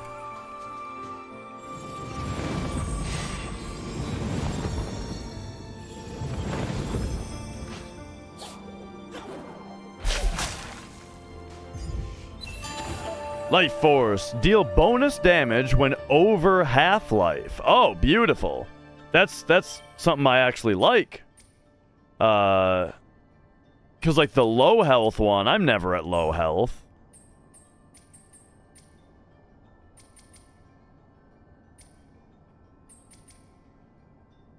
Okay, cool. And it's upgradable.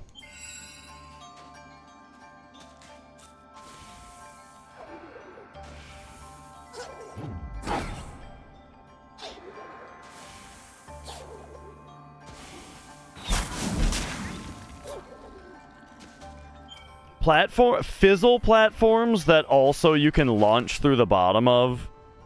Good idea.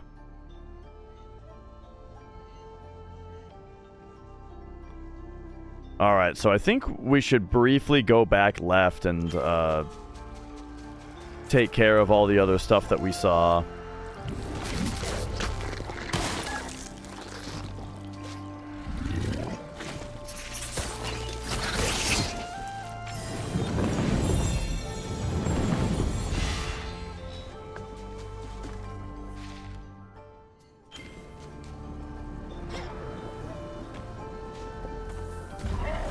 Oh, hang on. Can we just blast him with one of these? Oh, that does break his shield. All right. Nice.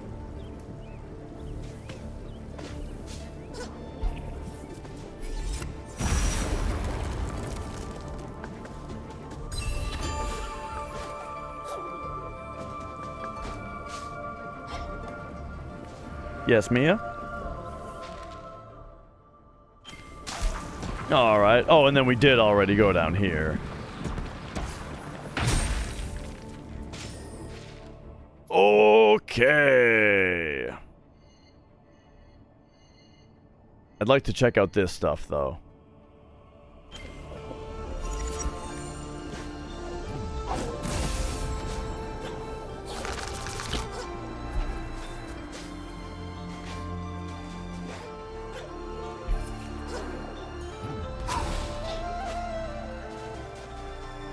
So over here... Oh, really? I didn't go up here? Hang on a second.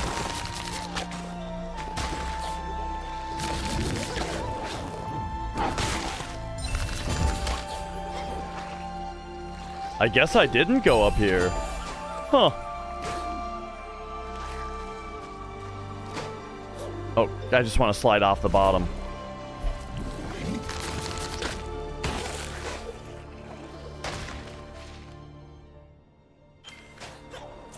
Okay, and then over here. Oh, right. Yeah.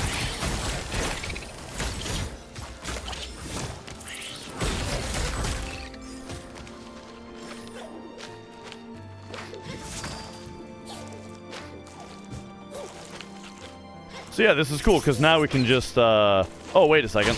I don't have any energy.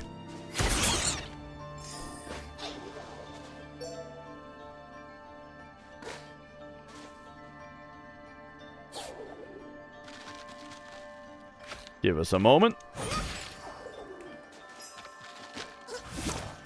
We'll go grab that. There we go. And now we can light our own lanterns. Nice.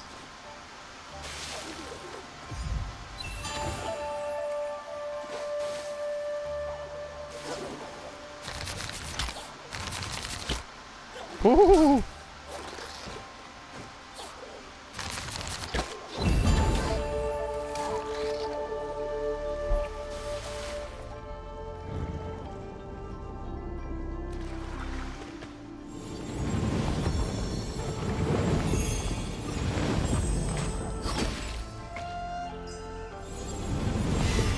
Alright, healing up there.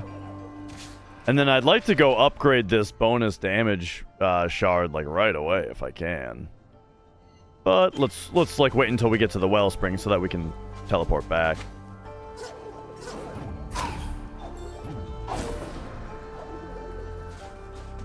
Hi, Mia.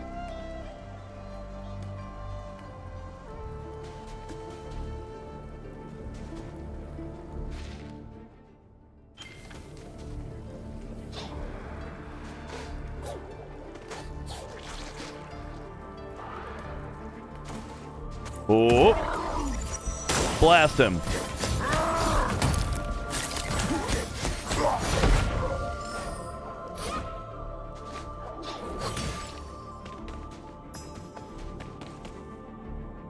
Oh, I get it. Now we can...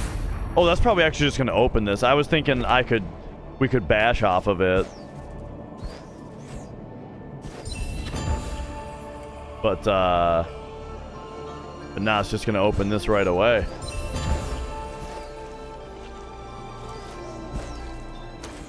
Oh. Mia. What?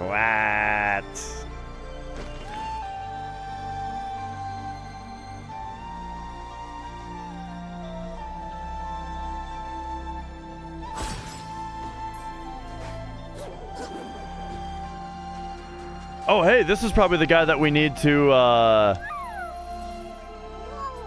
Yeah, give the soup to. So here's the Zelda quest. Alright, we got a comfy hat.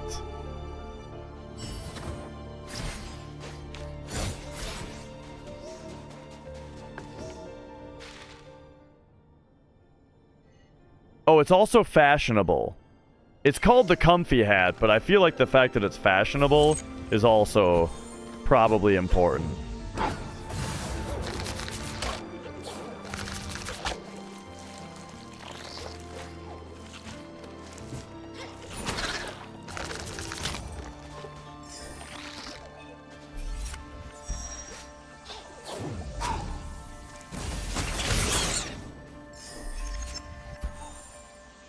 Whoops.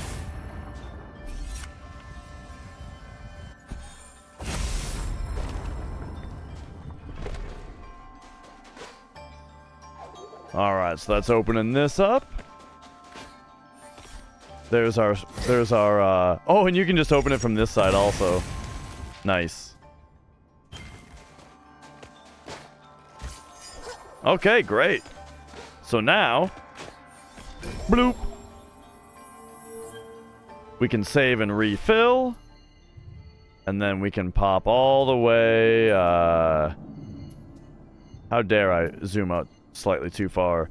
Pop back out here.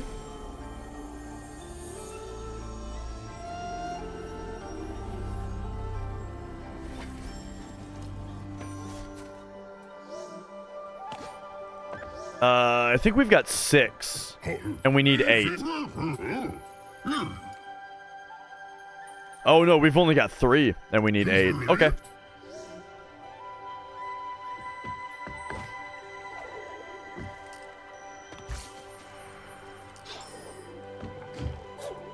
You know, I don't remember enough about my conversations in this game to be able to see who would want the hat.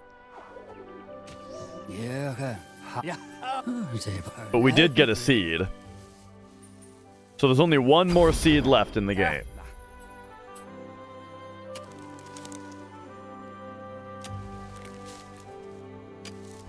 Okay, okay.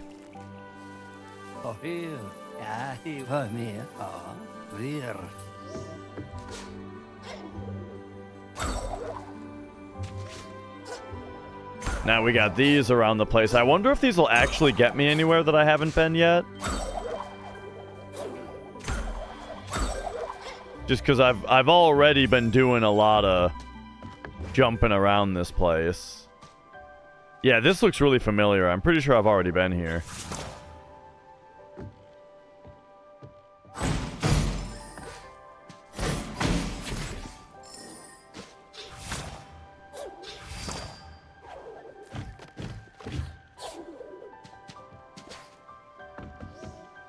What if you found out it's their turds? I mean, what if? It'd be like that, that part in Joe Dirt, where he thinks that he has the comet.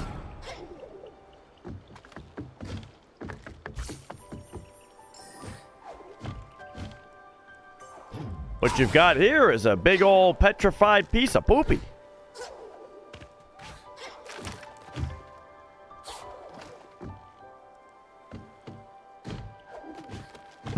Like a space peanut. You see the peanut? Oh man, I have not, it's funny, I haven't seen that movie in easily over 10 years. But I watched that movie a surprising amount of times. Like, I always thought that seemed like a movie that should be really bad and stupid and not funny. But I liked it. And I watched it a bunch of times when I was younger.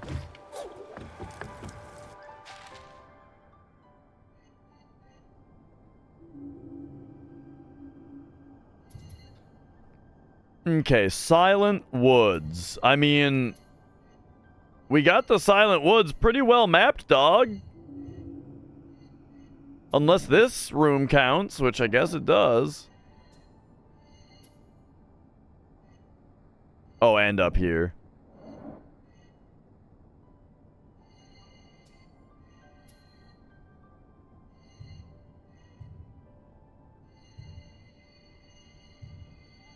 Okay, so...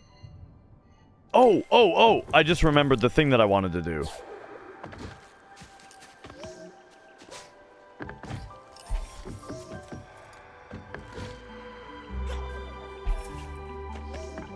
And that was, we got to upgrade our life force. Yeah. All right. Boom.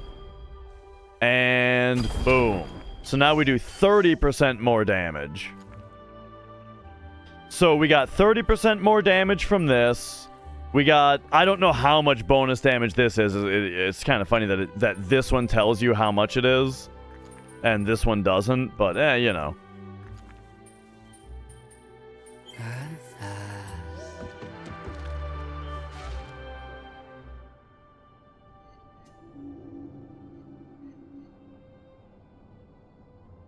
Meow Mix! How's it going? They just opened another clone vat. Meow Mix, why thank you for the 71 months. Jeez.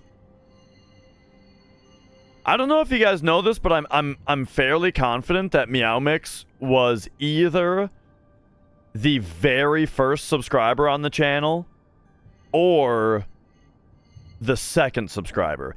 Definitely one of the first two.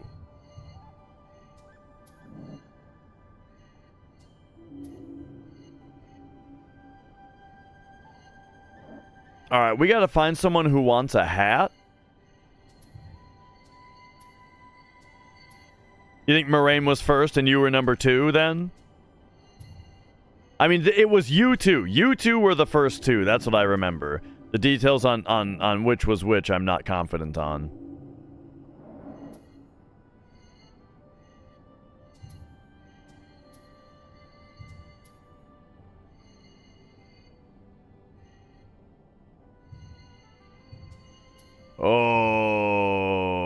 Okay.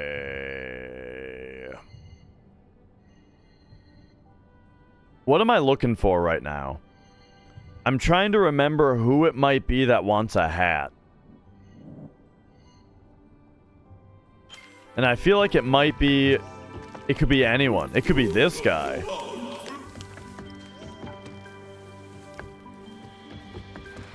So, I don't think it was Flex, and the reason is... Oh, hey, look at that. Back when we, oh, we're talking about the YouTube being the first ever 2 subscribers to the channel.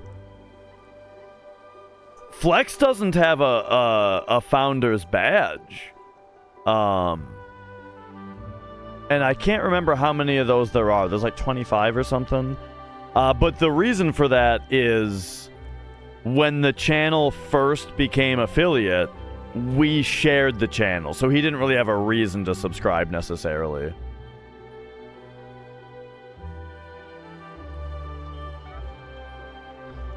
Okay, so now we got a lantern. Someone in need of light.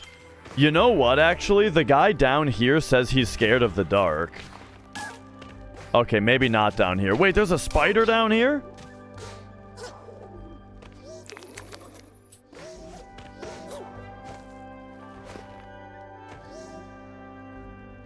Hey, do you need that lit?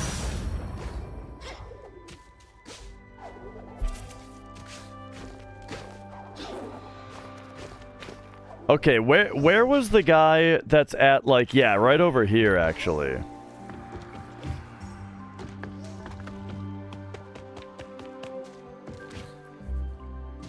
This guy I remember saying is afraid of the dark. Oh, okay, never mind.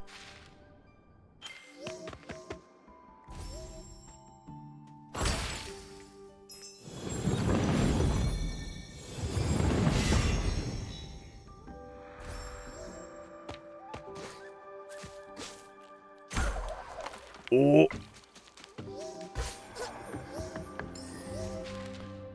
Okay. What are we looking at here? So. Remember, we need water for the miner.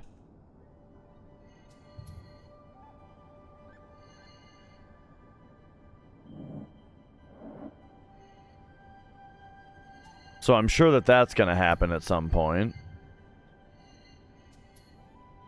But before then...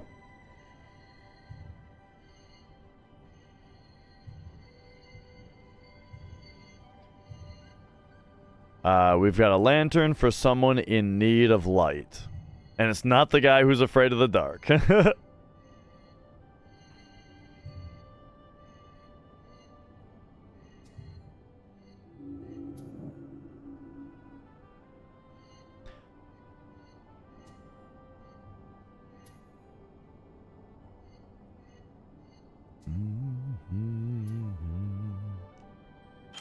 I mean, honestly, it could be any one of these guys. Like, for example, the guy that needed the hat, I'm actually incredibly lucky that I found the guy that wanted the hat, because I had no idea who that was going to be.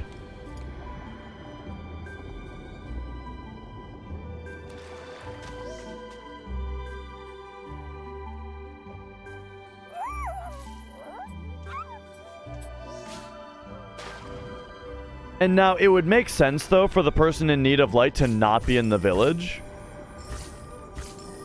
Because, like, just game design-wise, you would expect to get one item that is used in the village, and then an item that's not used in the village. You know what I mean?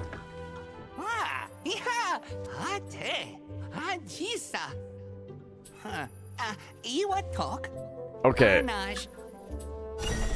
There we go. We did it.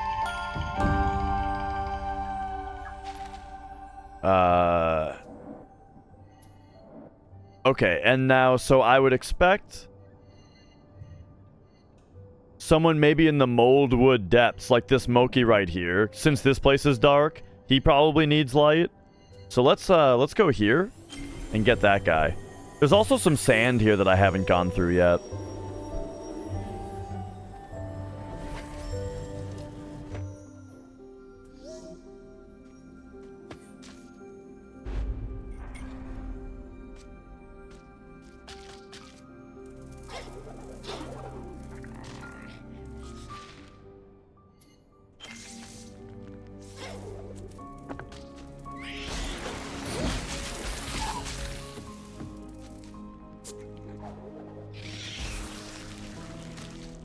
Okay, look, I gotta look at my map every 3 seconds.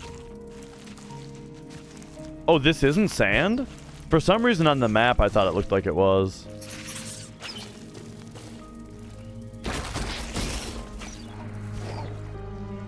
Dude, is this place just not even dark anymore?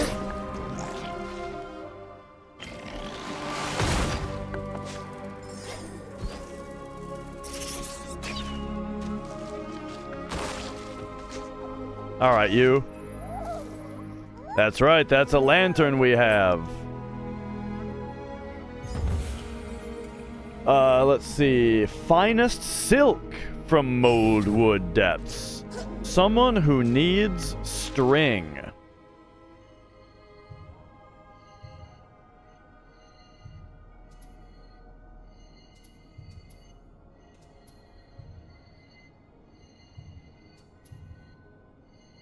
Alright, well, if someone needs string...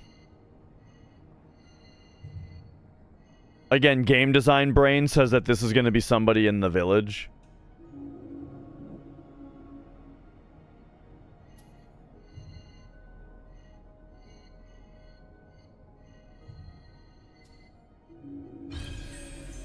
But I don't know who.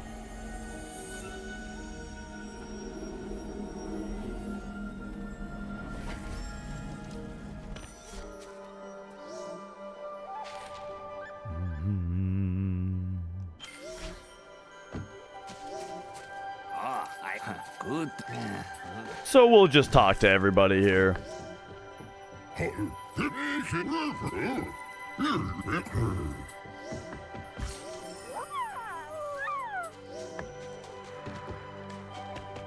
You know who might need some string? Maybe our spider buddy that lives down here would like to make a web? Okay, nah. He's not He certainly didn't say anything about that, so... Oh! So I would have been surprised if that was the case, since there was no hint at it.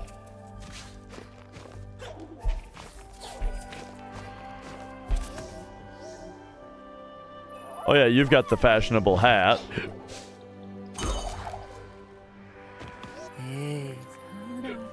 Oh, excuse me.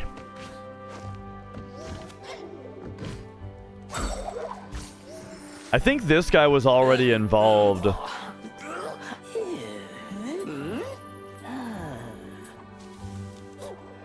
in the trade quest.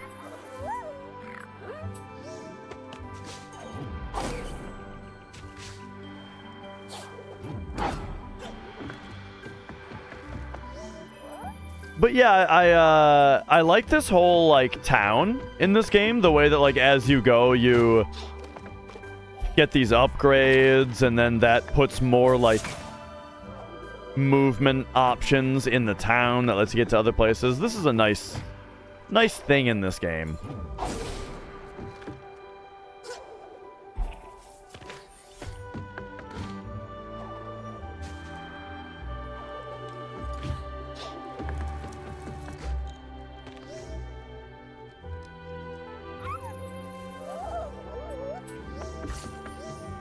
I feel, if there's anybody who wants cloth, I mean, what would they be making it for? The people next to Bowers Reach might want to make a coat or something. Hang on, have I never been in here?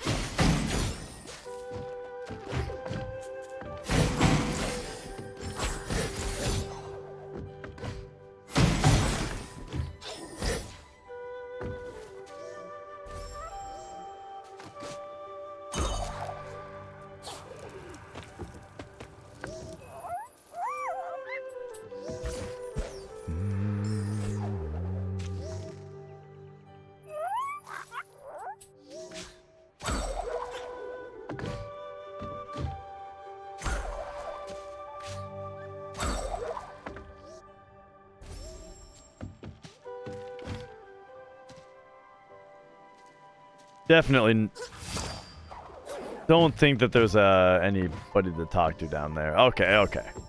I've gotten into that room like 3 times now today.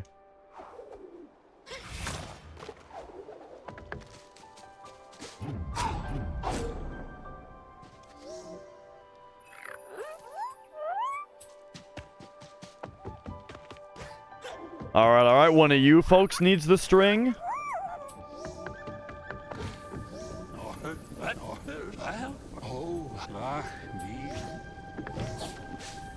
I've also been wanting to revisit this little area over here now that we have the... Yay! Okay, there is one of these over here. Nice. Now that we have this, we can light this up and swing through. Nice. Convert melee damage into energy. Oh! That sounds great. Is there anything that I'm fine to get rid of? Because this just gives us energy back when we do melee damage. Which makes me think that, like, maybe we get rid of Life Harvest. We don't really need enemies dropping life orbs, maybe, if we're getting energy from hitting them. Because the energy can be used to heal or can be used to do other things. The life orbs are nice, though.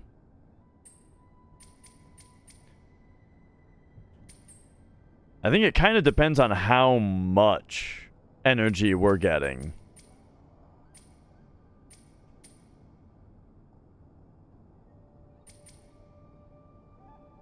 And right now it's unupgraded. I will think about that.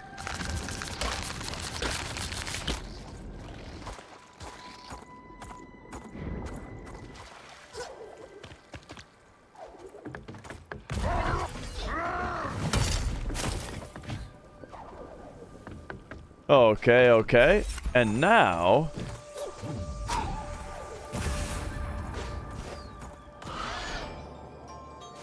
So this was a bunch of stuff that I already did. And I don't think I've opened this yet.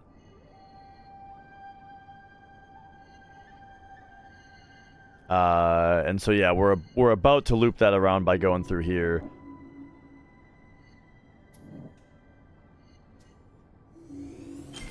And so yeah, maybe we'll just continue the regular exploration here.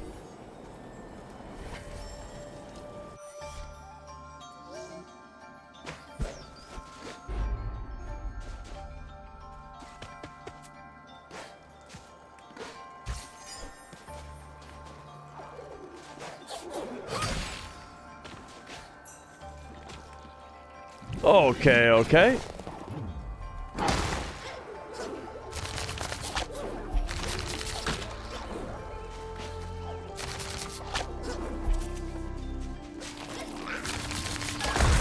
Oh, I should have bashed off that guy. Do you need? No. Okay.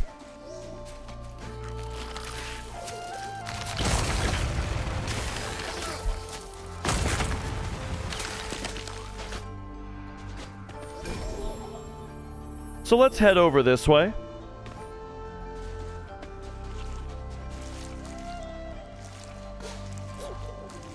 And, close that gap.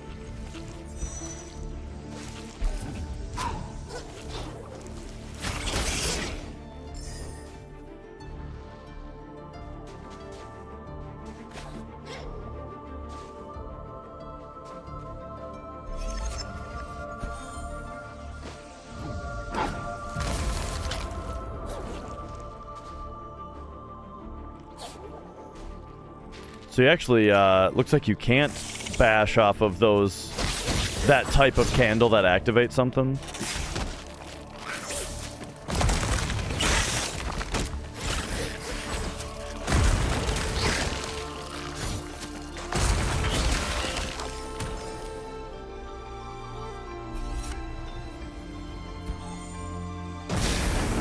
Oh, that did do something! Why am I surprised? Why am I surprised?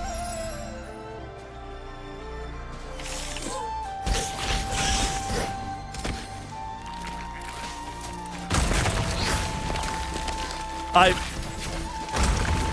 really did not expect when hitting that guy downward that he would fly back like that. Okay.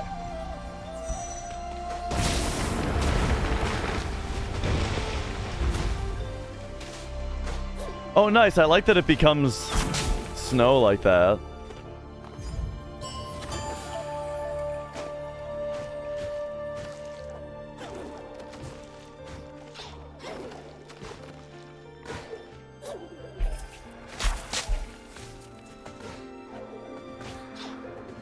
All right, cool.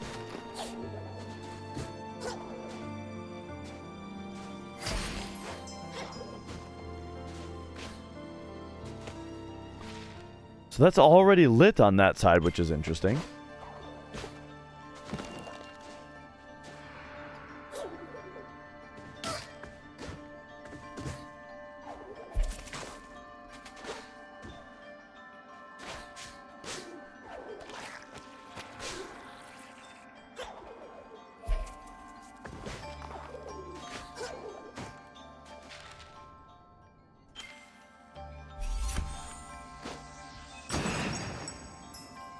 Is it not L?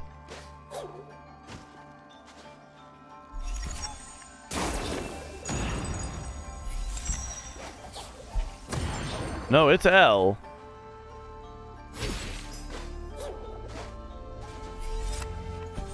Oh. Oh, if you don't charge it up all the way, you can't bash off of it? Wait, what?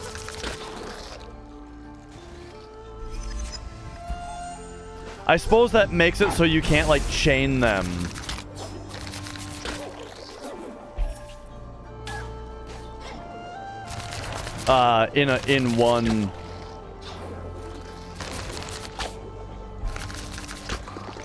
In one jump.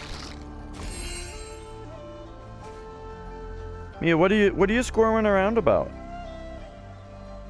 You want to get up so you can spin a circle on my lap and then fall back into that exact same position?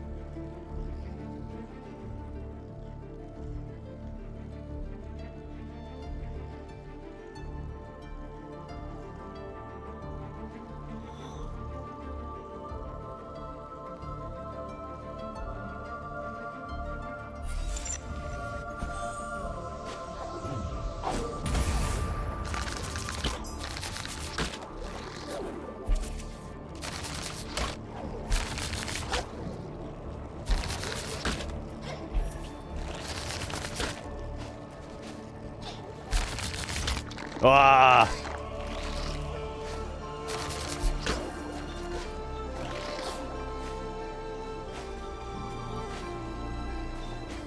I mean, if I...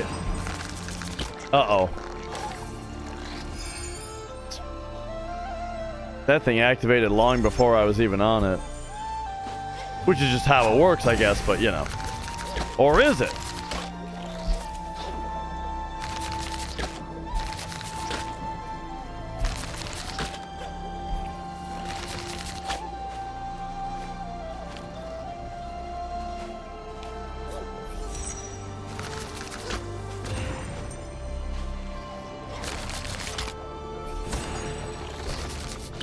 Oh!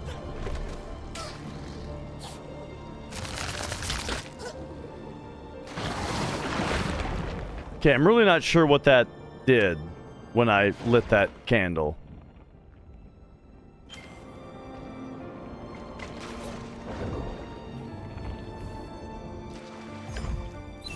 Oh, we've got a shard here.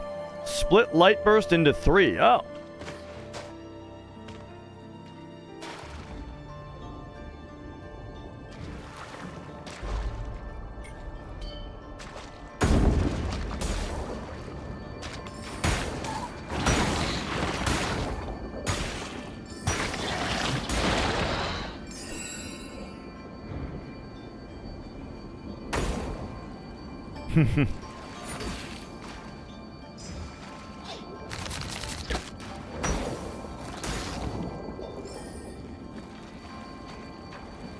Okay, so...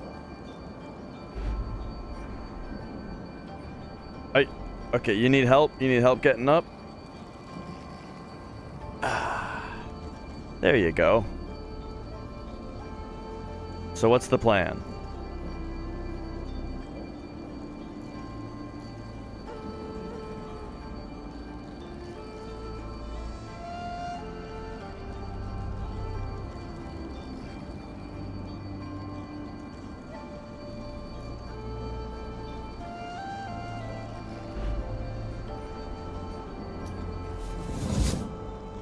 So we can't throw this out of water.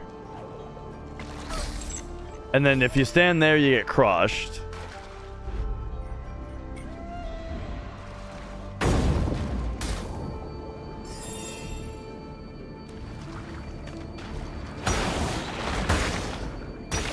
Whoa!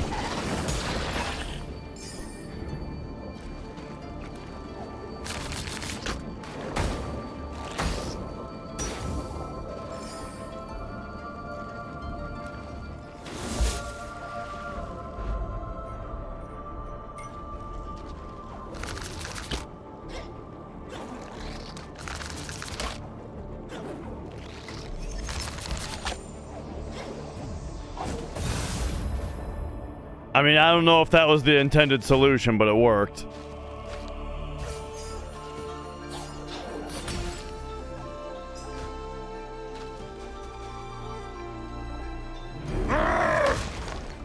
Okay, here we go. So, bust his shield.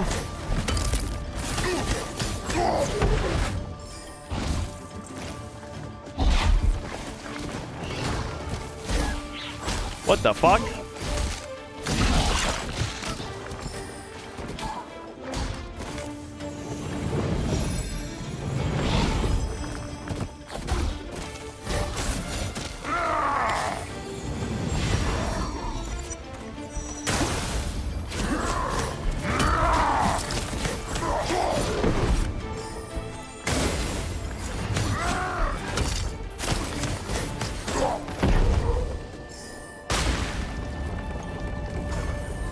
All right, all right.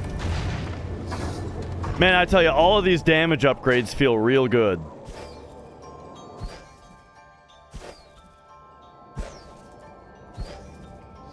So let's go down first. Hey. That's right. Mrs. Dash is home. Yeah, yeah. Go bug her.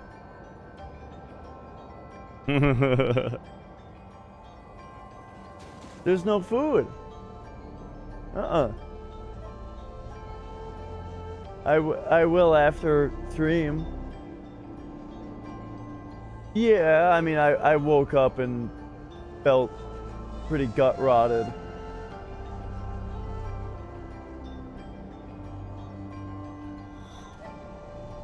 How long did the spider boss take? I don't know. I mean, it wasn't super long. It felt like a really long time because, like, I don't know, just the how like constant it was with the way that it would. Wait a second. Oh, I've already done this. Oh yeah, that's where we are. Okay, I got you.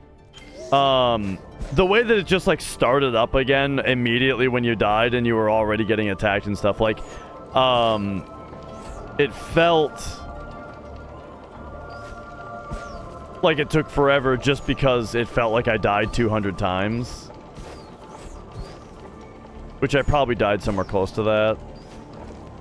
But I think it actually, like, time-wise, I don't think it took a super long time.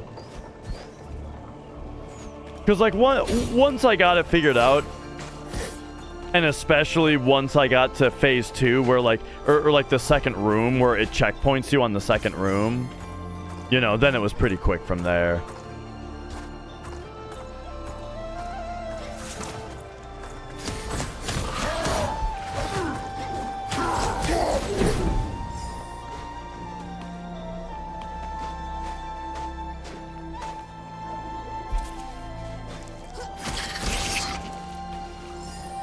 And, a good thing about that boss was that, like, it got me to equip the do more damage with 3,000, souls. Which is now just, like, really good. Or, like, I'm glad I equipped that. And then also, after that fight, then, I've gotten some other just, like, damage ups. And the combat is, in general, feeling a lot better now that I'm dealing respectable damage.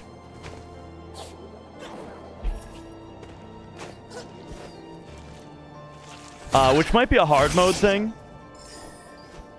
I'm not sure. Like, if hard mode makes enemies do more, have more health. But it kind of feels nice that, like, now, like, you know, it feels like it's a really heavy reward that I've gotten to get these damage upgrades.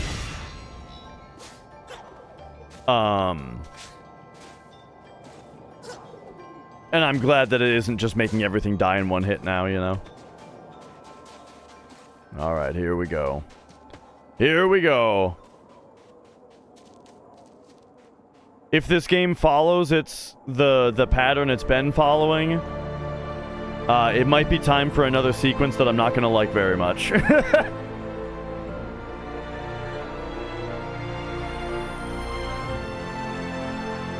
Oh, but it's one of the Wisps. All right, all right.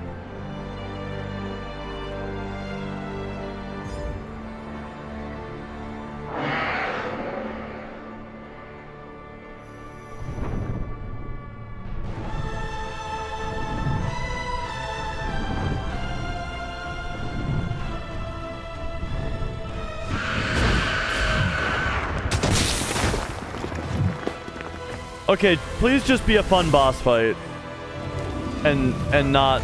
Okay, alright, well, here we go, here we go.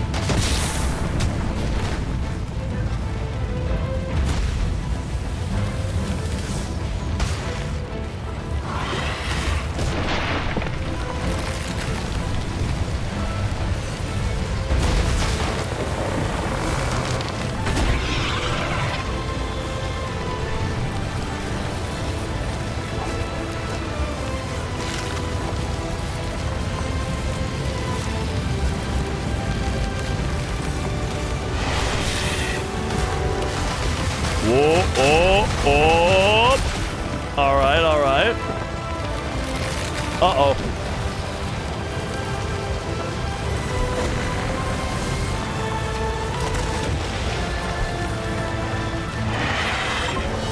Oh, okay. Hey, look at that. I did it in one try.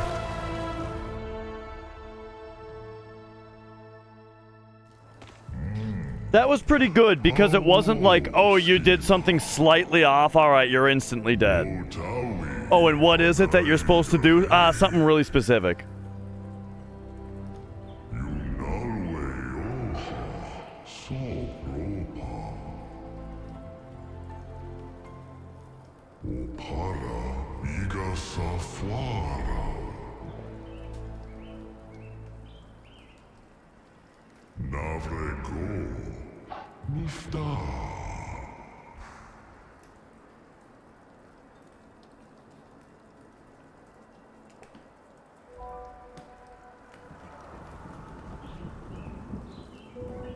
All right, excellent. See, all I had to say, or all I had to do was shit talk the game before the sequence started, and then it was fine.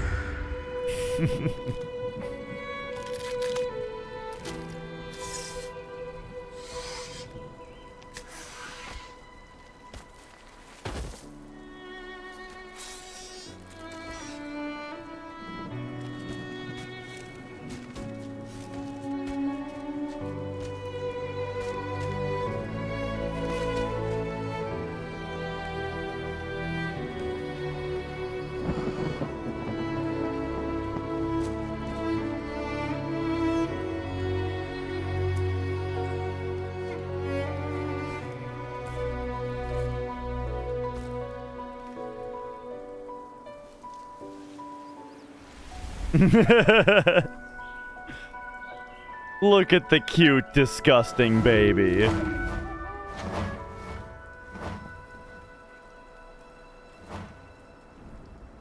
Well, that depth of field looked really bad on that guy.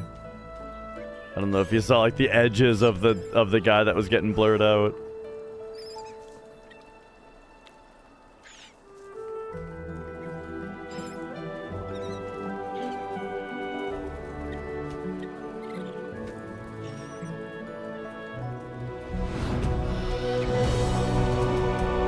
Oh no! It's Persona 5 all over again!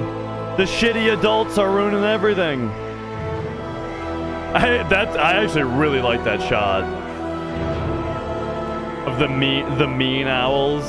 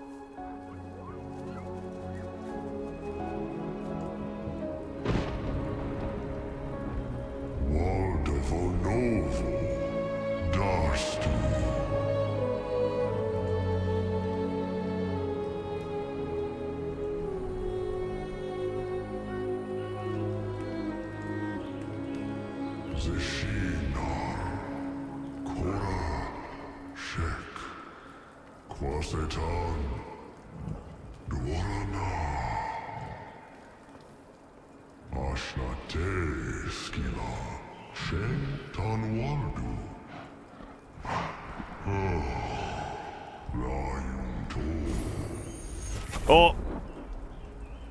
Maximum life and energy increased. Oh, neat. Alright, cool.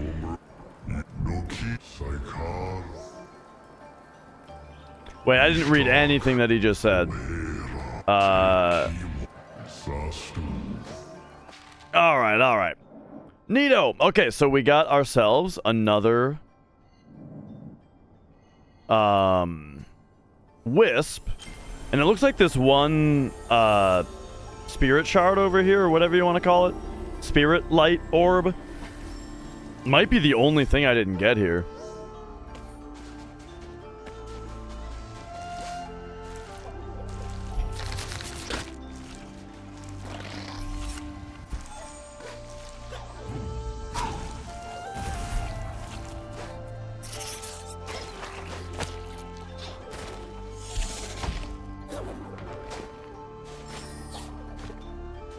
Okay, so it is up.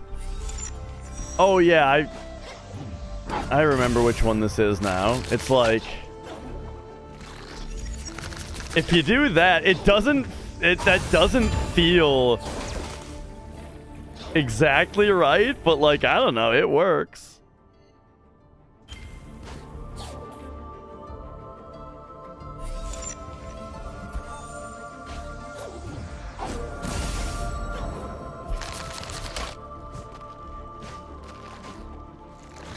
Oh, can you hang on a second? Can you like, oh,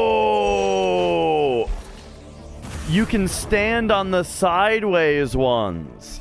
So that's the answer to the other one then too, I imagine. Like, that's tricky though.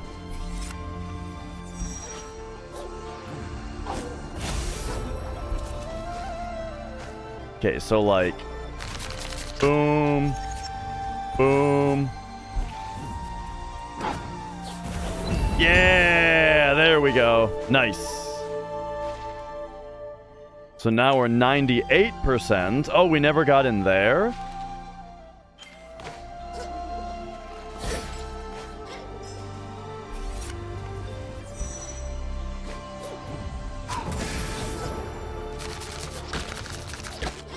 So yeah, I'm supposed to... well, I mean, that just crushed me, but that...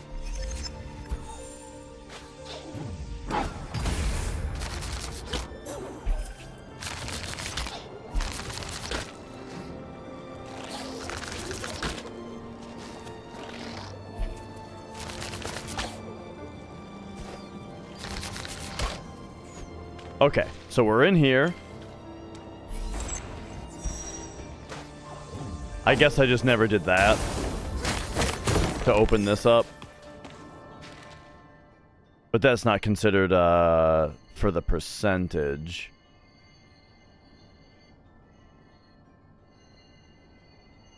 I feel like we're at the point where I can reasonably be expected to 100% areas now when I'm in them.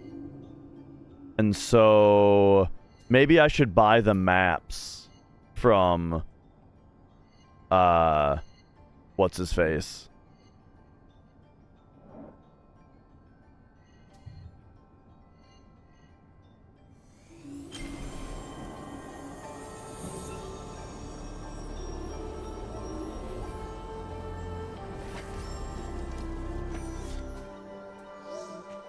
But alright, here we are back in town.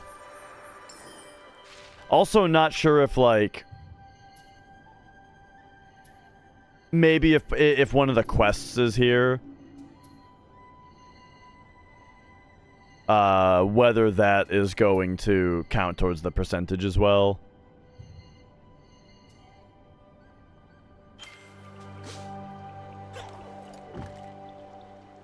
But I think I'll just leave it for now. You know, it's not that big of a deal.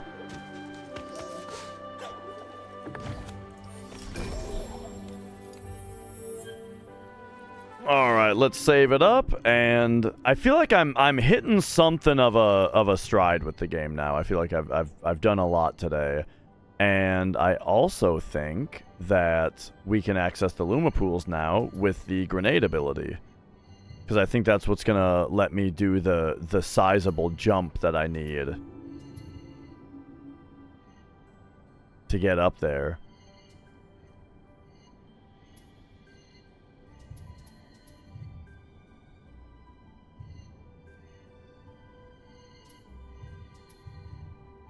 Yeah, if we hop back over here. Wow, there's not a wellspring like anywhere around here, huh?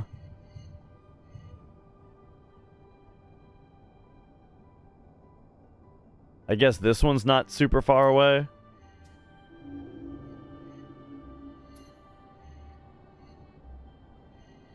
This place is also 94%. What am I missing? This? Okay, it's been a long time since I've been down here. Let's take a look.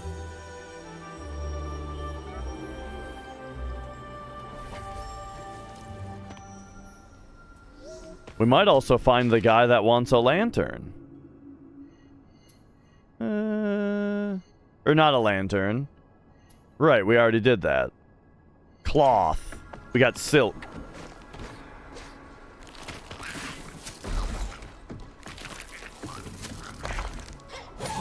Whoops.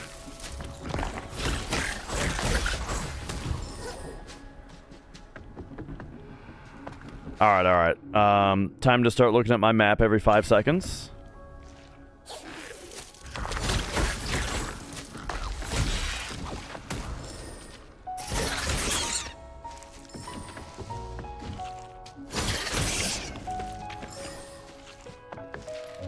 I think we go, yeah, down here.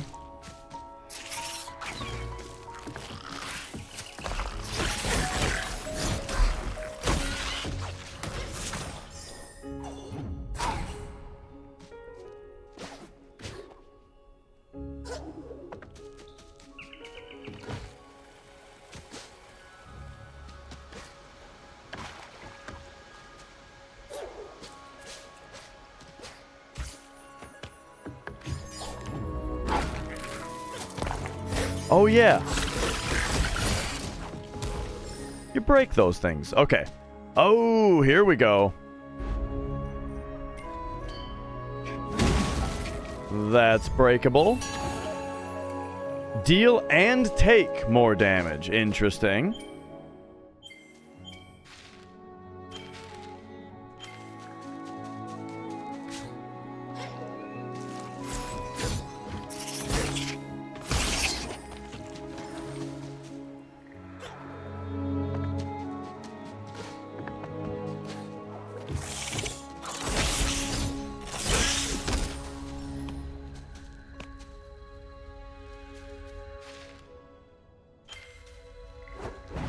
Whoops. Alright, so now we've got...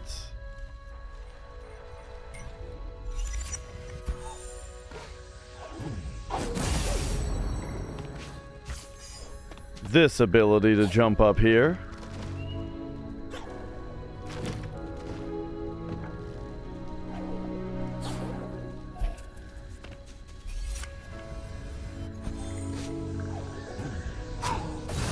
Okay, yeah, I never came up here.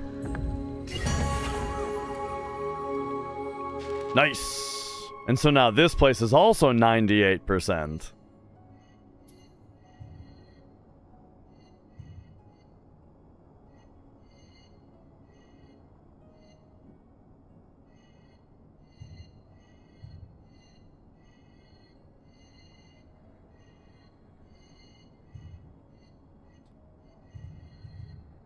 It includes, let's see, there's this part, but that's probably considered Luma pools.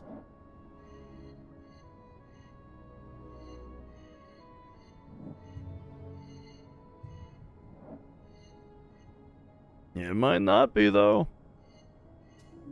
But okay, yeah, let's go here and then let's go right up and around.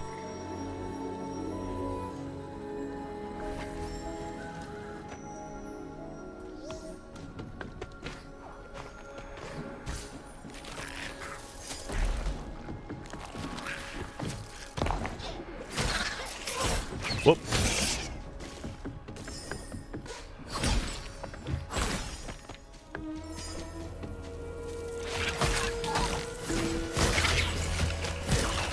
Oh boy.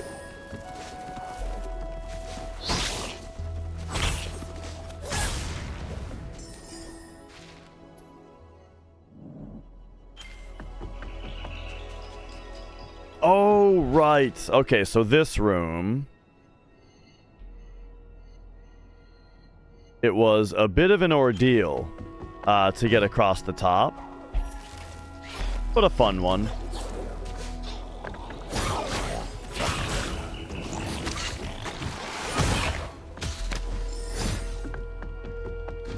You know what? I probably did have a timer going at the start. I wonder if it's in the... I probably did have a timer going, and today I just forgot. Sometimes I forget to start it.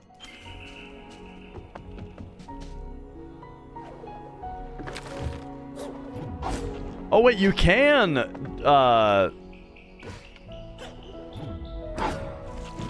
bash off this. Ugh.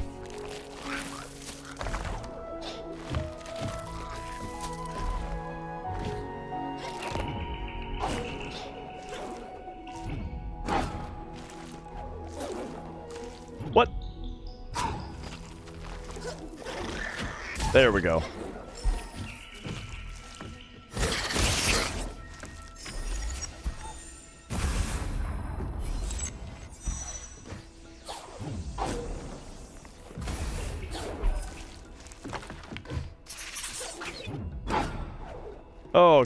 Okay, so now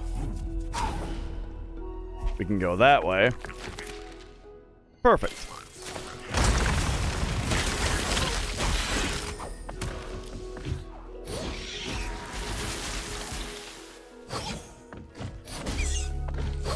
So I think just earlier today, I already came this way. But I did not... I don't think I had the... I don't think I had this before. When I was here.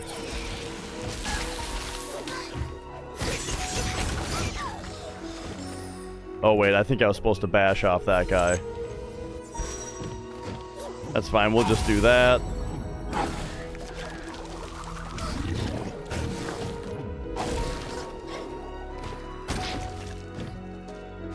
Okay. And then...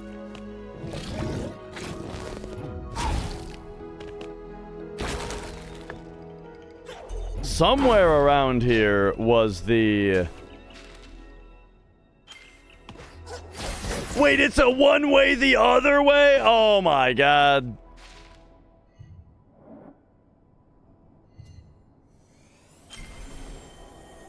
I remember there being a one-way, but what I remembered was that I opened a one-way and then left because it was an area that I wasn't going to yet.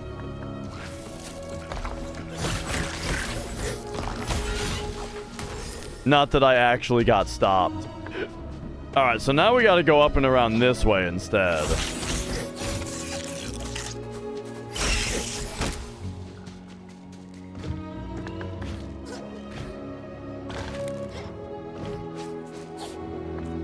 I feel like I also remember retraversing this area today.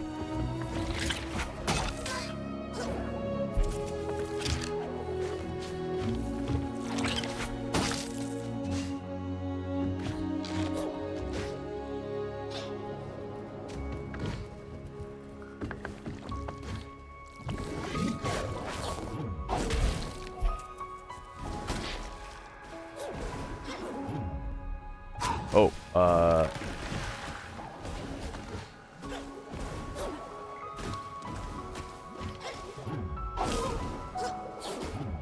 hang on. Oh.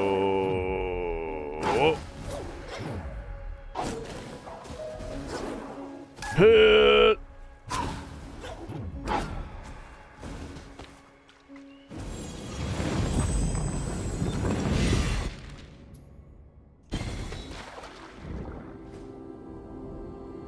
This is funny, like, I remember doing this earlier today, but I guess I didn't go all the way. Alright, so blast this guy, and then if I hit this, it'll open that up.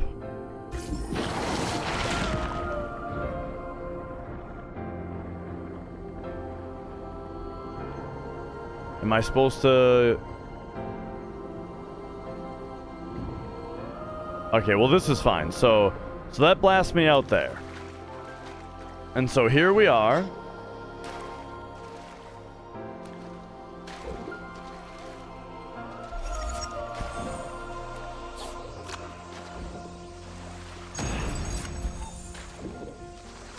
Yeah, so like when you're in the air, I don't think that you can throw one that is jumpable.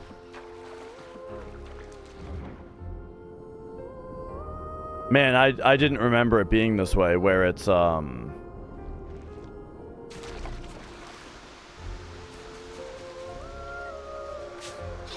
Oh yeah, remember this?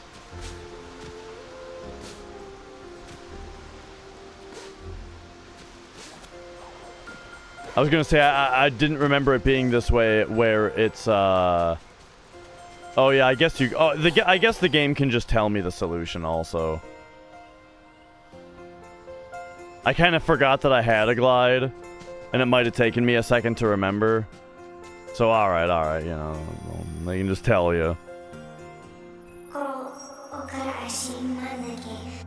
So I could have come here a long ass time ago then. The Luma Pools.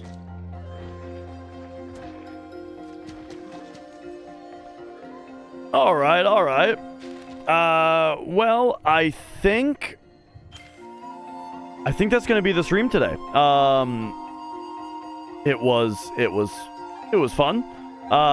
Jammed some Ori. That's really all I did today. I got some stuff that I gotta do this evening. Hold up. Okay, what are we holding up? Oh, we do gotta do the game duel.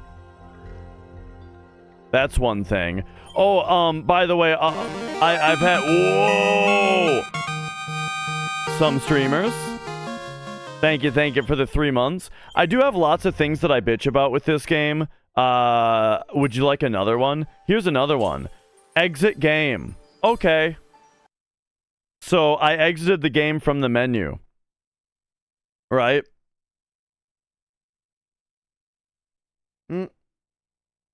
It crashed. It just crashes when you say exit game.